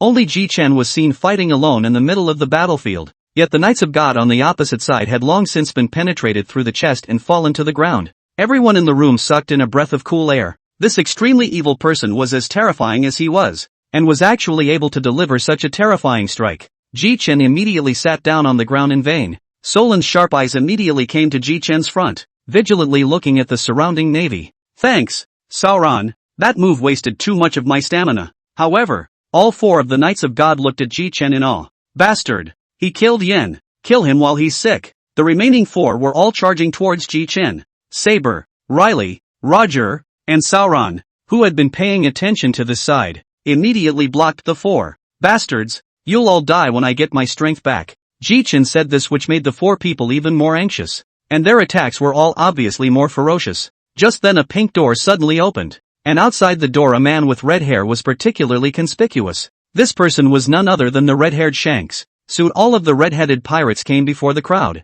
Jichen weakly greeted the redhead. Hey, redhead, what a mess, what a shame. The redhead turned her head in a daze and saw the Knights of God. That's right, they're the ones who got me into this mess. Jichen suddenly thought that the one he had just killed should also be a celestial dragon man, and then he went into the system backpack, only to see that there was an unfamiliar item in the backpack, a bowl of meat with bones and labeled 125. Jichen made direct contact, and that even bone and flesh instantly turned into streams of light and entered Jichen's body. Ding dash! Strength increased by 125. After Lian bone flesh entered his body, Jichen instantly felt filled with power, and he vaguely felt that his hegemonic aura was somewhat elevated. With that, Jichen then directly stood up and coldly looked at the four members of the Knights of God, as if he could already foresee the imminent death of the four of them. When the four felt Jichen's killing intent, their bodies couldn't help but shiver. At this instant almost all four of them leaped out. The Knights of God Jin was instantly slashed directly by Sauron, but only grazed the skin. Jichen directly drew his sword again, and countless lightning powers converged towards Jichen's sword. The Knights of God had already seen just how strong that sword of Jichen's was, and they immediately fled the battlefield as fast as they could without caring about their face. Jichen laughed outright, and the hand holding the thunder disaster was withdrawn. It's really what I thought. The fleeing of the four men caused the battlefield to take place in an overwhelming scene. Jichen dodged several times in a row and flew directly above the execution table. However, Garp blocked his way. Jitsu frowned at Garp in front of him. Hey, old man, get out of the way. I'm trying to save Ace and I don't want to beat you up, bastard boy. I'm a Navy man. Jichen bristled. A Navy that is willing to have its grandson executed by the Navy for the sake of the Navy? The words made Garp's body shudder slightly. But I did go a little overboard with what I said. You and I have our own sides, so I'm going to defeat you now and save Ace. Swish! After the two exchanged punches with each other, Garp fell down the high platform. Jichen made it to the execution table without any problems. Ha ha, Ace. I didn't realize I was the one who saved you. I don't think I have my keys though. Ace blushed. Gee, don't worry, I've got it covered. Jichen's left hand was armed with color twists and gently pinched the chain with a grip, and the chain broke off. Just then Jichen let out a soft eep. Ha! Something's not right. Jichen turned his head to see that Warlord was in the guise of the Great Buddha swinging his fists at him. This strike didn't have the slightest intention of letting go, but was an all-out strike. Swish! In an instant, the two natural ability users instantly moved hundreds of meters. Jichen, who had just left, cursed at Warlord. Asterisk and %pound Nima pound and dollar Warlord you. Warlord's face darkened. The crowd couldn't listen anymore either. The cursing was too harsh. Kirby, do you think Warlord will be pissed off? Gula la la la la la la. Jichen's scolding are so personalized. I like. Suitable for sitting in my white-bearded pirate group vice captain. Let's go. Ace, prepare to retreat. The two of them, Jichen and Ace, descended directly and landed directly beside Roger. Chapter 84, After the War. Jichen landed and looked around the room, and everyone had a long-lost smile on their face. A short time later, Saber and Luffy came before Ace. However, a bear hug from Luffy almost caused Ace to die on the spot. Hey, Luffy, you're going to cover me. I'm so happy. Ace isn't dead. Jichen gazed at Roger. Uncle Roger? Why are you still here? Roger laughed out loud. It's still thanks to Riley. Ha ha ha ha ha. Quartermaster's gaze turned to Riley. Ha ha. I grabbed a handful and put it in the jug at the time just in case. Yossi, now that Ace has been rescued and I'm out of breath, let's get some of these Navy guys dizzy first. Then Jichen looked at the white beard as well as Roger. Really? 3 people will immediately understand. Instantly together with Jichen, including the 4 people directly to the crowd of Navy, launched the hegemony color hegemony. In a flash, a wave of the strongest overlord color ever instantly swept through all the navies present. These navies, including the lieutenant general, fainted straight away. Jichen nodded in satisfaction. Jichen looked around the room and said aloud, "Please take the shoulders of your respective partners one by one. All you pirate bastards, and Uncle Roger, Whitebeard, you two put your hands on my shoulders. Oh, by the way, remember to touch the boat you're driving too." Once everyone was already ready, Jichen took out the purple teleportation talisman that had half a purple sheet left. Jichen inputted his power, and in an instant, a purple ethereal light wrapped all of them. In just a moment's time everyone disappeared into the Navy headquarters. Warlord, as well as all those present who hadn't fainted, stared in shock, and, just to be sure, Warlord went up to check it out himself. And when he was sure, he slammed down hard on the ground. Asshole, supremely evil person. Meanwhile on the other side, Jichen led them to the island of 8. "Ha, this is my territory?" Jichen laughed and walked over. "Ha ha, that's right Shanks, this is exactly your territory, and since it's big enough, it had to come to you. I would like to go back to Thunder God Island, but there is no lack of weak guys here. What if I just got on the island and got chopped to death? And I plan to occupy Thunder God Island later. That island suits me well. Ha ha ha ha ha." Just then Jichen's sharp eyes caught a glimpse of the red-nosed Bucky who was flanked by a snail in his hand at the corner. "Hey, that red nose in the prison uniform." Bucky instantly cracked back up as soon as he heard someone call him Red Nose. However, he cursed and felt something was wrong, and when he opened his eyes, he was startled. Jichen? Ahem. That just wasn't scolding you. That's right. Jichen laughed out loud. "Ha ha ha ha ha. That's funny Uncle Roger. That's the intern from before your ship. Ha ha ha ha ha. Bucky, it's been a long time. Captain Roger, it's been a long time. And Mr. Riley, let's not talk about that for a second. Red Nose, is that a phone bug in your guy's hand? Oh, you mean this one? This one is a live phone bug, snatched from the Navy." Jichen couldn't help but let out a query. "So this live phone bug of yours is still on?" Bucky took one look at it and instantly the whole thing went bad, and threw it right into the water as soon as he could. "Stupid Bucky, you guy, it's a good thing we didn't just say anything important or we'd be out on the air." Bucky directly grabbed Shanks by the collar with an angry look on his face. "Asshole Shanks. Goo la la la la la la la la." To celebrate the end of the war and the return of Ace, the little ones are having a party. Off to the side, the redhead glared at Whitebeard in displeasure. "Whitebeard, get a clue. This isn't the Moby Dick. This is my island, my home turf, asshole. Boys, it's time for a feast." Subsequently, for 3 days, the pirates had been wrapped in a joyful atmosphere, drinking and talking. Hiccup. 3 days later, all of them left the island of 8 with a pleasant mood, and as for them leaving so, naturally, they used the robbed warships. Luffy, Kenshin, Saber, Riley, and Hancock streamed down. "Yossi, it's just us now. I'll send you all back now, and I can go back to the new world after the week." Jichen looked around. "So let's send the Empress back to Daughter Island first." Jichen's left hand waved. A pink door appeared in front of the crowd. Jichen directly opened it, and what came into his eyes was an endless number of women.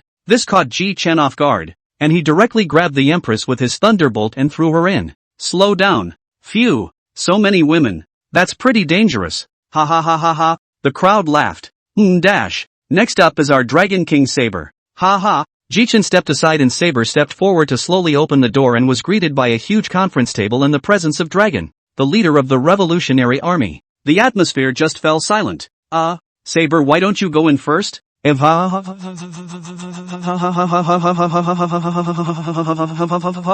Just as Jichen was about to close the door, a man wrapped in a domineering aura with lightning wrapped around his hands blocked the door. Jichen looked up in a daze to see the face of Dragon, the leader of the Revolutionary Army. "Chief of the Revolutionary Army, what's wrong with you?" The never-smiling dragon showed a serious smile. "Lord Jichen, may we have a chat? Just talking? Not really.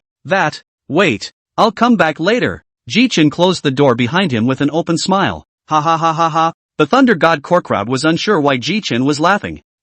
Captain, have you lost your mind? Still laughing? What's it say about the captain?" Jitsu bounced Nami on the side of her head. "I'm smiling because, Dragon, the leader of the Revolutionary Army, has taken a liking to this door behind me. or he wouldn't have stopped me. Ha ha ha, now we can knock them hard. Jichen's words made all present laugh. Even the red-haired pirates Beckman and Shanks are giving Jichen ideas and are bound to knock one out hard. Ha ha, that's it. Worthy of being the person with the highest IQ in the red-headed pirates. Chapter 85 easily earned $700 million.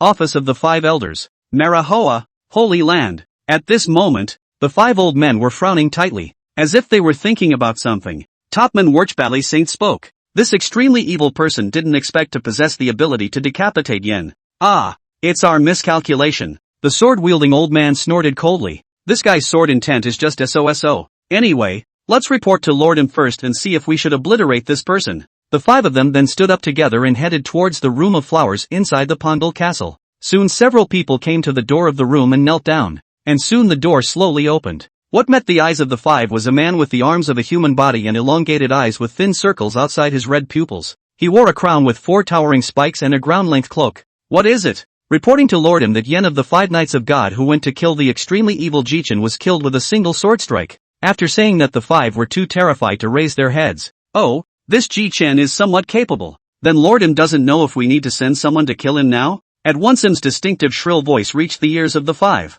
That's not necessary, and I'm curious to see just how far he'll grow. You guys go back. The door then closed with a wave of him's sleeve. The 5 elder stars stood up with them. What do you think Lordum means by this? The old blonde said. Just do what Lordum said. The scene returns to the island of 8. I'm going to bring Robin this time.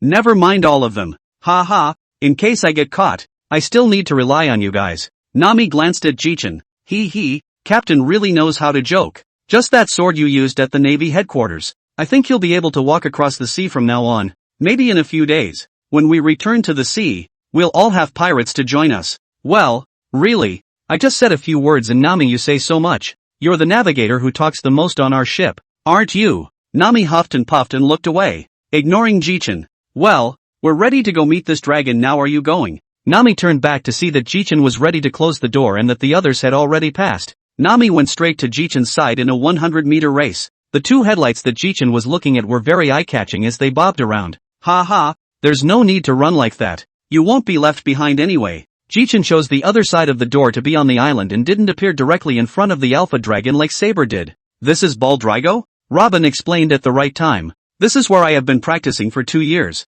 The base of the Revolutionary Army on the island of White Earth on the Great Voyage. Well, this is where Robin practiced. It looks quite deserted. Since you should be very familiar with this place if you've been here for 2 years. Robin, let's ask Robin to lead the way for us. Robin laughed softly. No problem. Jichen. After Robin's lead, along with the revolutionary Jichen he met along the way, he soon reached the office where the dragon was. But the dragon should have told the following members I was coming the first time. Entering the conference room, Jichen realized that there were quite a lot of people here. Not only Saber, but also Haku, as well as Saber's wife, Kara. Jichen walked at the front of the line to see Saber was also surprised. Oh, I wonder what the leader of the Revolutionary Army came to me specifically for. Jichen asked with a smile as he sat directly across from the Revolutionary Army's leader. Dragon, Your Excellency Jichen is really direct. What about the reason I'm looking for His Excellency Jichen? Is because the prop you sent back to Saber earlier. This thing intrigues me. Jichen's smile didn't diminish. Then I wonder if you're ready for Bailey. Dragon? This thing of mine is very expensive.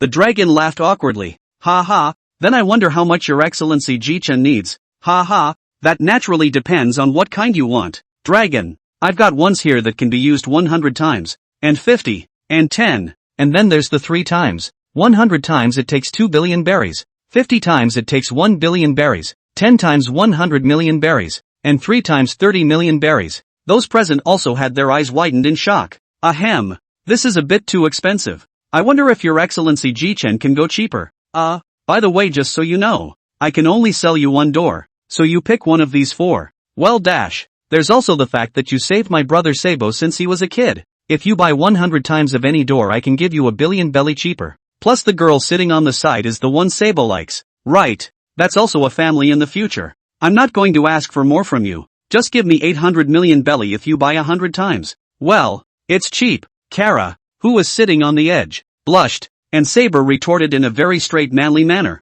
What? Quartermaster, don't be ridiculous. Kara is a man-child. Before the words were out of his mouth Saber was hammered by Kara. Ha ha, this lady,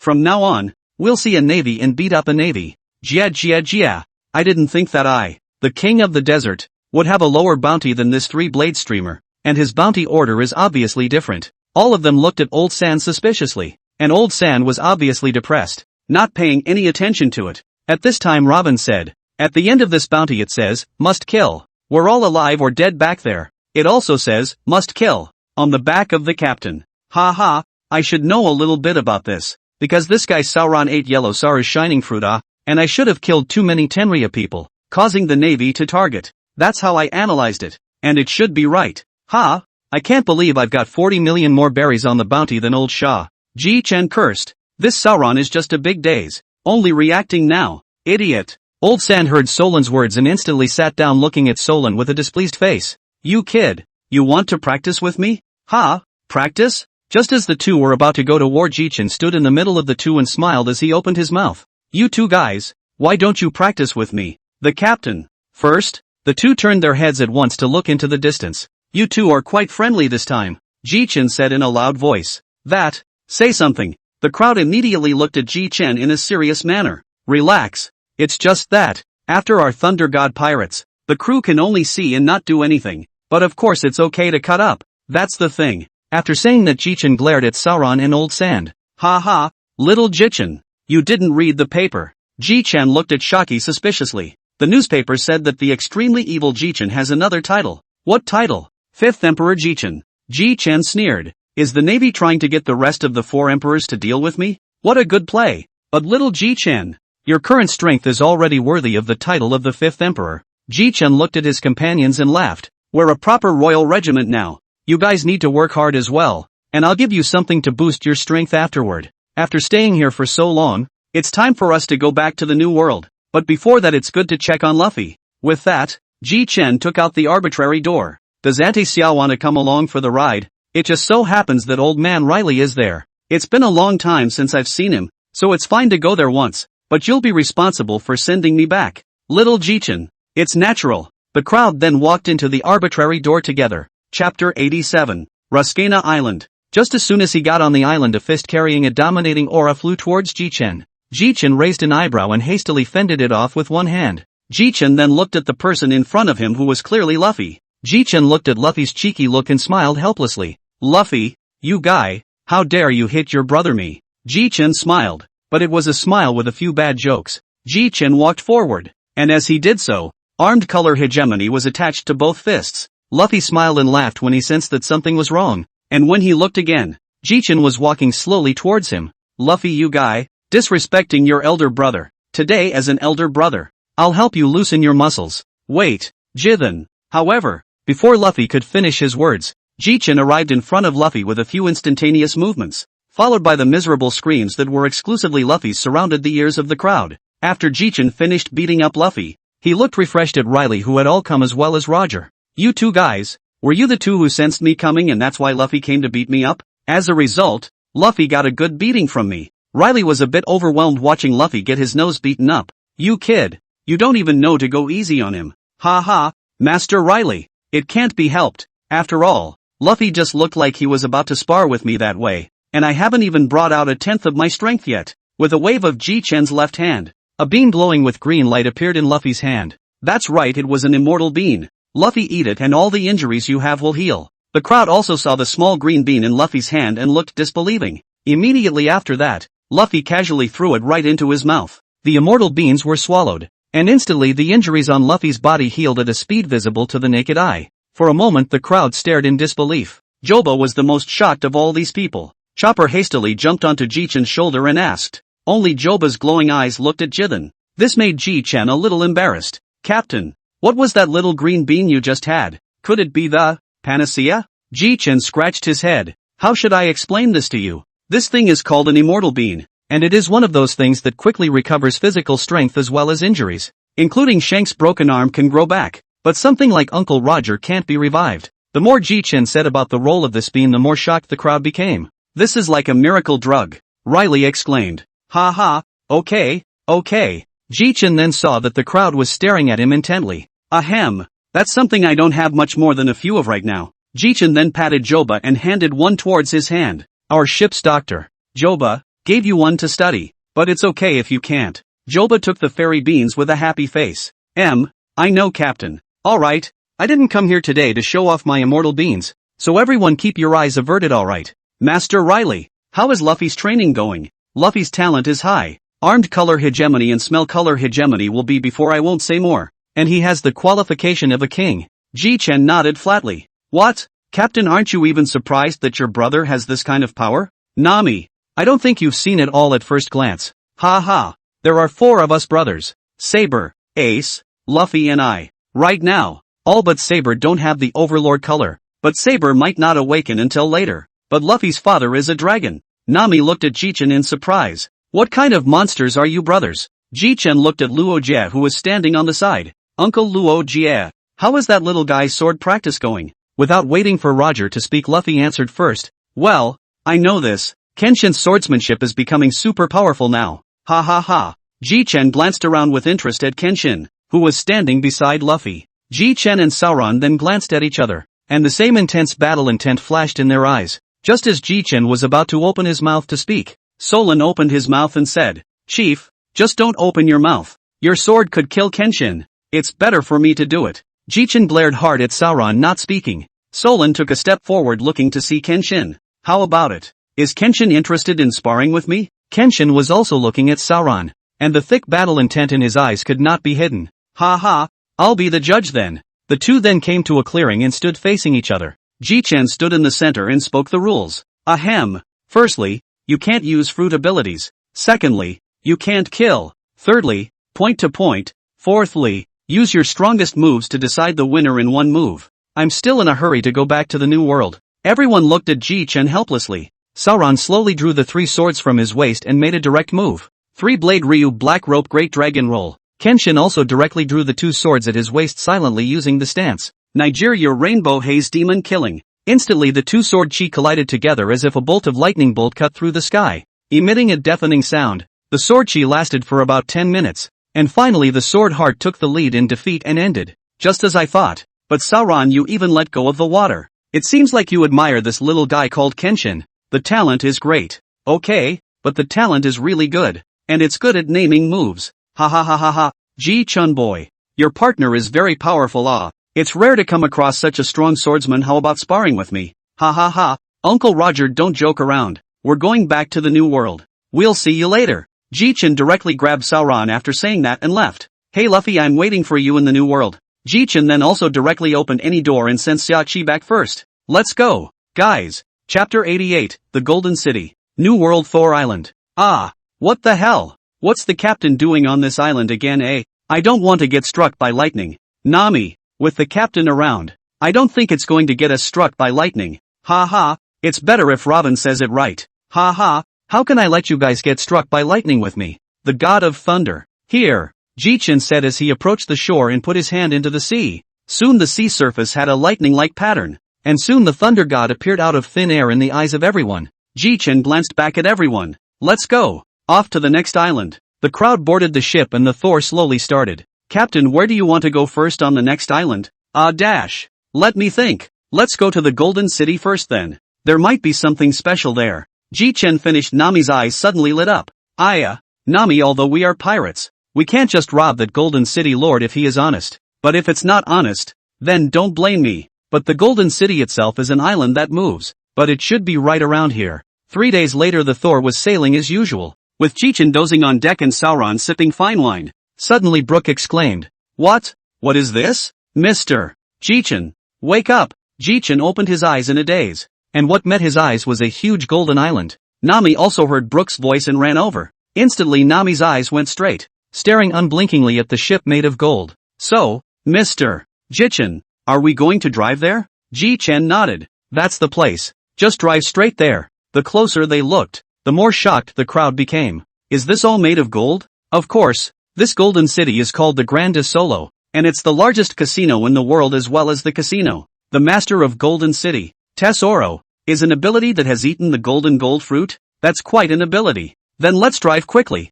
I can't wait to see this golden city. At the same time, the staff member in charge of monitoring reported to Jichen immediately after spotting their pirate ship. Tesoro-sama, the Thor pirates have been spotted. being hailed by the Navy as the scourge of disaster for a very evil generation, and afterward having killed Admiral Yellow Monkey, the top war forcefully battling 2 admirals undefeated, and having already killed a multitude of celestial dragons, and being hailed as the man of the 5 emperors. I'd really like to see what you've got in store for me, Jichen. Soon Jichen's group landed in Golden City. Wow, it's really beautiful, even the harbor is made of gold. Jichen looked at Nami with a smirk on his face. Hey, Nami, put your unseen look away. We're at least a royal class pirate group. Nami glanced away. I thought people had never seen it before? I know. Also, try to dodge when that gold powder spreads down later. Use your armed color if you can't dodge it.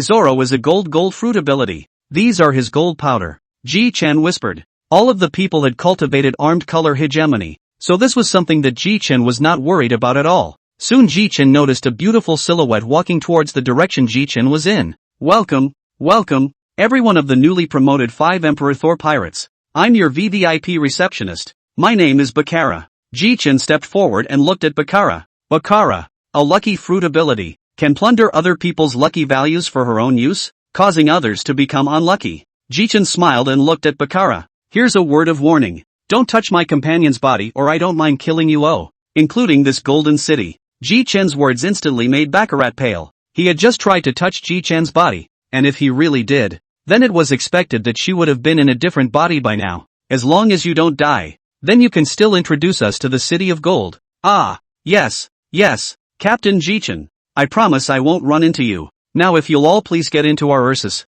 Next, I will welcome you all on behalf of Mr. Zoro. The crowd got into the turtle car and headed towards the interior of the Golden City. The Golden City is 10,000 meters long, and it can be described as having everything except casinos, hotels, shopping, and entertainment venues. Only what you can't think of, not what's not here. Soon Jichen and the others arrived at the casino area. Well folks, I'll leave you to it. This is the casino area. By the way, Mr. Zoro specifically ordered that you guys don't have to pay back the 200 million even if you lose. Well, I'll see you here then. With that, Bakara disappeared. Jichen laughed. Could it be by me? Captain, we each have 200 million, yay. Then since people are giving it, you guys should go have some fun too. Anyway, with your strength, the gamblers here can't help you. And so it was that the crowd dispersed to the various tables. Jichen glanced at Sauron, who was still awake next to him. Hey, I said why don't you go away? You big swordsman. Gov, I don't have much interest in gambling. By the way, seeing as you're still awake, did you just take my words in? Head what you just said about the gold dust one, I certainly listened. Then it's fine. Let's go. Since this is a casino, there should be a tavern. Let's go in and have a drink. In the process of finding the tavern's seasonal sign right up. Ding dash. Congratulations to the host for obtaining 3 lucky charms, 1 duplicate card, and 1 Overlord Color Hegemony Enhancement card, which can be given to others to use. Jichen was calm on the surface, but his heart had long since set off waves of shock. In that case, that would be something for Sauron to use. Copy card. Looking at the description on the back, it looks like it can copy one of the enemy skills but not the Devil Fruit ability. Soon after, Jichen and Sauron found a tavern with decent decorations. All the taverns here are the same. So why have you been wandering around for so long? Jichen spat at Sauron. It looks better here. Jichen smiled helplessly. When he arrived in the middle of the tavern, Jichen saw a multitude of fierce pirates. The next second the numerous pirates turned their heads in unison. Obviously they recognized Jichen. The two went to the bar and each ordered a rum punch. Hello guest. A glass of rum 200,000 belly a glass. Jichen's smile froze in place. Things are pretty expensive in the Golden City. Let's start with a few bottles. Chapter 89, The Golden Emperor. Phew, that's not bad wine. Look at your uneducated look, Sauron. When I brew some more of that wine from before, I'll let you know what it means to know what good wine is. Jichen saw that Solon was still drinking, so he spoke slowly. Nami has won about 3 million berries. Joba isn't playing. Robin has won about 1 million. And Old Shah is drinking. Solon turned his head to look at Jichen in shock. I have a large range of seeing colors that are uniquely mine. So that's normal. I don't know how long it took. Jichen sat on the sofa to see that Bakarat was slowly walking towards him. Lord Jichen, aren't you going to play at the gambling table? Bakarat stood in front of Jichen and laughed. I'm not interested in gambling. And who knows if your dealer has a problem. Besides, I'm not a very good-tempered person, so in case I lose more than I should, I might just kill the lotter. Lord Jichen, Lord Tazolo is already waiting for you at the back. I wonder if it's okay for you. Bakara spoke carefully, afraid that Jichen would be offended and directly finish her off. You can take a companion with you. Ha? With a companion? Of course. Joking aside, if Bakara didn't allow it, what if Jichen killed her in a fit of rage? Jichen glanced toward Solon then said to Bakara, lead the way. I've long wanted to see what this golden emperor really is. You go this way. After that, Bakara took Jichen and Sauron to a house, made of gold. Inside sits a man with a big greenback, dressed in a pink shirt and pants wearing a pair of purple sunglasses, wearing gold necklaces and gold rings all over his body. This man is the lord of the Golden City, Tozolo. I've really heard a lot about you. The sea pirate with a $3.7 billion bounty would be on my ship. Tozoro looked at Jichen with a big smile. Ha ha ha, Golden Emperor Tozolo. I didn't think that you would go from nothing to something in just 12 years after being a slave of the celestial dragons before.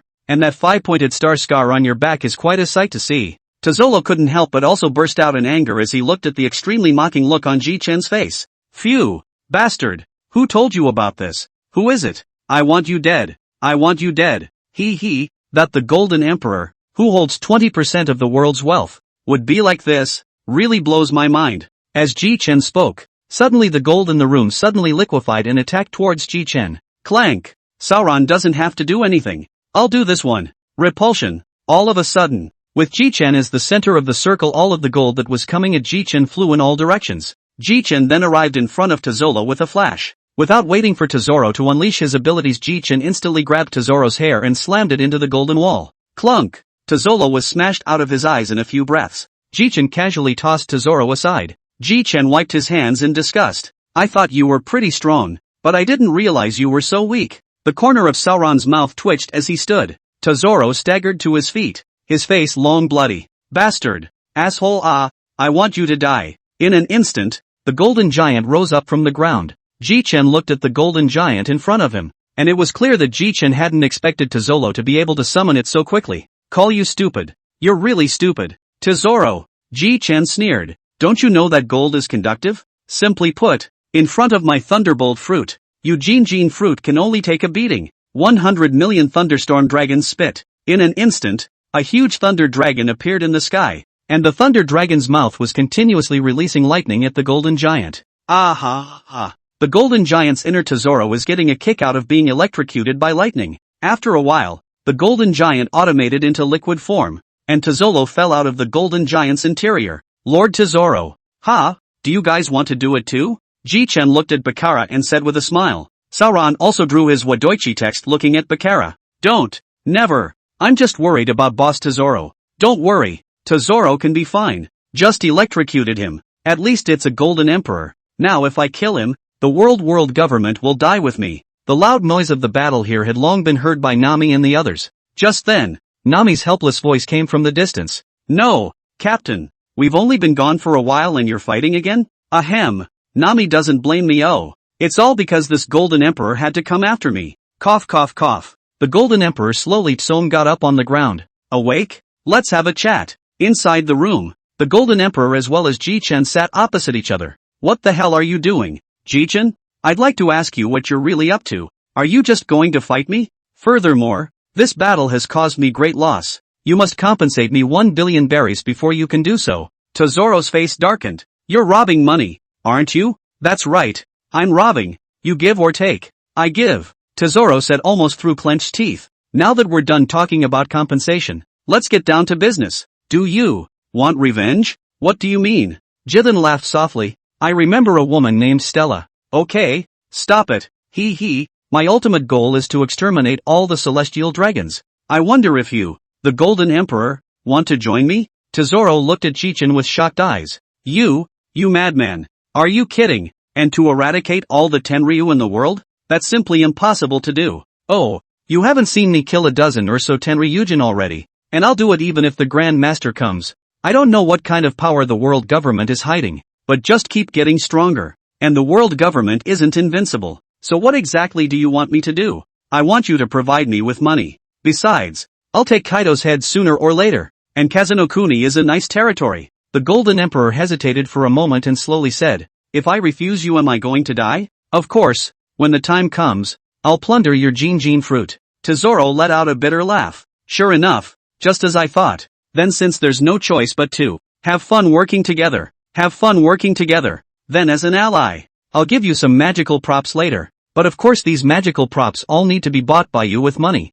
Like being able to resurrect your beloved woman for 30 minutes. As soon as Jichen said this, Zoro instantly stepped forward and grabbed Jichen's shoulders, looking at him with glowing red eyes. Geez, let go of me first. Really? And, I kid you not, I'm the one who called out Roger in the top war. Chapter 90, Upgrading. You mean it? What needs to be done? Jichen scratched his head, a little embarrassed to say it. Ahem. Just give me 100 million berries. This candy is for you. If you eat it before you go and think of that person in your heart, you will see. Zoro looked at the peach-flavored candy in front of him and half-heartedly ate it. After a short while, a purple beam of light lit up in front of Zoro. After the beam disappeared, a beautiful silhouette with golden hair and the unified waves of the pirate world. She was Stella. Ha! How did I end up here? Wasn't I already dead? The Golden Emperor in front of him looked at the person who had appeared countless times in his dreams, and the corners of his mouth trembled a little, unable to believe that this was true. Hey Golden Emperor, the person standing in front of you is real, and you two only have 30 minutes. Cherish those 30 minutes. Hearing Jichen's words, the Golden Emperor reacted fiercely and looked at Stella in front of him. Stella, you're Zoro. How did I end up here? And you're pretty cool in your current getup. Stella, your presence here is all because of that man in the distance that gave me the chance to see you again. Stella's beautiful eyes were fixed on Jichen. Jichen seemed to have noticed something and turned his head to look at the two. No, you two haven't seen each other in so long. Why are you staring at me so hard instead of talking about yours? The two laughed awkwardly and turned their heads. Soon the 30 minutes were up, and Stella's form gradually became transparent. Jichen walked over and laughed. How was it? How was the chat with your date? It was certainly very memorable. But it was only 30 minutes. Jichen laughed lightly. As long as you provide me with enough support. By the way, since you're so rich in setting up an intelligence organization, just contact me directly every time there's new information. This is naturally no problem. And can you give me more of that candy of yours? Zoro looked at Jichen with expectant eyes. Jichen froze for a moment. This can't be done, because there are more things in the early stage. In order for you not to indulge in female sex, so the early stage will not be given to you. Wait until after the intelligence organization is stabilized. I will give you a batch of this kind of candy specifically. Instead of being disgruntled, Zoro's face was filled with hope. Ha ha, okay, here's my phone bug. You can call this for future contact. Oh, it's true that it's a gene fruit ability. It's really not bad. Even the phone bugs are pure gold. Well, at the moment I'm not really short of money in the Thor Pirates, so I'd like to get going soon. I'm a little dizzy from looking at all the colors here. Zoro nodded. Have Bakara walk you guys out then. It's kind of far out here. Good thing too. Then Bakara brought the Thor Pirates in and useless all the way to where Jichen had docked his ship in the first place. Tell the Golden Emperor for me that the things I've explained to him should be completed as soon as possible. With a smile on her face, Bakara nodded toward Jichen. Don't worry, Han. Jichen. Jichen then returned to the ship with a single instantaneous movement. Set sail. Companions, next destination Dressrosa. Early the next morning, the Thor slowly sailed across the ocean. Jichen was bored and fishing on the deck, and with a glance of his eyes, he saw Sauron lazily hugging his 3 swords as he huffed and puffed. This guy, not only is he an alcoholic, but he's also a guy who just sleeps. But he's sleeping, so isn't this a good opportunity? With that, Jichen's consciousness directly entered the system backpack, and there was a golden card lying quietly in the corner. Yes, that card was the Overlord Color Enhancement card. This card could enhance the user by 1 level at the minimum, and 3 levels at the maximum. But Rao's dominant color is already high, so let's give this one to this guy. Jichen directly choked the Overlord Color Boost card at that moment, and instantly a wave of smoke that only Jichen could see drifted down the air towards Sauron. At the same time the power entered Sauron's body. Sauron directly winced and instantly got up, and the Wadoichi text was already sheathed. Everyone present, whether it was Nami, Robin, or Old Sand, was confused by Sauron's move. Hey Sauron, what are you doing? Not just passing by you, but you're going to cut this mariner. Sauron glanced at Nami and didn't say anything, while Jitsu looked at Sauron with a smile on his face. Sauron, there's a deserted island up ahead. Why don't we try the deserted island in front of us? Well, yes. The only people present were Jichen and Sauron. The rest of them didn't know what Jichen and Sauron were talking about. Soon Brook had the Thor docked at the edge of the deserted island. Jichen and Sauron stood opposite each other. I'm sure you know about that power inside you. Yes, a familiar force indeed. I've told you before. You're gifted. Try to mobilize that powering you to wrap around your blade. Solon immediately closed his eyes. A long time? Solon opened his eyes, an extremely strong aura to Solon as the center point to spread out in all directions. The crocodile's eyes instantly widened. This is? Overlord color hegemony? So strong? And Sauron had wrapped Wadoichi text in his Overlord color buster aura.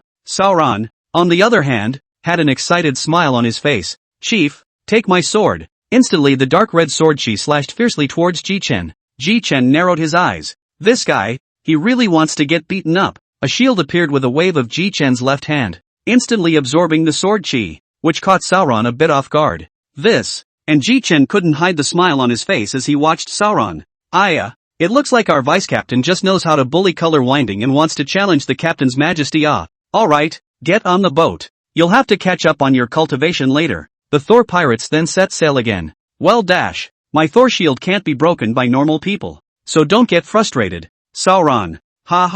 Why would I be frustrated? Chief, do you think you, a guy who wakes up from a nap with a bully color wrapped around him, would be frustrated? Jichen smiled awkwardly and said in his heart, this guy is pretending with me. Asshole, if I had known, I would have given it to you later. It took 15 days to finally reach Dressrosa, but during those 15 days, our Thor Pirates Vice Captain Roranoa Solon had to take 2 hours out of his day to have to doze off on the deck. According to him, sleeping on the deck can make you stronger. Maybe if you sleep and get up you can beat Jichen. In the end, Nami couldn't take it anymore and just punched Sauron in the face, and Sauron's head bulged 2 large bags high. Chapter 91 Dressrosa. The Thor slowly pulled into the dock, and then the people on board jumped right off. Jichen looked around to see that there were no outsiders, then directly put the Thor away. It can't be helped, you captains, I'm a lover of property and it would be a disaster to have my boat stolen. Well, get ready to go into Dressrosa. While walking on the road, Jichen then popularized Dressrosa. Dressrosa is a resort-style tropical island known as the Land of Love, Passion and Toys. Jichen looked to Sauron and the others. You can look forward to it later when you get into the kingdom. It should blow your mind. A few minutes later, the Thor Pirates group finally arrived within the kingdom. As soon as they entered into Dressrosa, the crowd was captivated by the local customs and the unique toys featured here. Suddenly Joba looked away with a startled cry. Captain, look! Those 2 toys are actually kissing each other in public, and I just watched those 2 toys actually talk. This shocked Joba beyond words. Jichen also stroked Joba's dear head and smiled. Isn't that what Dressrosa is all about? However, these toys should have originally been human, and then they might have been turned that way by a certain type of devil fruit ability. GGG. I do know an asshole whose henchmen have such an ability. Jichen glanced at old Shah, also came to be interested, not expecting him to open his mouth at this time. Tell me about it? Jia. I remember that it should be called the fruit of child's playfulness. As long as you touch it with your hand, the touched creature will be turned into a toy, and all the memories of the other people in the world about him will completely disappear. But photographs, written records, statues, and these physical records will not disappear. He can also make a contract that prevents him from acting freely and obeying orders based on his thoughts. Those who are turned into toys are erased from the memories of others. Toys have their own consciousness, possess their own emotions, and have memories of their lives, permanently turned into toys while the ability is conscious. Jitsu looked at Crocodile appreciatively, while others stared in shock. Oh my god, there's going to be this kind of power? But this ability stops growing the moment it is used. Is this a form of immortality in disguise? Robin said. Ha. Nami, there are so many devil fruits in the world. It's only natural that this ability exists. There's some truth in what Robin said. Well, let's find a restaurant to eat something first. We're all here now, so we must try the unique food here. Afterwards, Jichen and his buddies found an extremely well-decorated restaurant. Just as Jichen and the others entered the restaurant, a man in a tuxedo walked towards them in style. Hello there, welcome to the store. How can I help you? Oh, let's find us a private room. And after that, let's serve all the specialties here. And by the way, there's the all-important wine as well. Just entering the private room, Jichen lamented. It's still good to have money in your pocket. And you don't even have to look at the price for dinner. When have we ever eaten and seen prices since we sailed as a pirate group? Nami spat mercilessly. Ha. That's right too ha. Soon the meal turned up. The crowd saw such a fine meal, all feasted up. To the final checkout time, Jichen is directly pull out a fist-sized gold, paid the bill. Now Jichen doesn't have much else. He has a lot of gold. Finally, he left the restaurant under the respectful eyes of the restaurant supervisor. And now it's full too. I do know an interesting place to visit. Want to check it out? Nami smiled helplessly. Since it's where the Captain Sama is going, of course we're going along. Here it is. This is it. Ha? A bullfighting arena? Jichen grinned. This is it. There's a sign there that says the winner of this installment is an unknown devil fruit. Seeing this, Jichen was a bit disinterested. Meanwhile, on the other side, inside the royal palace, Torpol jogged like a slug to Dovarango. Dover, the men have just reported the arrival of an extraordinary man. Dover, my men have just seen the ultimate evil. Jichen, who was now outside the bullfighting arena, but he doesn't seem to be very interested. Torpol looked at Doflamingo in panic. Torpol, what have you been panicking about since you came in? Dover, I've heard that this Jichen specializes in hunting celestial dragons. I think we can settle down a bit before this Jichen leaves Dressrosa. Instantly Doflamingo's forehead was bruised. But I, Dover Langmingo, am not made of dough. If this Jichen gives me trouble, then don't blame me for not being polite. In an instant, Dovarango's overlord color hegemony instantly began to spread out in all directions. The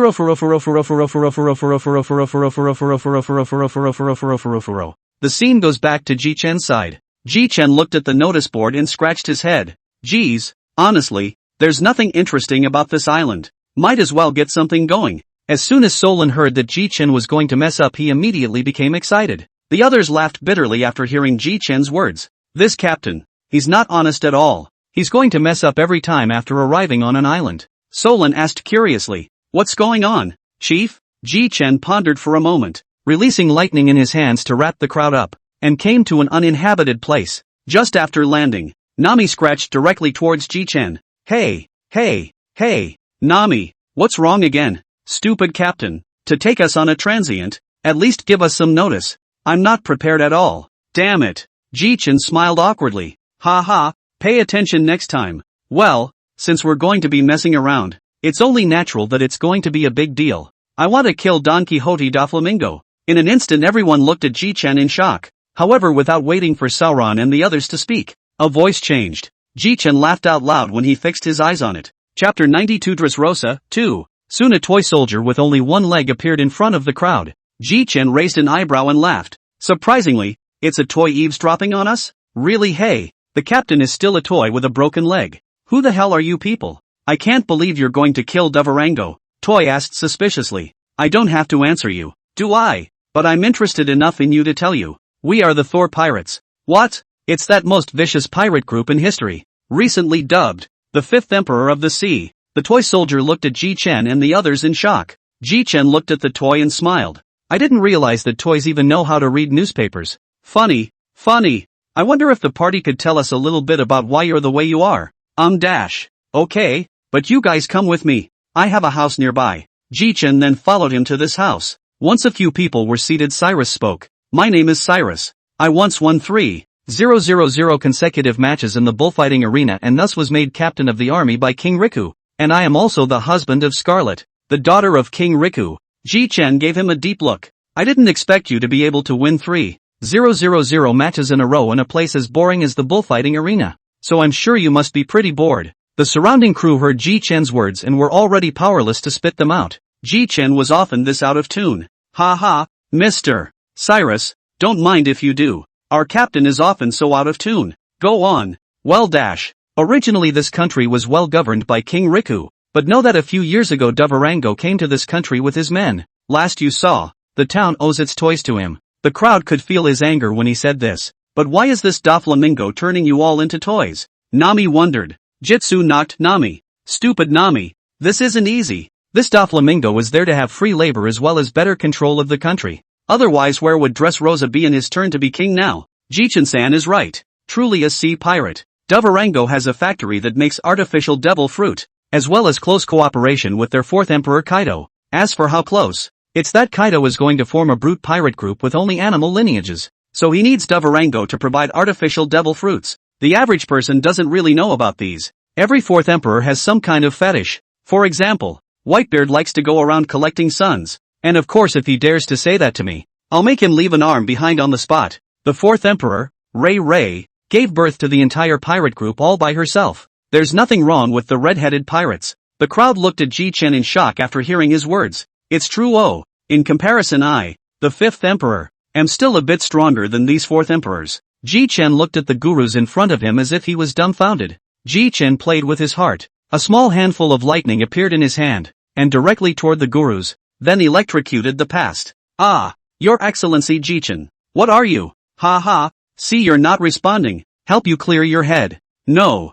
Suddenly I heard the unthinkable frozen. Then tell us about the abilities as well as the strengths of Doflamingo's gang. Well, this will work. I've collected the abilities of all of them. I'll leave Doflamingo to me then. Try to get him in 5 minutes or less in seconds. Jichen looked at the others. Just pick one for each of you. And by the way, Sandy, give it to Brook. Try to scare him unconscious. By the way, Sauron, don't help the others. I know you're strong, but defeating at least one cadre per person is the minimum I ask of you. And if you can't even do that, then, I'm sorry, the Thor pirates, have nothing to do with you. The crew all looked at him with incredulous eyes after Jichen finished speaking.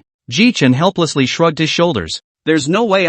If I go out on my own, I don't even put these people in my eyes. But what if I don't have me? Your strength is the most important thing. The adventures in the future will become more and more dangerous. What will I do if I'm not around? Even though what I just said was a bit unkind. That's all I'm asking. Your chosen opponent can't be defeated. Then I'm sorry to say, leave the Thor pirates or I'll send you to where we met in the first place. After Jichen finished saying this, after looking at everyone, their faces were all brimming with confidence as they gazed at Jichen. Oh, seems like all of you are confident. That's good. I hope you all can defeat the enemies you need to deal with. On the side, Cyrus looked at Jichen and the others in shock. Is it really good for you guys to decide so hastily and without a plan? Jichen laughed. Do you think plans are of any use in the face of absolute strength? Not to mention I have a lot of faith in my partners. You play, Cyrus, just take your toy henchman and attack the House of Toys. How it plays out is up to you. As for Doflamingo and his men, we'll hold them off. I know. I really appreciate it.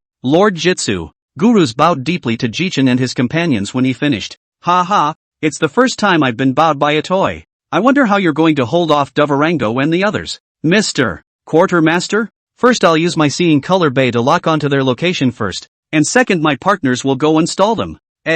Seeing color hegemony is an ability. You know. I know it. Jichen waved his hand. Now that you know on the line. Chapter 93 Dressrosa, 3. Well then, in that case, let's cover all of Dressrosa for now and find these guys. In an instant everyone on the island was covered by Jichen's heartnet. Jichen looked at everyone and grinned. Hey everyone, let's go. Follow me. I already know where these people are. Solon couldn't help but sigh with emotion when he saw how confident Jichen was. Worthy of being the leader. Such a large-scale seeing color is something only you can do. Jichen smiled cheekily. Wrong, Sauron. I think all the 4 emperors can do it. Ha. Alright, let's go. Jichen stopped after walking for a while. What's the matter, Captain? Jichen scratched his head. That suddenly thought of something. The Don Quixote family has a weapon woman called Baby 5 is a guy who doesn't know how to reject others. It's totally possible to turn her if you meet her. And by the way there's also a guy called Violet who remembers to be merciful when he meets her. Oh, Captain, look at you talking as if you were a woman. Robin, you don't want to talk nonsense like Nami. Do you want a taste of my electrotherapy? Jichen clapped his hands. Then a map composed of lightning was presented in front of the crowd and there were several red dots that were flashing on and off. Looking at the puzzled eyes of the crowd, Jichen explained. Ha, this is my masterpiece of cultivation for the past 2 years. Ha, even the crocodile doesn't know about it. Nami looked at what was presented in front of her eyes, looking at Jichen as if she was looking at a monster. Captain, what exactly have you been practicing for the past 2 years? That being said, how strong are you? Jichen laughed in embarrassment. Ha. Nami, don't praise me like that. I'm embarrassed. Okay, everyone look at this map. The weaker red dots will be smaller and the stronger ones will be bigger.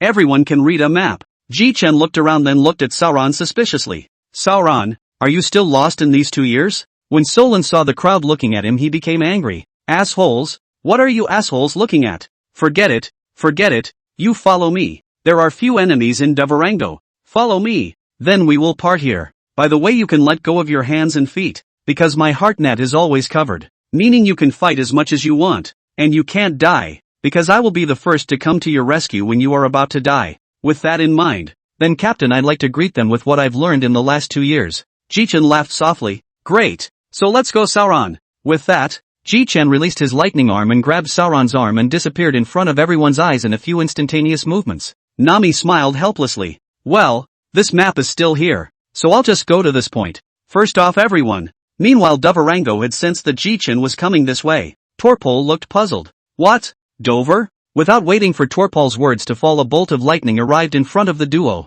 The Joker of the underworld, Dover Longmire, is also a Skrull. Only Doflamingo's smile was a bit false. Well, I'm not going to bull asterisk you anymore. Davarango. Your life is mine. Sauron, step aside for a moment. In an instant, 2 shares of terrifying overlord color hegemony erupted from the two of them. Only Jichen was crushing. This guy's bully color is really strong. This bastard. Jichen looked at Dovre with a smile on his face. How come, Joker, you're a bit weak? You guy, since you're so weak, today even if the Navy Admiral comes won't be able to save you. Doflamingo looked at Jichen with a gloomy face. You guy, do you know who I'm, right now, working with, and you're still so unaware of death? It's just the captain of an animal pirate group. He won't be able to run away when he's finished with you. 5 colored threads. In an instant 5 colors of threads appeared in Doflamingo's hand coming towards Jichen. Jichen instantly moved 10 meters away. Bastard. Dare to sneak attack the laborer. Marred. Thunder punishment. Strange demon wind. Davarango looked at Jichen a little confused. Furor. You guys can't even use your moves. Only to see that Davarango suddenly interrupted his words as he spoke, as he had just sensed several extremely strong attacks heading towards his body. Bah! Asshole! You think I developed this move for nothing? This move is called Creepy Demon Wind. It's just creepy. You're in for a treat, asshole. At this point, Davarango had his entire body covered in a layer of armed color hegemony, as his perimeter would suddenly give Davarango a blow every now and then. Jichen couldn't help but burst out laughing at the miserable state of Doflamingo. Ha ha ha, Sauron, come over here and join in the fun. This attack will last about 10 minutes or so. Enjoy it, Davarango. At this point, Davarango had already cursed Jichen 1,000 times in his heart. Assholes, how can you have this power? Ha ha, Sauron, when this is over I'll give you this move. You should be able to learn it since you're a natural as well. Solon was also looking at Davarango curiously. At this moment, Jichen took out a wanted notice on which was none other than the stone fruit ability Thika. Find this stone man and get rid of him if you can. By the way, you can keep calling his name or mocking his voice and he should come out. Let's go. Solon smiled cruelly. Finally something to do. Sauron then headed downstairs. At this time, Davarango had also broken free from the control of this move, and was staring at Jichen with a deadly stare. If his eyes could kill, then Jichen felt that he had already died countless times. Just then Dovre spoke. Jichen, how about making a deal? Jichen looked at Davarango with interest and didn't say anything. Phew, I'll give you money, or devil fruit, a famous sword. I'll give you all of these things if you leave the country now. After the move he had just made, Doflamingo already knew the gap between him and Jichen. Not to mention that he also knew that Jichen still had his most powerful sword art that he hadn't used yet. Jichen let out a light laugh. Oh, Don Quixote Davarango, do you know what I, Jichen, want most in my life? Davarango mused for a moment and spoke. The throne of the Pirate King, One Piece, or maybe turning this world upside down? Jichen shook his head and looked at Davarango, a glance that made Davarango shiver in fear and had the hairs on his body stand up. Oh, the throne of the King of Pirates, that is my brother Straw Hat Luffy's. As for my words, of course is the life of the Tianlong people around the world. Ha ha ha, and you seem to be a Skrull, too. Davarango's face went straight black. I'm not anymore. I've been kicked out by those assholes in the Holy Land. And I'm a pirate now. Jichen stared closely at Dovramingo and thought for a long time. And it seemed that Dovramingo was right. Jichen immediately communicated with the system. System? Greetings, host. I'd like to ask, if I kill Davarango will I get a reward? The system was silent for some time before slowly saying, no, he doesn't count as a Skrull. Jichen. Then what good would it do me to kill this guy? And it's none of my business who's in this kingdom. Jichen thought of this. And after looking at Dovramingo, who was honestly sitting there, he made a decision in his heart. Chapter 94 Dressrosa 4. Jichen gazed at Davarango in front of him and said, you want me to let you go? Doflamingo froze. Count. Sort of. Hearing this answer, Jichen rolled thunder and lightning in his hands, which could scare Dovramingo hastily said, Jichen, spare me. That's right. If you hadn't been expelled from the Tenria people, you'd be dead today. Well, since I said I wouldn't kill you, naturally I won't kill you again. Seems as if my buddies are still fighting your minions. In that case you come here. Doflamingo. Davarango was unsure, then slowly came to Jichen's side. Jichen directly opened his heartnet, then directly knew everyone's location. You're not so bad at seeing colors. Go make them stop or your men won't have long. As soon as Jichen's words left his mouth, Dovramingo disappeared in front of Jichen's eyes. But what a fool Sauron is for not finding that Thurka yet and getting lost. But first, let's go find Brook. Jichen appeared 100 meters away in a flash. Sometime later, Jichen appeared behind Brook. But this Brook fellow was actually hiding behind a wall peeking at Sugar, who was eating grapes with her back to Brook. Just as Brook was about to go up, Jichen grabbed him and instantly walked away. Mr. Jichen? Jichen slapped his forehead. You guys were actually just peeking at the little girl. Ha ha. A pair of blushes quickly appeared on Brook's face defensively. Don't be ridiculous, Mr. Quartermaster. I was just wondering when it would be better to scare her unconscious. Ha ha ha. Well, there's no need to be scared. This Devarango and his men have become my men, so there's no need to fight anymore. Yo ho ho ho ho. That's great. I was just worried about being turned into a skeleton toy by her. You guy, peeping at little girls and talking so brightly. Well, let's go. Maybe this Devarango guy has already brought them back. Jichen took Brook all the way to the palace by instantaneous transfer finally. Arriving here, Jichen happened to spot Robin as well as Nami and Joba. Jichen nodded. It looks like this Devarango fellow hasn't been idle. Ha, Captain. What the hell is going on here? Jichen smiled awkwardly. Ha ha, I'll just explain this when everyone comes back. Jichen finished ignoring the crowd and went directly to find someone. Jichen opened his heartnet and quickly found old Shah's trail. When Jichen arrived in front of Lao Sha was sitting on top of Galadius, who seemed to have been blown up all over his body by himself. What's the matter with you, old Shah? GGG, this guy is too unbearable. So how did you manage to get him to beat himself up? And by the looks of the injuries on him, it looks like he caused them himself. Old Sand glanced at his mouth. This guy couldn't beat me at first, so he tried to blow himself up with me, only to be sealed right inside by a new move I developed, the sand ball. And when I opened it again, this guy had already fainted. It just so happened that I was short of a seat and sat him right down underneath me. Jichen let out a bitter smile. So that's how it is. I had a fight with that Devarango, and he surrendered straight away. So now this Devarango is already under my command. Crocodile's eyes widened in shock. You are really a demon to make him surrender. Ha ha, alright, take that guy under you and go back to the palace. Soon Jichen brought old Shah back inside the palace, and on the way, he also met Solon. Jichen directly called Solon together. When the three of them returned inside the palace, Jichen saw Devarango sitting on the floor looking at the few people in front of him. Jichen looked at the tied-up few people on the ground and froze. Isn't this Zicheng as well as Nami and the others? Jichen looked at Devarango quizzically. This is their own dishonesty, so they were tied up by me. Since you're back, you can just untie them. Jichen casually threw his hand and Galadius rolled to the feet of Devarango. This is one of your men, isn't it? Too unbeatable to be beaten by old Shah, but he can't die. As soon as Jichen spoke, one of his swords severed the threads that bound Nami and the others.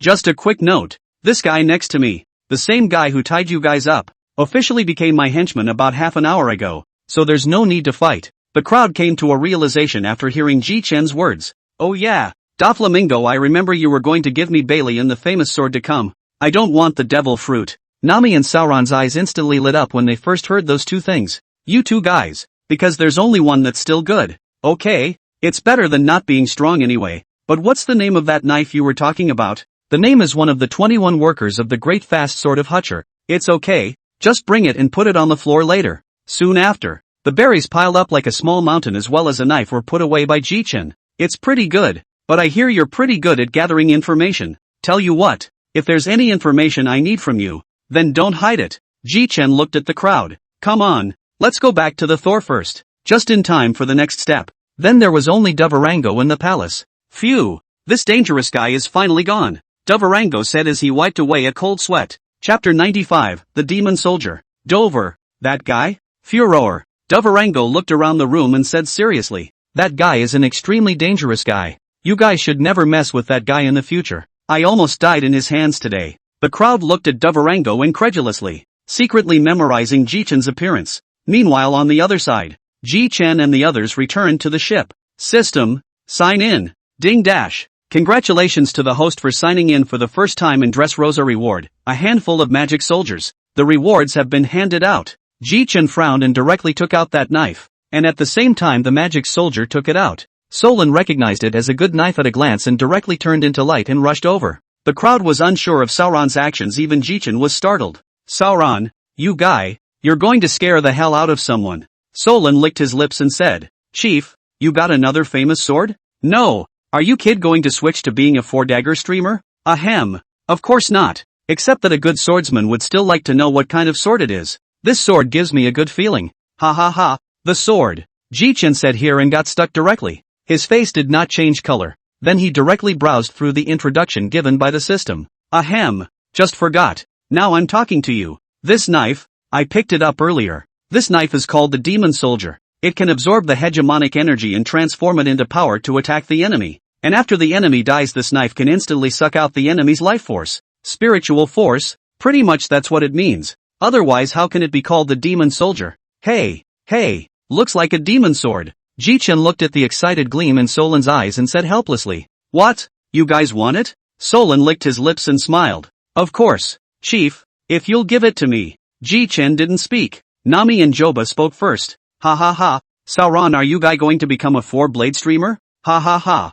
4-blade Ryu. Shikaburu. Assholes. Shut up you two, or I'll cut you both. Joba looked at Jichen with tearful eyes and said, "Captain, Sauron is so scary." "Okay, you two hold your tongue for a moment. Sauron, you want this sword?" "Of course." Jichen slowly spat out 2 words. "No." "What?" "No, but you can borrow it. But you have to show me if you can subdue this demon soldier." Jichen obediently handed this blade to Sauron. No sooner had the demon soldier been passed into Solan's hands than Solan felt a force sucking his power. Seeing this sight, Jichen was also startled. "Asshole. Settle down." Solan gripped the demon soldier with all his might, while the overlord color escaped from his body, which allowed the demon soldier to return to its previous appearance in Jichen's hands. "Ha ha, I thought you, Sauron, couldn't suppress this sword." Solan looked at Jichen with a black face. "So the knife is now, isn't it?" Jichen skimmed Sauron. "Wrong. It's just a loaner. I'll ask for it if I need to use it in battle." Then Solan, with a glad glance,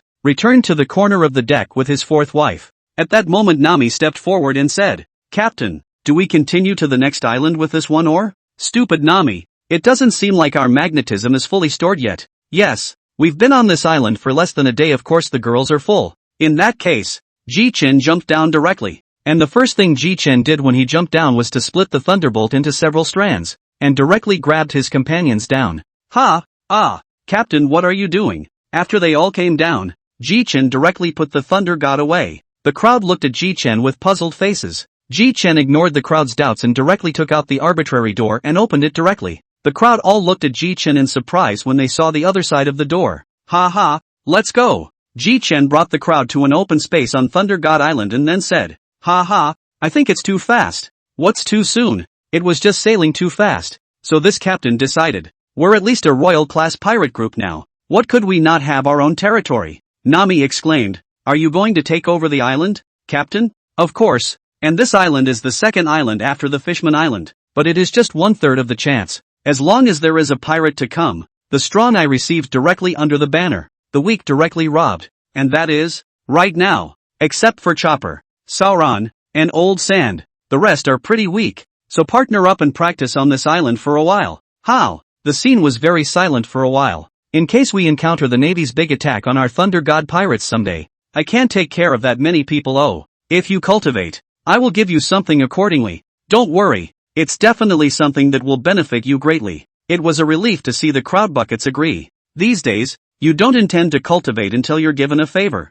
"You guys, in that case, let's build a house on this empty lot first. After all, it's going to take a long time to live here." For the next few hours, Thor's gang was building a house. "Captain, what if lightning strikes the house we just built?"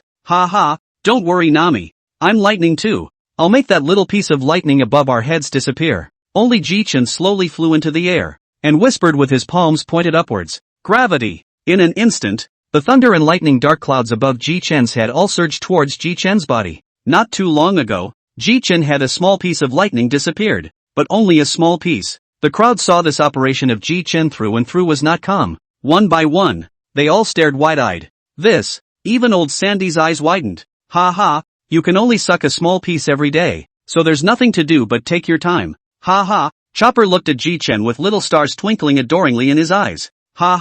Don't worship this captain too much. Tomorrow I will give you what I promised to give you." After everyone had gone to the room, Jichen took out 2 phone bugs and dialed. Chapter 96, Jichen's crazy idea. The phone bug in front of him quickly picked up after Jichen called out, "Furor, I don't know what boss Jichen wants." "Ahem, Golden Emperor, Davarango, you two know about Thunder God Island," the two said in unison. "This is natural." Jichen laughed lightly. "That's just right. Now that Thunder God Island is my territory, I want you to send a few people to improve my place. Ha ha ha, don't worry boss. I promise the whole island will be golden for you. You're a guy with no taste. Seeing that the two were going to argue, Jichen said in a hurry. You two guys, and just be ordinary, and there's no need for any bling. Well, come on quickly. Jichen hung up the phone bug directly after saying that. Jichen then returned to his companions and waved what was in his hand. This is the cultivation secret of hegemony, not the basic version that was given to you before. Cultivate hegemony first this year. Ha ha. The crowd sighed in their hearts, and they also helplessly accepted the things in Jichen's hands. Meanwhile, something happened on the ocean that was enough to shake the world. Green Pheasant quits the navy, and Akane takes over as admiral. Despite being crippled, Akane was appointed by the world government as the new marshal of the navy. Akane's first order of business in office was that the navy had a big draft, and those who were strong could even be promoted directly to admiral. Also, Green Pheasant's bounty was released, with a bounty of $596 million. Alright, partners, you have a good time practicing. I'm going out for a spin.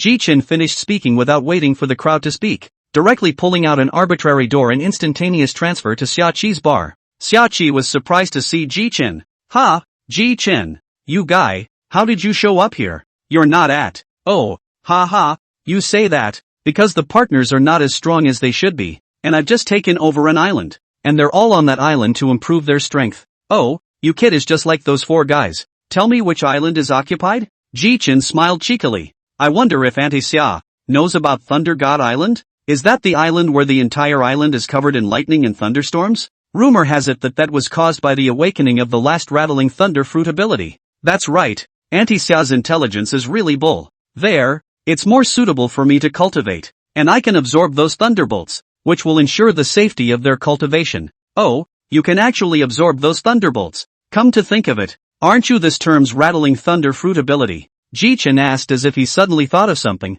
Auntie Xia, is there any new information recently? Pirates, navies, tell me anything. Bailey won't be short of it. Recently made a small fortune. Ha ha, there's really something happening in the navy these days. Aunt Summer went straight to the heart of what had happened in the navy recently. Oh, I can't believe the marshal of the navy has been replaced with Akane. Didn't he have an arm and a leg broken by me to become marshal of the navy? Besides, it seems like Green Pheasant has left the navy, so I wonder if we can pull him over. Jichen laughed. Shaki gave him an odd look then laughed, but this Akane's arms and legs seem to have recovered according to the rumors, and I don't know what method was used. Jichen's eyes widened in shock. Auntie Xia, are you serious? According to the rumors. Well, it would be that scientist Burgapunk. In that case, in asking a question, where are Ace and Whitebird's gang now? Shaki thought for a moment and said, well I can tell you where the rest of them are, but Whitebeard and Ace, I have no idea where they are. Jichen's eyes widened. What Aunt Summer you don't know where they are either? Auntie Xia puddled her hands. There's no way. I don't know. And besides, Blackbeard's gang was frantically grabbing Whitebird's gang's territory during the time Whitebeard and Ace disappeared, so I guess it won't last much longer. Ha ha, there's been a lot going on since the war at the top. What about you? How long do you plan to cultivate after that? Ha ha, me, I'm going to spend this year first using what I have in my hands to sneak up on Kaido and Big Mom. This way, it's not bad to fight them for something. Shaki patted her head. You guy, you're really not a peaceful master. Ha ha, it's fun to think about it. Use the arbitrary gate in my hand to go behind Kaido and give a billion thunderstorm level thunder dragon shot, then run away afterward. Or maybe throw a devil fruit in Kaido's mouth while he's drinking. The more Jichen thought about it, the more he felt that the plan was feasible. Ha ha, and then, for example, when Big Mom is having a party, just use my powers to roll all the desserts from her party. Ha ha ha ha ha. Jichen looked at Xiaqi with an excited face. How is it, Auntie Xia? How's this writing plan of mine? Xiaqi wiped the cold sweat on her forehead and said, Little Jichen, do you know that what you just said can be very dangerous things? Careless? Beware of the little life being shed down. Ha ha, it's not a big problem. Even if the plan fails, it's just a matter of fighting them if you can't. But I'm sure Kaido and Big Mom would dream of killing me if I actually did all of those things. More than that, you'll be famous all over the world. Ha ha ha, here's 40 million berries. Auntie Xia is considered my fee this time. Little Jichen, then I'm welcome. It just so happens that I'm short of money lately. Shaki accepted the money with a big smile. Chapter 97, Encountering Garp. Well, Auntie Xia, I'll just go ahead. Xiaqi didn't ask, while Jichen had already arrived outside in a few dashes. With that, Jichen directly took out the arbitrary door from the system space. Jichen looked at the arbitrary door in front of him, thought for a while. Well dash. Where to have fun first? A few seconds later, Jichen directly opened the arbitrary door and took a step out. That's right, Jichen came to the very same deserted island where he found the bird fruit. Ha ha, this is not far from Windmill Village, so let's fly straight back. Ha ha, saying that he would do it. Jichen flew directly in the direction of Windmill Village. Soon after, Jichen had almost reached the sky above Windmill Village, when suddenly a gaze looked toward Jichen. Jichen locked eyes with it. Why is this old man here? Just a doghead warship anchored at the harbor of the Windmill Village, while apparently Garp had spotted him. Garp grinned and didn't go after Jichen, who wasn't the least bit afraid. Humph. Stinky old man. Labor is not afraid now. Jichen finished and dropped down. The moment Jichen landed, a fist came crashing down heavily towards him. Jichen instantly dodged straight away. Bastard. Old man. Do you want to start a war? And this time Jichen looked up just in time to see another admiral of the navy. Grand Admiral in waiting Mama Hair. The corner of Jichen's mouth revealed a smile. Hey, old man. You still have a beautiful woman with you in your hometown, and this chick isn't even remotely close to the two on the boat. Peach Rabbit slashed his sword towards Jichen's head instantly. Jichen's face turned slightly cold. Navy, do you think I'm easy to get along with? Or do you think I don't dare to kill you with the stinky old man around? Jichen instantly radiated his aura out, and Peach Rabbit's body was actually trembling slightly. Ha, with this much strength, you dare to draw your sword. Do you want to die? I'll let you off today for the sake of the old man. Ha ha ha ha ha. Brat, the aura is getting stronger. Hey, it's not easy for me to go back to my hometown and still run into you, old man. I really don't know whether it's lucky or unlucky. Besides, that kind of aura just now is nothing to you, old man. Garp's pupils narrowed slightly, but in an instant they were gone. Ha ha ha ha ha. The old man just wanted to come back. Who knew that you, a brat, would come back as well? Suddenly a gentle voice sounded behind the duo. Mr. Garp, and this is little Jichen, isn't it? Come in together. Jichen turned his head and saw the figure that made him incredibly familiar. Magiano. Sure enough, still so pretty after all these years. Little Jichen, your mouth has gotten sweeter all these years at sea. With that, Garp walked into the middle of the tavern with Jichen, and the two of them sat side by side. Brat, why did you come back? Jichen froze slightly. Ha, why else? Just come back if you want to. Garp was instantly furious,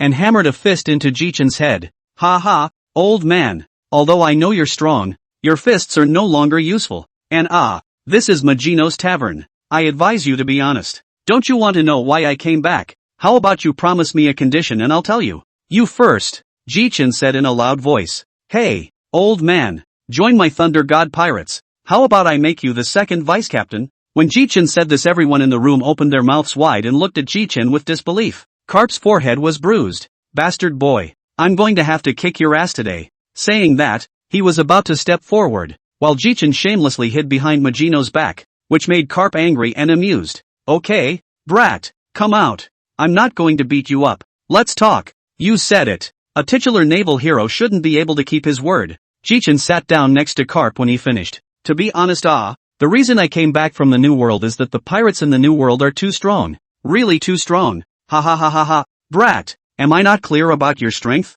The strength that can kill the admiral. You tell me that the pirates of the New World are too strong?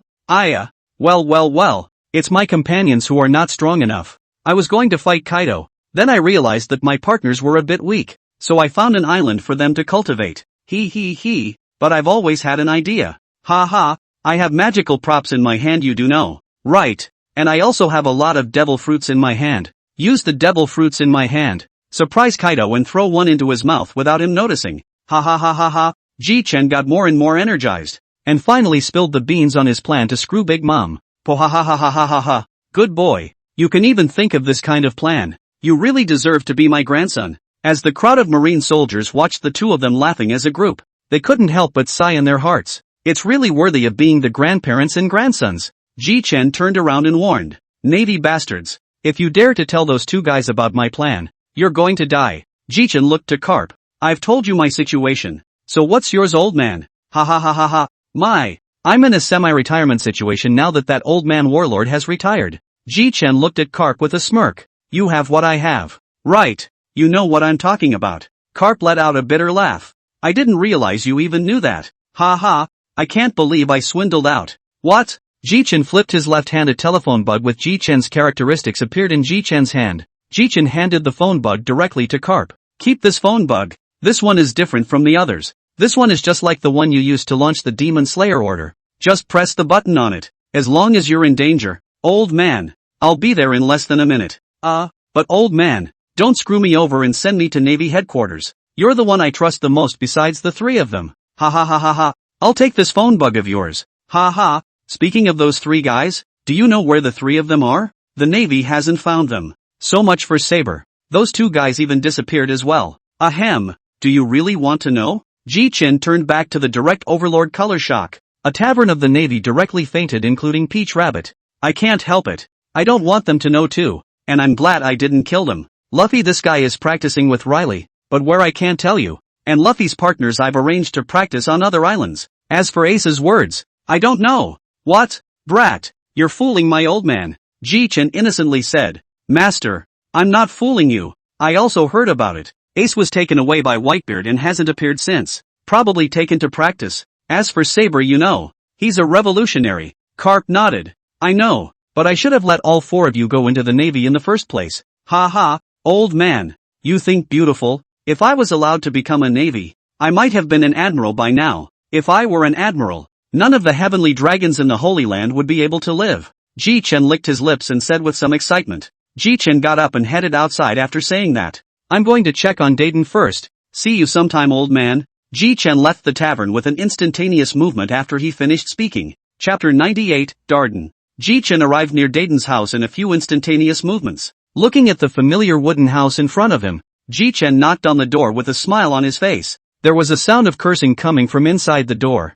Asshole, who's knocking on the old lady's door? Opening the door, Dayton froze for a few seconds after seeing Jichen. Jichen waved his hand in front of his face. Hey, Dayton. Stupid? GG Jitsu. Why did you guys come back? Ha ha, let me in first. The two then entered the house. Jichen couldn't help but spit out. What the heck? I've been gone for such a long time. Why is this mountain bandit's den of yours still so broken? Dayton was furious. Brat, how dare you call my house a rag? Damn it. On the side, the duo of Dogra and Magra reminded. Boss, Jichen is now a sea pirate worth 3.5 billion belly. What? I misremembered. I thought it was someone else when I read the paper before. Jichen laughed lightly. Ha ha ha, Dayton is still as bullying as before. Ha ha ha, by the way, what about me coming here this time as pure boredom and coming back for a visit? Well dash, now that I've seen it too, it's time to go. Jichen stood up and with a flick of his wrist a large amount of berries as well as gold poured out. The crowd of mountain bandits stared in shock.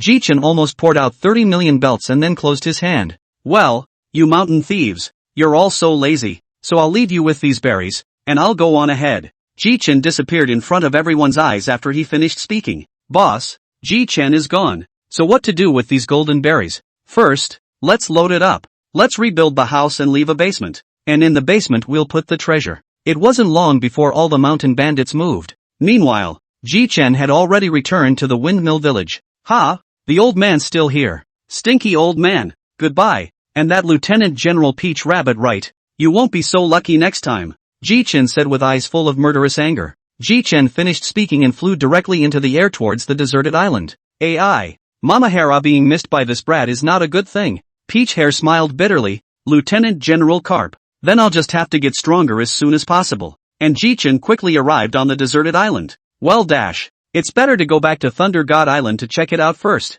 After saying that, Jichen took out an arbitrary door and when he reappeared he was on Thunder God Island. Ha, you're back, Mr. Jichen. I'm Bakara. I've been ordered to serve Mr. Jichen.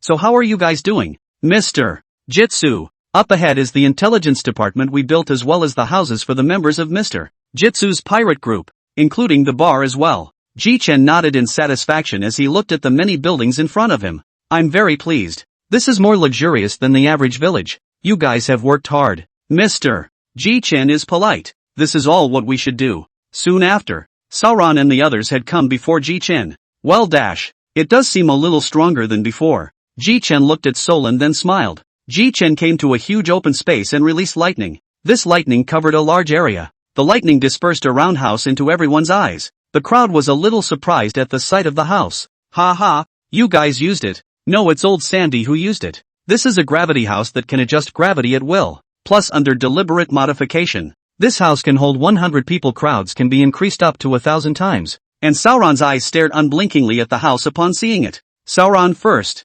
Immediately, Sauron was thrown into the gravity room by Jichen. But without waiting for Sauron to speak, a huge gravity force acted on him, and the outside world can see where Sauron is at. Well, it's amazing that you can still see the condition of the people inside. Captain. Ha ha. Nami, don't praise me. You'll have something to cry about in a while. In a while you'll all have to go in. This thing can be divided into zones. For example, this Sauron guy can apply a gravity of 700. So there's a zone that's 700. And if you guys are 300, I'll divide up a zone for you. In this way the Thunder God pirates spent a long year under Jichen's destruction. And during this year, Jichen occasionally traveled to some lonely islands to sign in. Teleportation talismans as well as some special abilities are available. But all of Jichen's devil fruits have accumulated a lot. But the most is still the animal fruit. On this day Jichen came out from the Thunder God Island because he wanted to implement the idea that he had come up with a year ago. Ha ha ha, Kaido. Jichen slapped his head. Mud. I almost forgot to put the invisibility cloak on.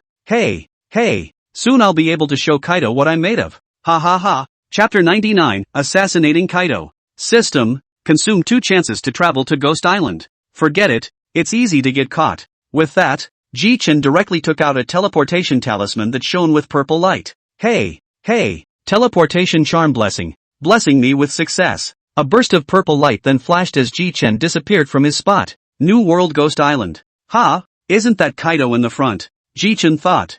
Jichen looked at the fruit in his hand. Hey, fight for it. Then Jichen directly floated up. As for why Kaido didn't discover Jichen, of course it was the invisibility cloak's credit. Jichen just floated right behind Kaido. Humph, Kaido the son of A, to be so comfortable in drinking. You'll be done soon you know. Jichen saw the right moment to throw a devil fruit directly into Kaido's mouth. Kaido seemed to feel something though.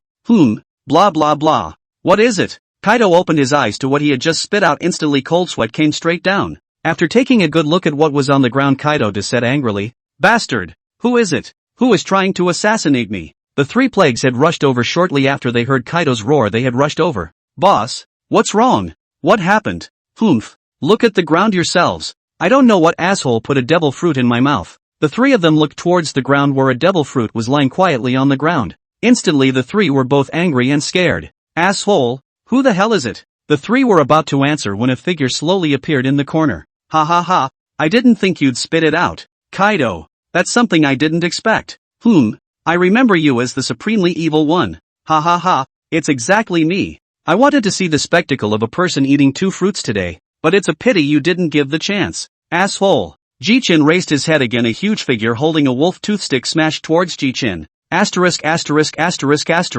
You brutes start fighting at the drop of a hat. Jichen blocked it instantly. Kaido, don't you say every day that it's so tiresome to be alive? And now that I've given you relief, this is how you repay my lord. Stinky brat, top-notch bully color. Can't keep you. Jichen instantly escaped directly from Kaido's attack range. Ha ha ha, then I'll leave you some gifts before I go. Thunderstorm atomic blast. 10 football-sized thunder bombs slowly fell towards the 4, while Jichen had long since instantly moved out of Kaido's field of vision. Shortly afterward, Kaido's lair, on the other hand, let out a few pops. Ha ha ha, I haven't used this trick yet, and it's quite cost-effective to use it on you guys. And while Jichen flew, he looked at Kaido's men below, and Jichen was not a good person. Directly a few chopping strikes decimated hundreds of people. In the end, Jichen landed on an open space, clutching the teleportation talisman in his hand and directly teleported directly back to Thunder God Island. Ha, I think I just heard Kaido's roar. Ha ha ha,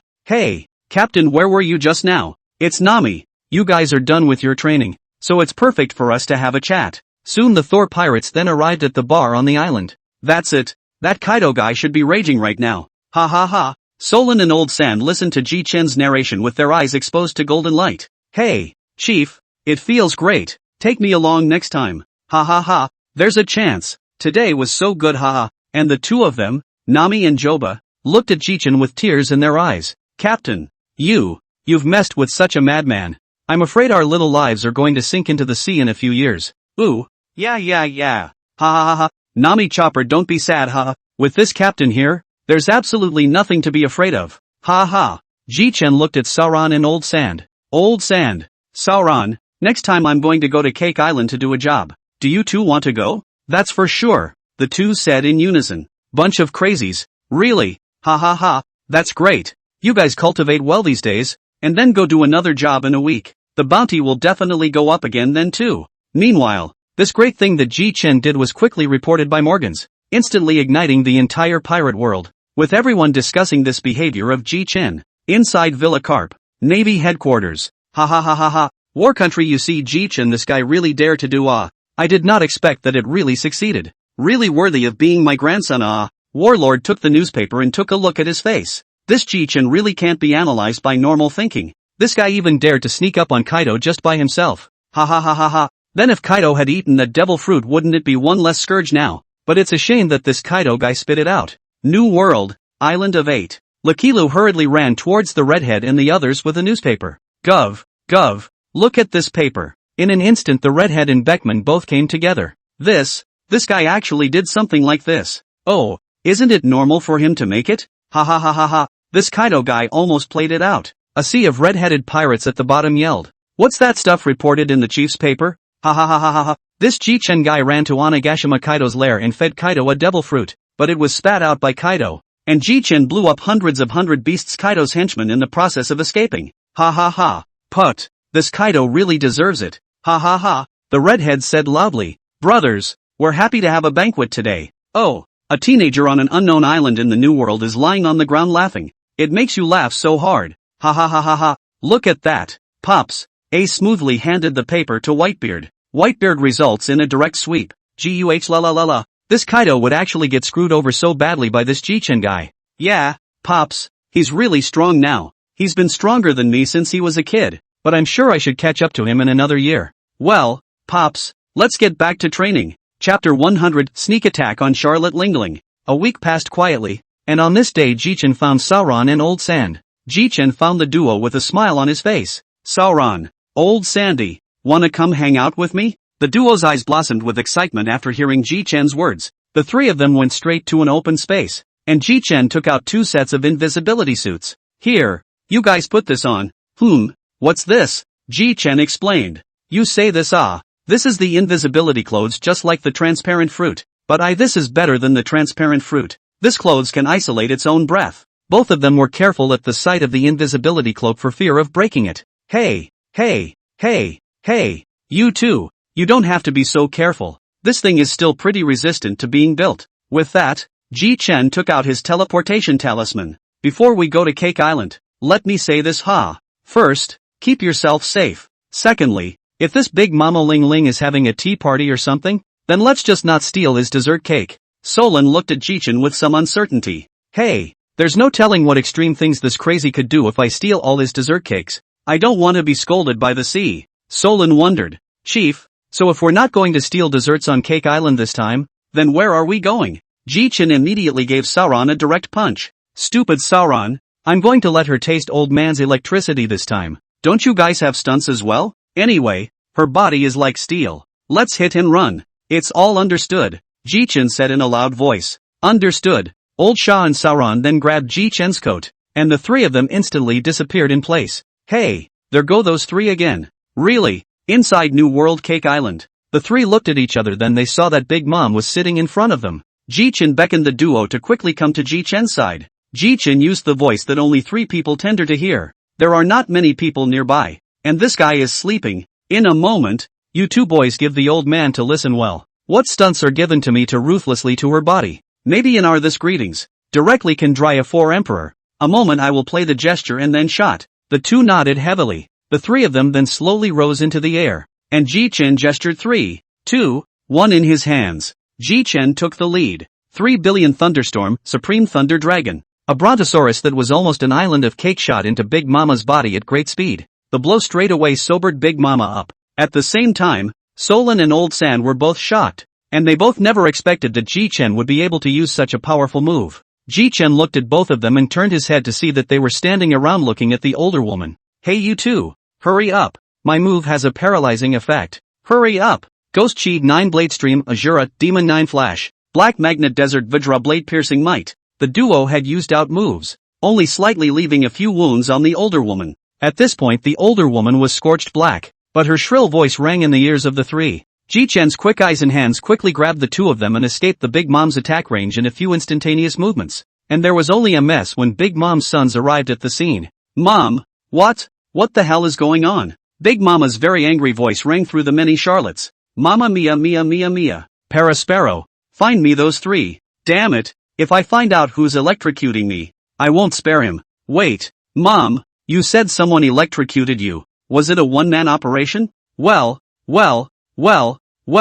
it's three people, one with lightning, one with a sword, and one with a natural fruit ability. After so many years, it's amazing that someone can injure me and still come back in one piece. At this moment, their conversation was all heard by the three people several hundred meters away. Hey, it looks like these guys haven't found out about me yet. Sauron, old Sandy, want to fight for a while? In a moment, we'll use our fruit abilities together to attack directly at their gang. The trio then approached another 200 meters or so, at which point important members of Charlotte were walking down the hall. 3, 2, 1. An attack with sand. Light and thunder combined attacked towards them. Katakuri instantly saw the attack coming towards them, and instantly unfolded his Gnomon fruit ability, and a huge shield appeared in front of everyone's eyes. The three of them, Jichen, had utilized a teleportation talisman to return to Thunder God Island the instant they sent out that attack. I don't know how it will turn out, but it's enough for them to drink a pot of water. 3 Admiral level attacks can't be stopped by a single Katakuri alone.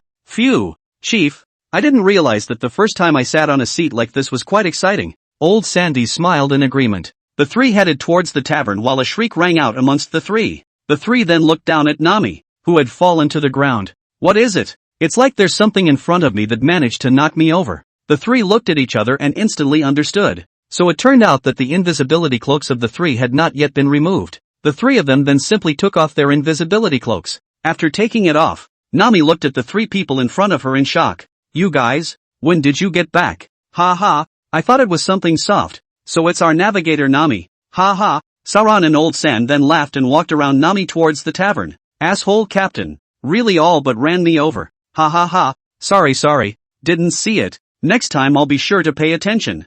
I've just come back here. After another fierce battle ha, I knew it. I couldn't find you three anywhere just now. So it turns out you went to sneak up on someone else. Half and half. Ha, let's go. Let's go to the tavern first. Our beautiful navigator Nami.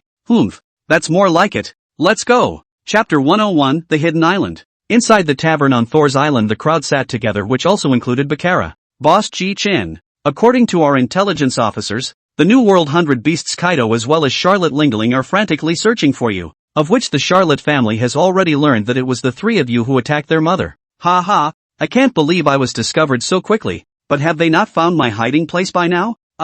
Yeah, they haven't found out yet. Bastard. These two assholes, not just went to assassinate the two of them, but even so crazy. Marred. GGG. HM? What are you laughing at? Old crocodile? Ahem. Nothing. 5 minutes later Jichen stood up and looked at the crowd. AI. Marred. These two old undead. If it wasn't for the fact that I still have partners I would have killed on both of their territories long ago. In a moment I will hide the entire Thunder God Island. The crowd stared at Jichen with wide eyes, and some even pulled out their ears to make sure they hadn't heard wrong. Jichen smiled helplessly. Haha, I know it's a bit unbelievable, but I can't explain it to you guys. Jichen then led the crowd to the main center of the island. System, no problem? Don't worry, does that one just need a day off after using this trick? Yes, the host. Jichen's eyes were full of confidence, then Jichen's hands thundered loudly. Countless thunder and lightning were released from Jichen's hands. Gradually, in Jichen's continuous release of thunder and lightning, his face also became a little bad looking. The lightning gradually wrapped down Jichen's palm to the entire island. The crowd was filled with curiosity as they watched the ground as well as the surrounding area being covered in lightning, all looking around with newfound curiosity. Only Sauron stared intently at Jichen. Soon all of Jichen's lightning wrapped around the island, and it was as if the crowd was in a world of lightning. Jichen yelled out, then he fell straight to the ground, not knowing if he was dead or alive. Joba, the chief has fainted. Come quickly. Solon shouted. Coming. Dash. Luckily it's just exhaustion and a few days of rest. The crowd breathed a sigh of relief. The crowd then carried Jichen to the resting place. I didn't think the invincible captain would faint. Jia. Don't you see if that sight just now is something a human can do? But what the hell did the captain do? Why can't I feel anything? Nami wondered. We'll ask that when the chief wakes up. Soon after a day, Jichen slowly opened his eyes. Where is this place? Captain, are you awake? Hey, everyone hurry over here, the captain is awake. Soon a group of people arrived in front of Jichen in the blink of an eye, including Bakara. Jichen laughed softly. Looks like you all want to know what I did yesterday? Aha, aha, the crowd chorused. Looks like you guys didn't notice. Ha, I've already completely hidden this Thunder God Island yesterday by utilizing my power of thunder and lightning. Even if there are pirates or navies that come to this sea, they won't be able to discover us at all. Of course, the people who were on this island at the time are allowed to know the location. So if you guys want to get out of the island later, you can use my arbitrary door to get out. After all, I had hidden Thor's island yesterday, and of course on the map. Just look at Nami's record pointer. Really, yeah, there's a pointer that keeps wobbling. Ha ha, don't worry, the next time we show up, it'll be on the Charlotte family's Cake Island. A murderous aura flashed in Jichen's eyes. Old me is going to destroy Charlotte Ling Ling. Solon licked his lips. Hey, Chief, so when are we going? Jichen thought in place for a while and said, let's do it in half a year. Half a year's time. You guys cultivate well, especially our Nami Mariner. Your fruit ability is still very useful. If it wasn't for this devil fruit that I made you eat, I'd have forgotten that you're still a devil fruit power user. Ha ha ha, Captain.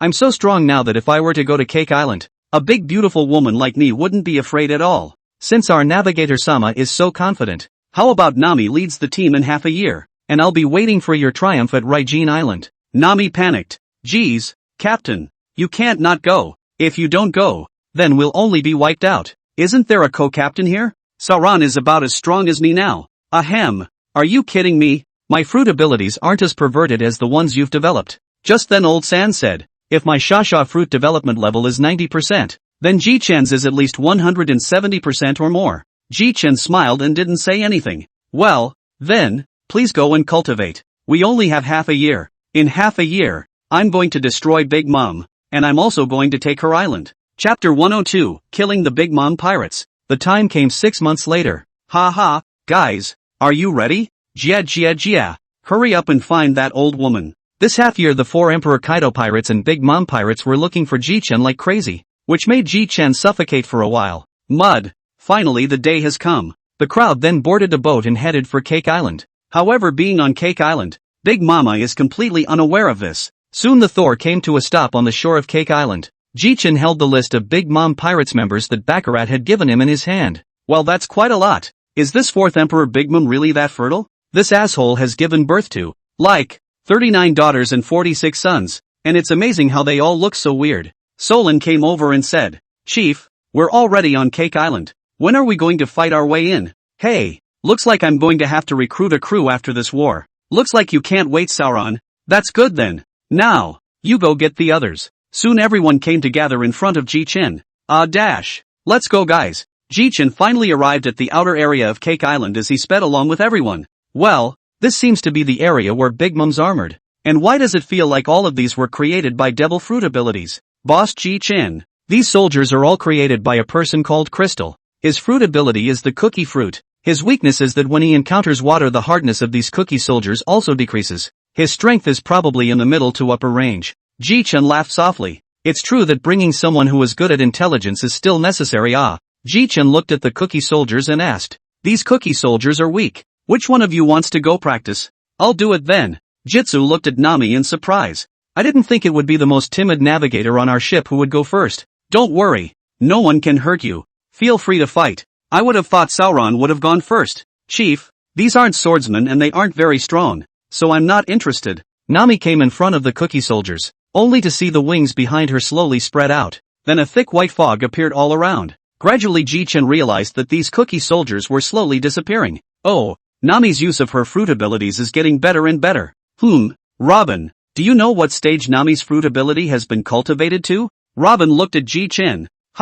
Captain, you don't know? I thought she would tell you. Since she didn't tell you, you can ask her when he comes back later. After that Nami, who had taken care of the cookie soldiers, flew straight back. Ooh, that's scary. Good thing I'm better. Jichen stared at Nami with unblinking eyes, as if he wanted to see through her. Nami weakly asked, Ship, Captain, what are you doing? Surprisingly, you're looking at me in a horny way?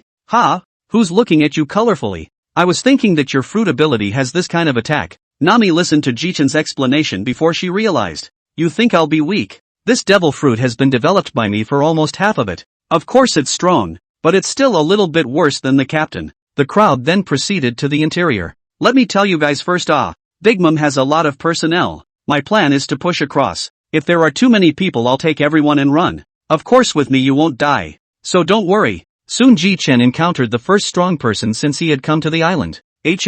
Ultimate Evil Jichen. What do you Thor pirates want to do? Jichen frowned tightly. Who are you? Bakara explained. Boss Jichen. This guy is the 10th son of Big Mom and also one of the 3 generals of desert. Looking at that giant long sword behind your back. You're a swordsman, aren't you? Bastard. So what if I am? Extremely evil person. Let me, Crystal, cut you down here today. Jichen ignored him and turned his head to Sauron. Hey Sauron, how about any interest in a challenge? Solon licked his lips. Ha ha ha, it's been a long time since I've fought, so I'll just begrudgingly fight him. That's right, Chief, when I'm 10 minutes better, I'll settle him at once. Just a reminder. Sauron, remember not to play you. Come on, we've got to go fight the others. Solon responded lazily. Mud, how dare you look down on me so much that you only sent the number 3 man on your ship to fight me? Are you Thor pirates looking down on me? Solon pulled out his ears and asked. What did you just say? Humph. I say you dare to presume to challenge me even as a number 3? Krypton's words had just fallen. Sauron turned into a beam of light and rushed towards Krypton. And in Krypton's unbelieving eyes, Sauron directly took Krypton down in seconds under his full force. Humph. Who the are you calling number 3? I'm number 2, get it? Meanwhile at the same time after Krieger's death, a devil fruit slowly formed in the fruit pouch on Jichen's waist. Bakara looked incredulously at the collapsed and already dead Kleenex. This, Boss Jichen, is that Chicken Krieger with a bounty of 860 million belts dead? Jichen dug in his waist pocket. A Superman system, cookie fruit was in Jichen's hand. I think the answer to whether he's dead or not has already been revealed. Nami spat nonchalantly. Captain, I don't think you're here to attack Big Mom. You're here to stock up. Nami, don't say it out. I'm just more interested in the Charlotte family's devil fruit. When I get all the Charlotte family's devil fruit, I'm going to create a cookie dessert troupe as well. Sauron came back cursing. Sauron, what are you doing back here cursing? This purple hair even said that I was the number 3 of the Thunder God pirates. Obviously old Shah is the 3rd alright. And then he was decapitated by me with a jutsu. 86000. Old Sandy nodded approvingly. That's right, it's scary. The cookie soldiers on the island were all turned into regular cookies after Carrick's death as well. And the other children of the island's Big Mom found out about it. And Bree saw the scene in the mirror world. He's so scary. He just, chopped up the crystal frame like that. I have to tell brother Katakuri about this. Chapter 103, Killing the Big Mom Pirates, 2. Bree finally arrived at where Katakuri was after traveling continuously through the mirror world. Katakuri was a bit confused as he watched Bree run in a panic but asked, Bree, what's wrong? Did something happen? Katakuri brother. Krieger was decapitated by a swordsman from the Thor pirates. Katakuri's pupils shrunk. What? How? It's true. I just saw it in the mirror world. No wonder all the cookie soldiers on the island turned into the original cookies. Damn it, where are they? They've gone toward the interior of Cake Island. Bree, you go ahead and tell Mom. I'll go ahead and stop them. Bree was a bit hesitant. But, Katakuri brother, they're strong. I'm strong too. I still have no problem intercepting one with my strength. Okay, then I'll go tell Mom right away. Meanwhile, Jichen and the others were walking through the Cake Island forest at the moment. Oops, stupid Sauron. Next time don't be so impulsive. When I kill Big Mom they might become my crew. Really? Under the premise of making sure you can kill the other person. Just knock out. In response Solon just agreed helplessly in the face of Jichen's nagging. I know. It's been a while since I've used a sword. I'm a little excited. Jichen slapped Solon on the back. Idiot, you're the vice captain of the Thunder God Pirates. Our pirate group is at least a royal level power. Don't look so rustic, okay? The group was watching Sauron fight with Jitsu when Katakuri appeared in front of the group. Jichen also noticed another person coming. Who's here this time? Jichen boss. This time is the second son of Big Mom. Special superhuman system glutinous fruit ability. The bounty is 1,057,000,000 berries. Has extremely powerful 3 colors of hegemony, which is the most good at the color of the hegemony of the smell, to reach the realm that can see a part of the future. Oh, so he's got a strong seeing eye? And it's a gnarly fruit. Isn't it similar to my brother Luffy's rubber fruit? Which can also stretch. Jichen looked at the crew and said, who wants to fight this time? If none of them want to, then I'll do it. As soon as Jichen's words fell, 2 figures stood out, none other than Sauron and Old Sand. The two glared at each other in mutual disbelief. Lao-san. Move back. This guy is mine. What? Trashy swordsman. Get out of the way, you dick. He's mine. The duo just bickered, making Katakuri across the room get a little impatient. Hey, assholes, which one of you wants to fight me? Jichen smiled helplessly. As you can see, both of my shipmates want to finish you off. Why don't you choose?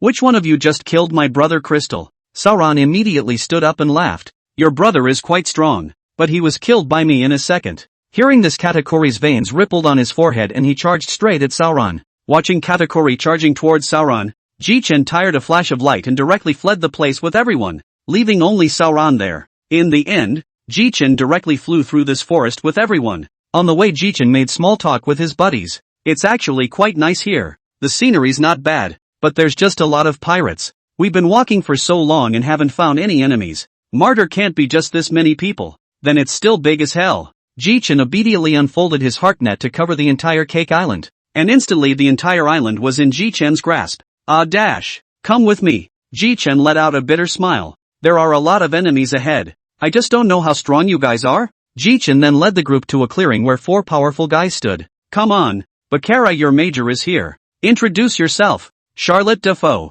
Bounty of 300 million belts. Superman lineage, steaming fruit. Charlotte Owen. Bounty of 300 million belts. Superhuman lineage, hot fruit ability. Baking minister of the nations. Charlotte Snaggle. The 19th son of Big Mom, with the fruit ability of a book fruit ability. Charlotte Smudge. The 14th daughter of Big Mom, with a bounty of 932 million belts, one of the 3 generals of the Supreme Cadre, and the Juice Minister of the Nations. After the introduction of Baccarat, Lao Sha and Jichen laughed so much that they could not even straighten their backs. Ha ha ha ha ha ha, GG. Po ha ha ha ha. This Big Mom is so fat and it doesn't matter if it's a son or daughter, either dessert or juice, you Charlottes are still laughing at me. Jichen was laughing when a long sword tried to attack her with great speed. Jichen also reacted extremely quickly, instantly transforming into a thunderous light and arriving behind Smudge, wrapping one hand around her neck. Oops, it's just ugly, or I would have taken advantage of it. Unfortunately, 100 million thunderstorm thunder rats.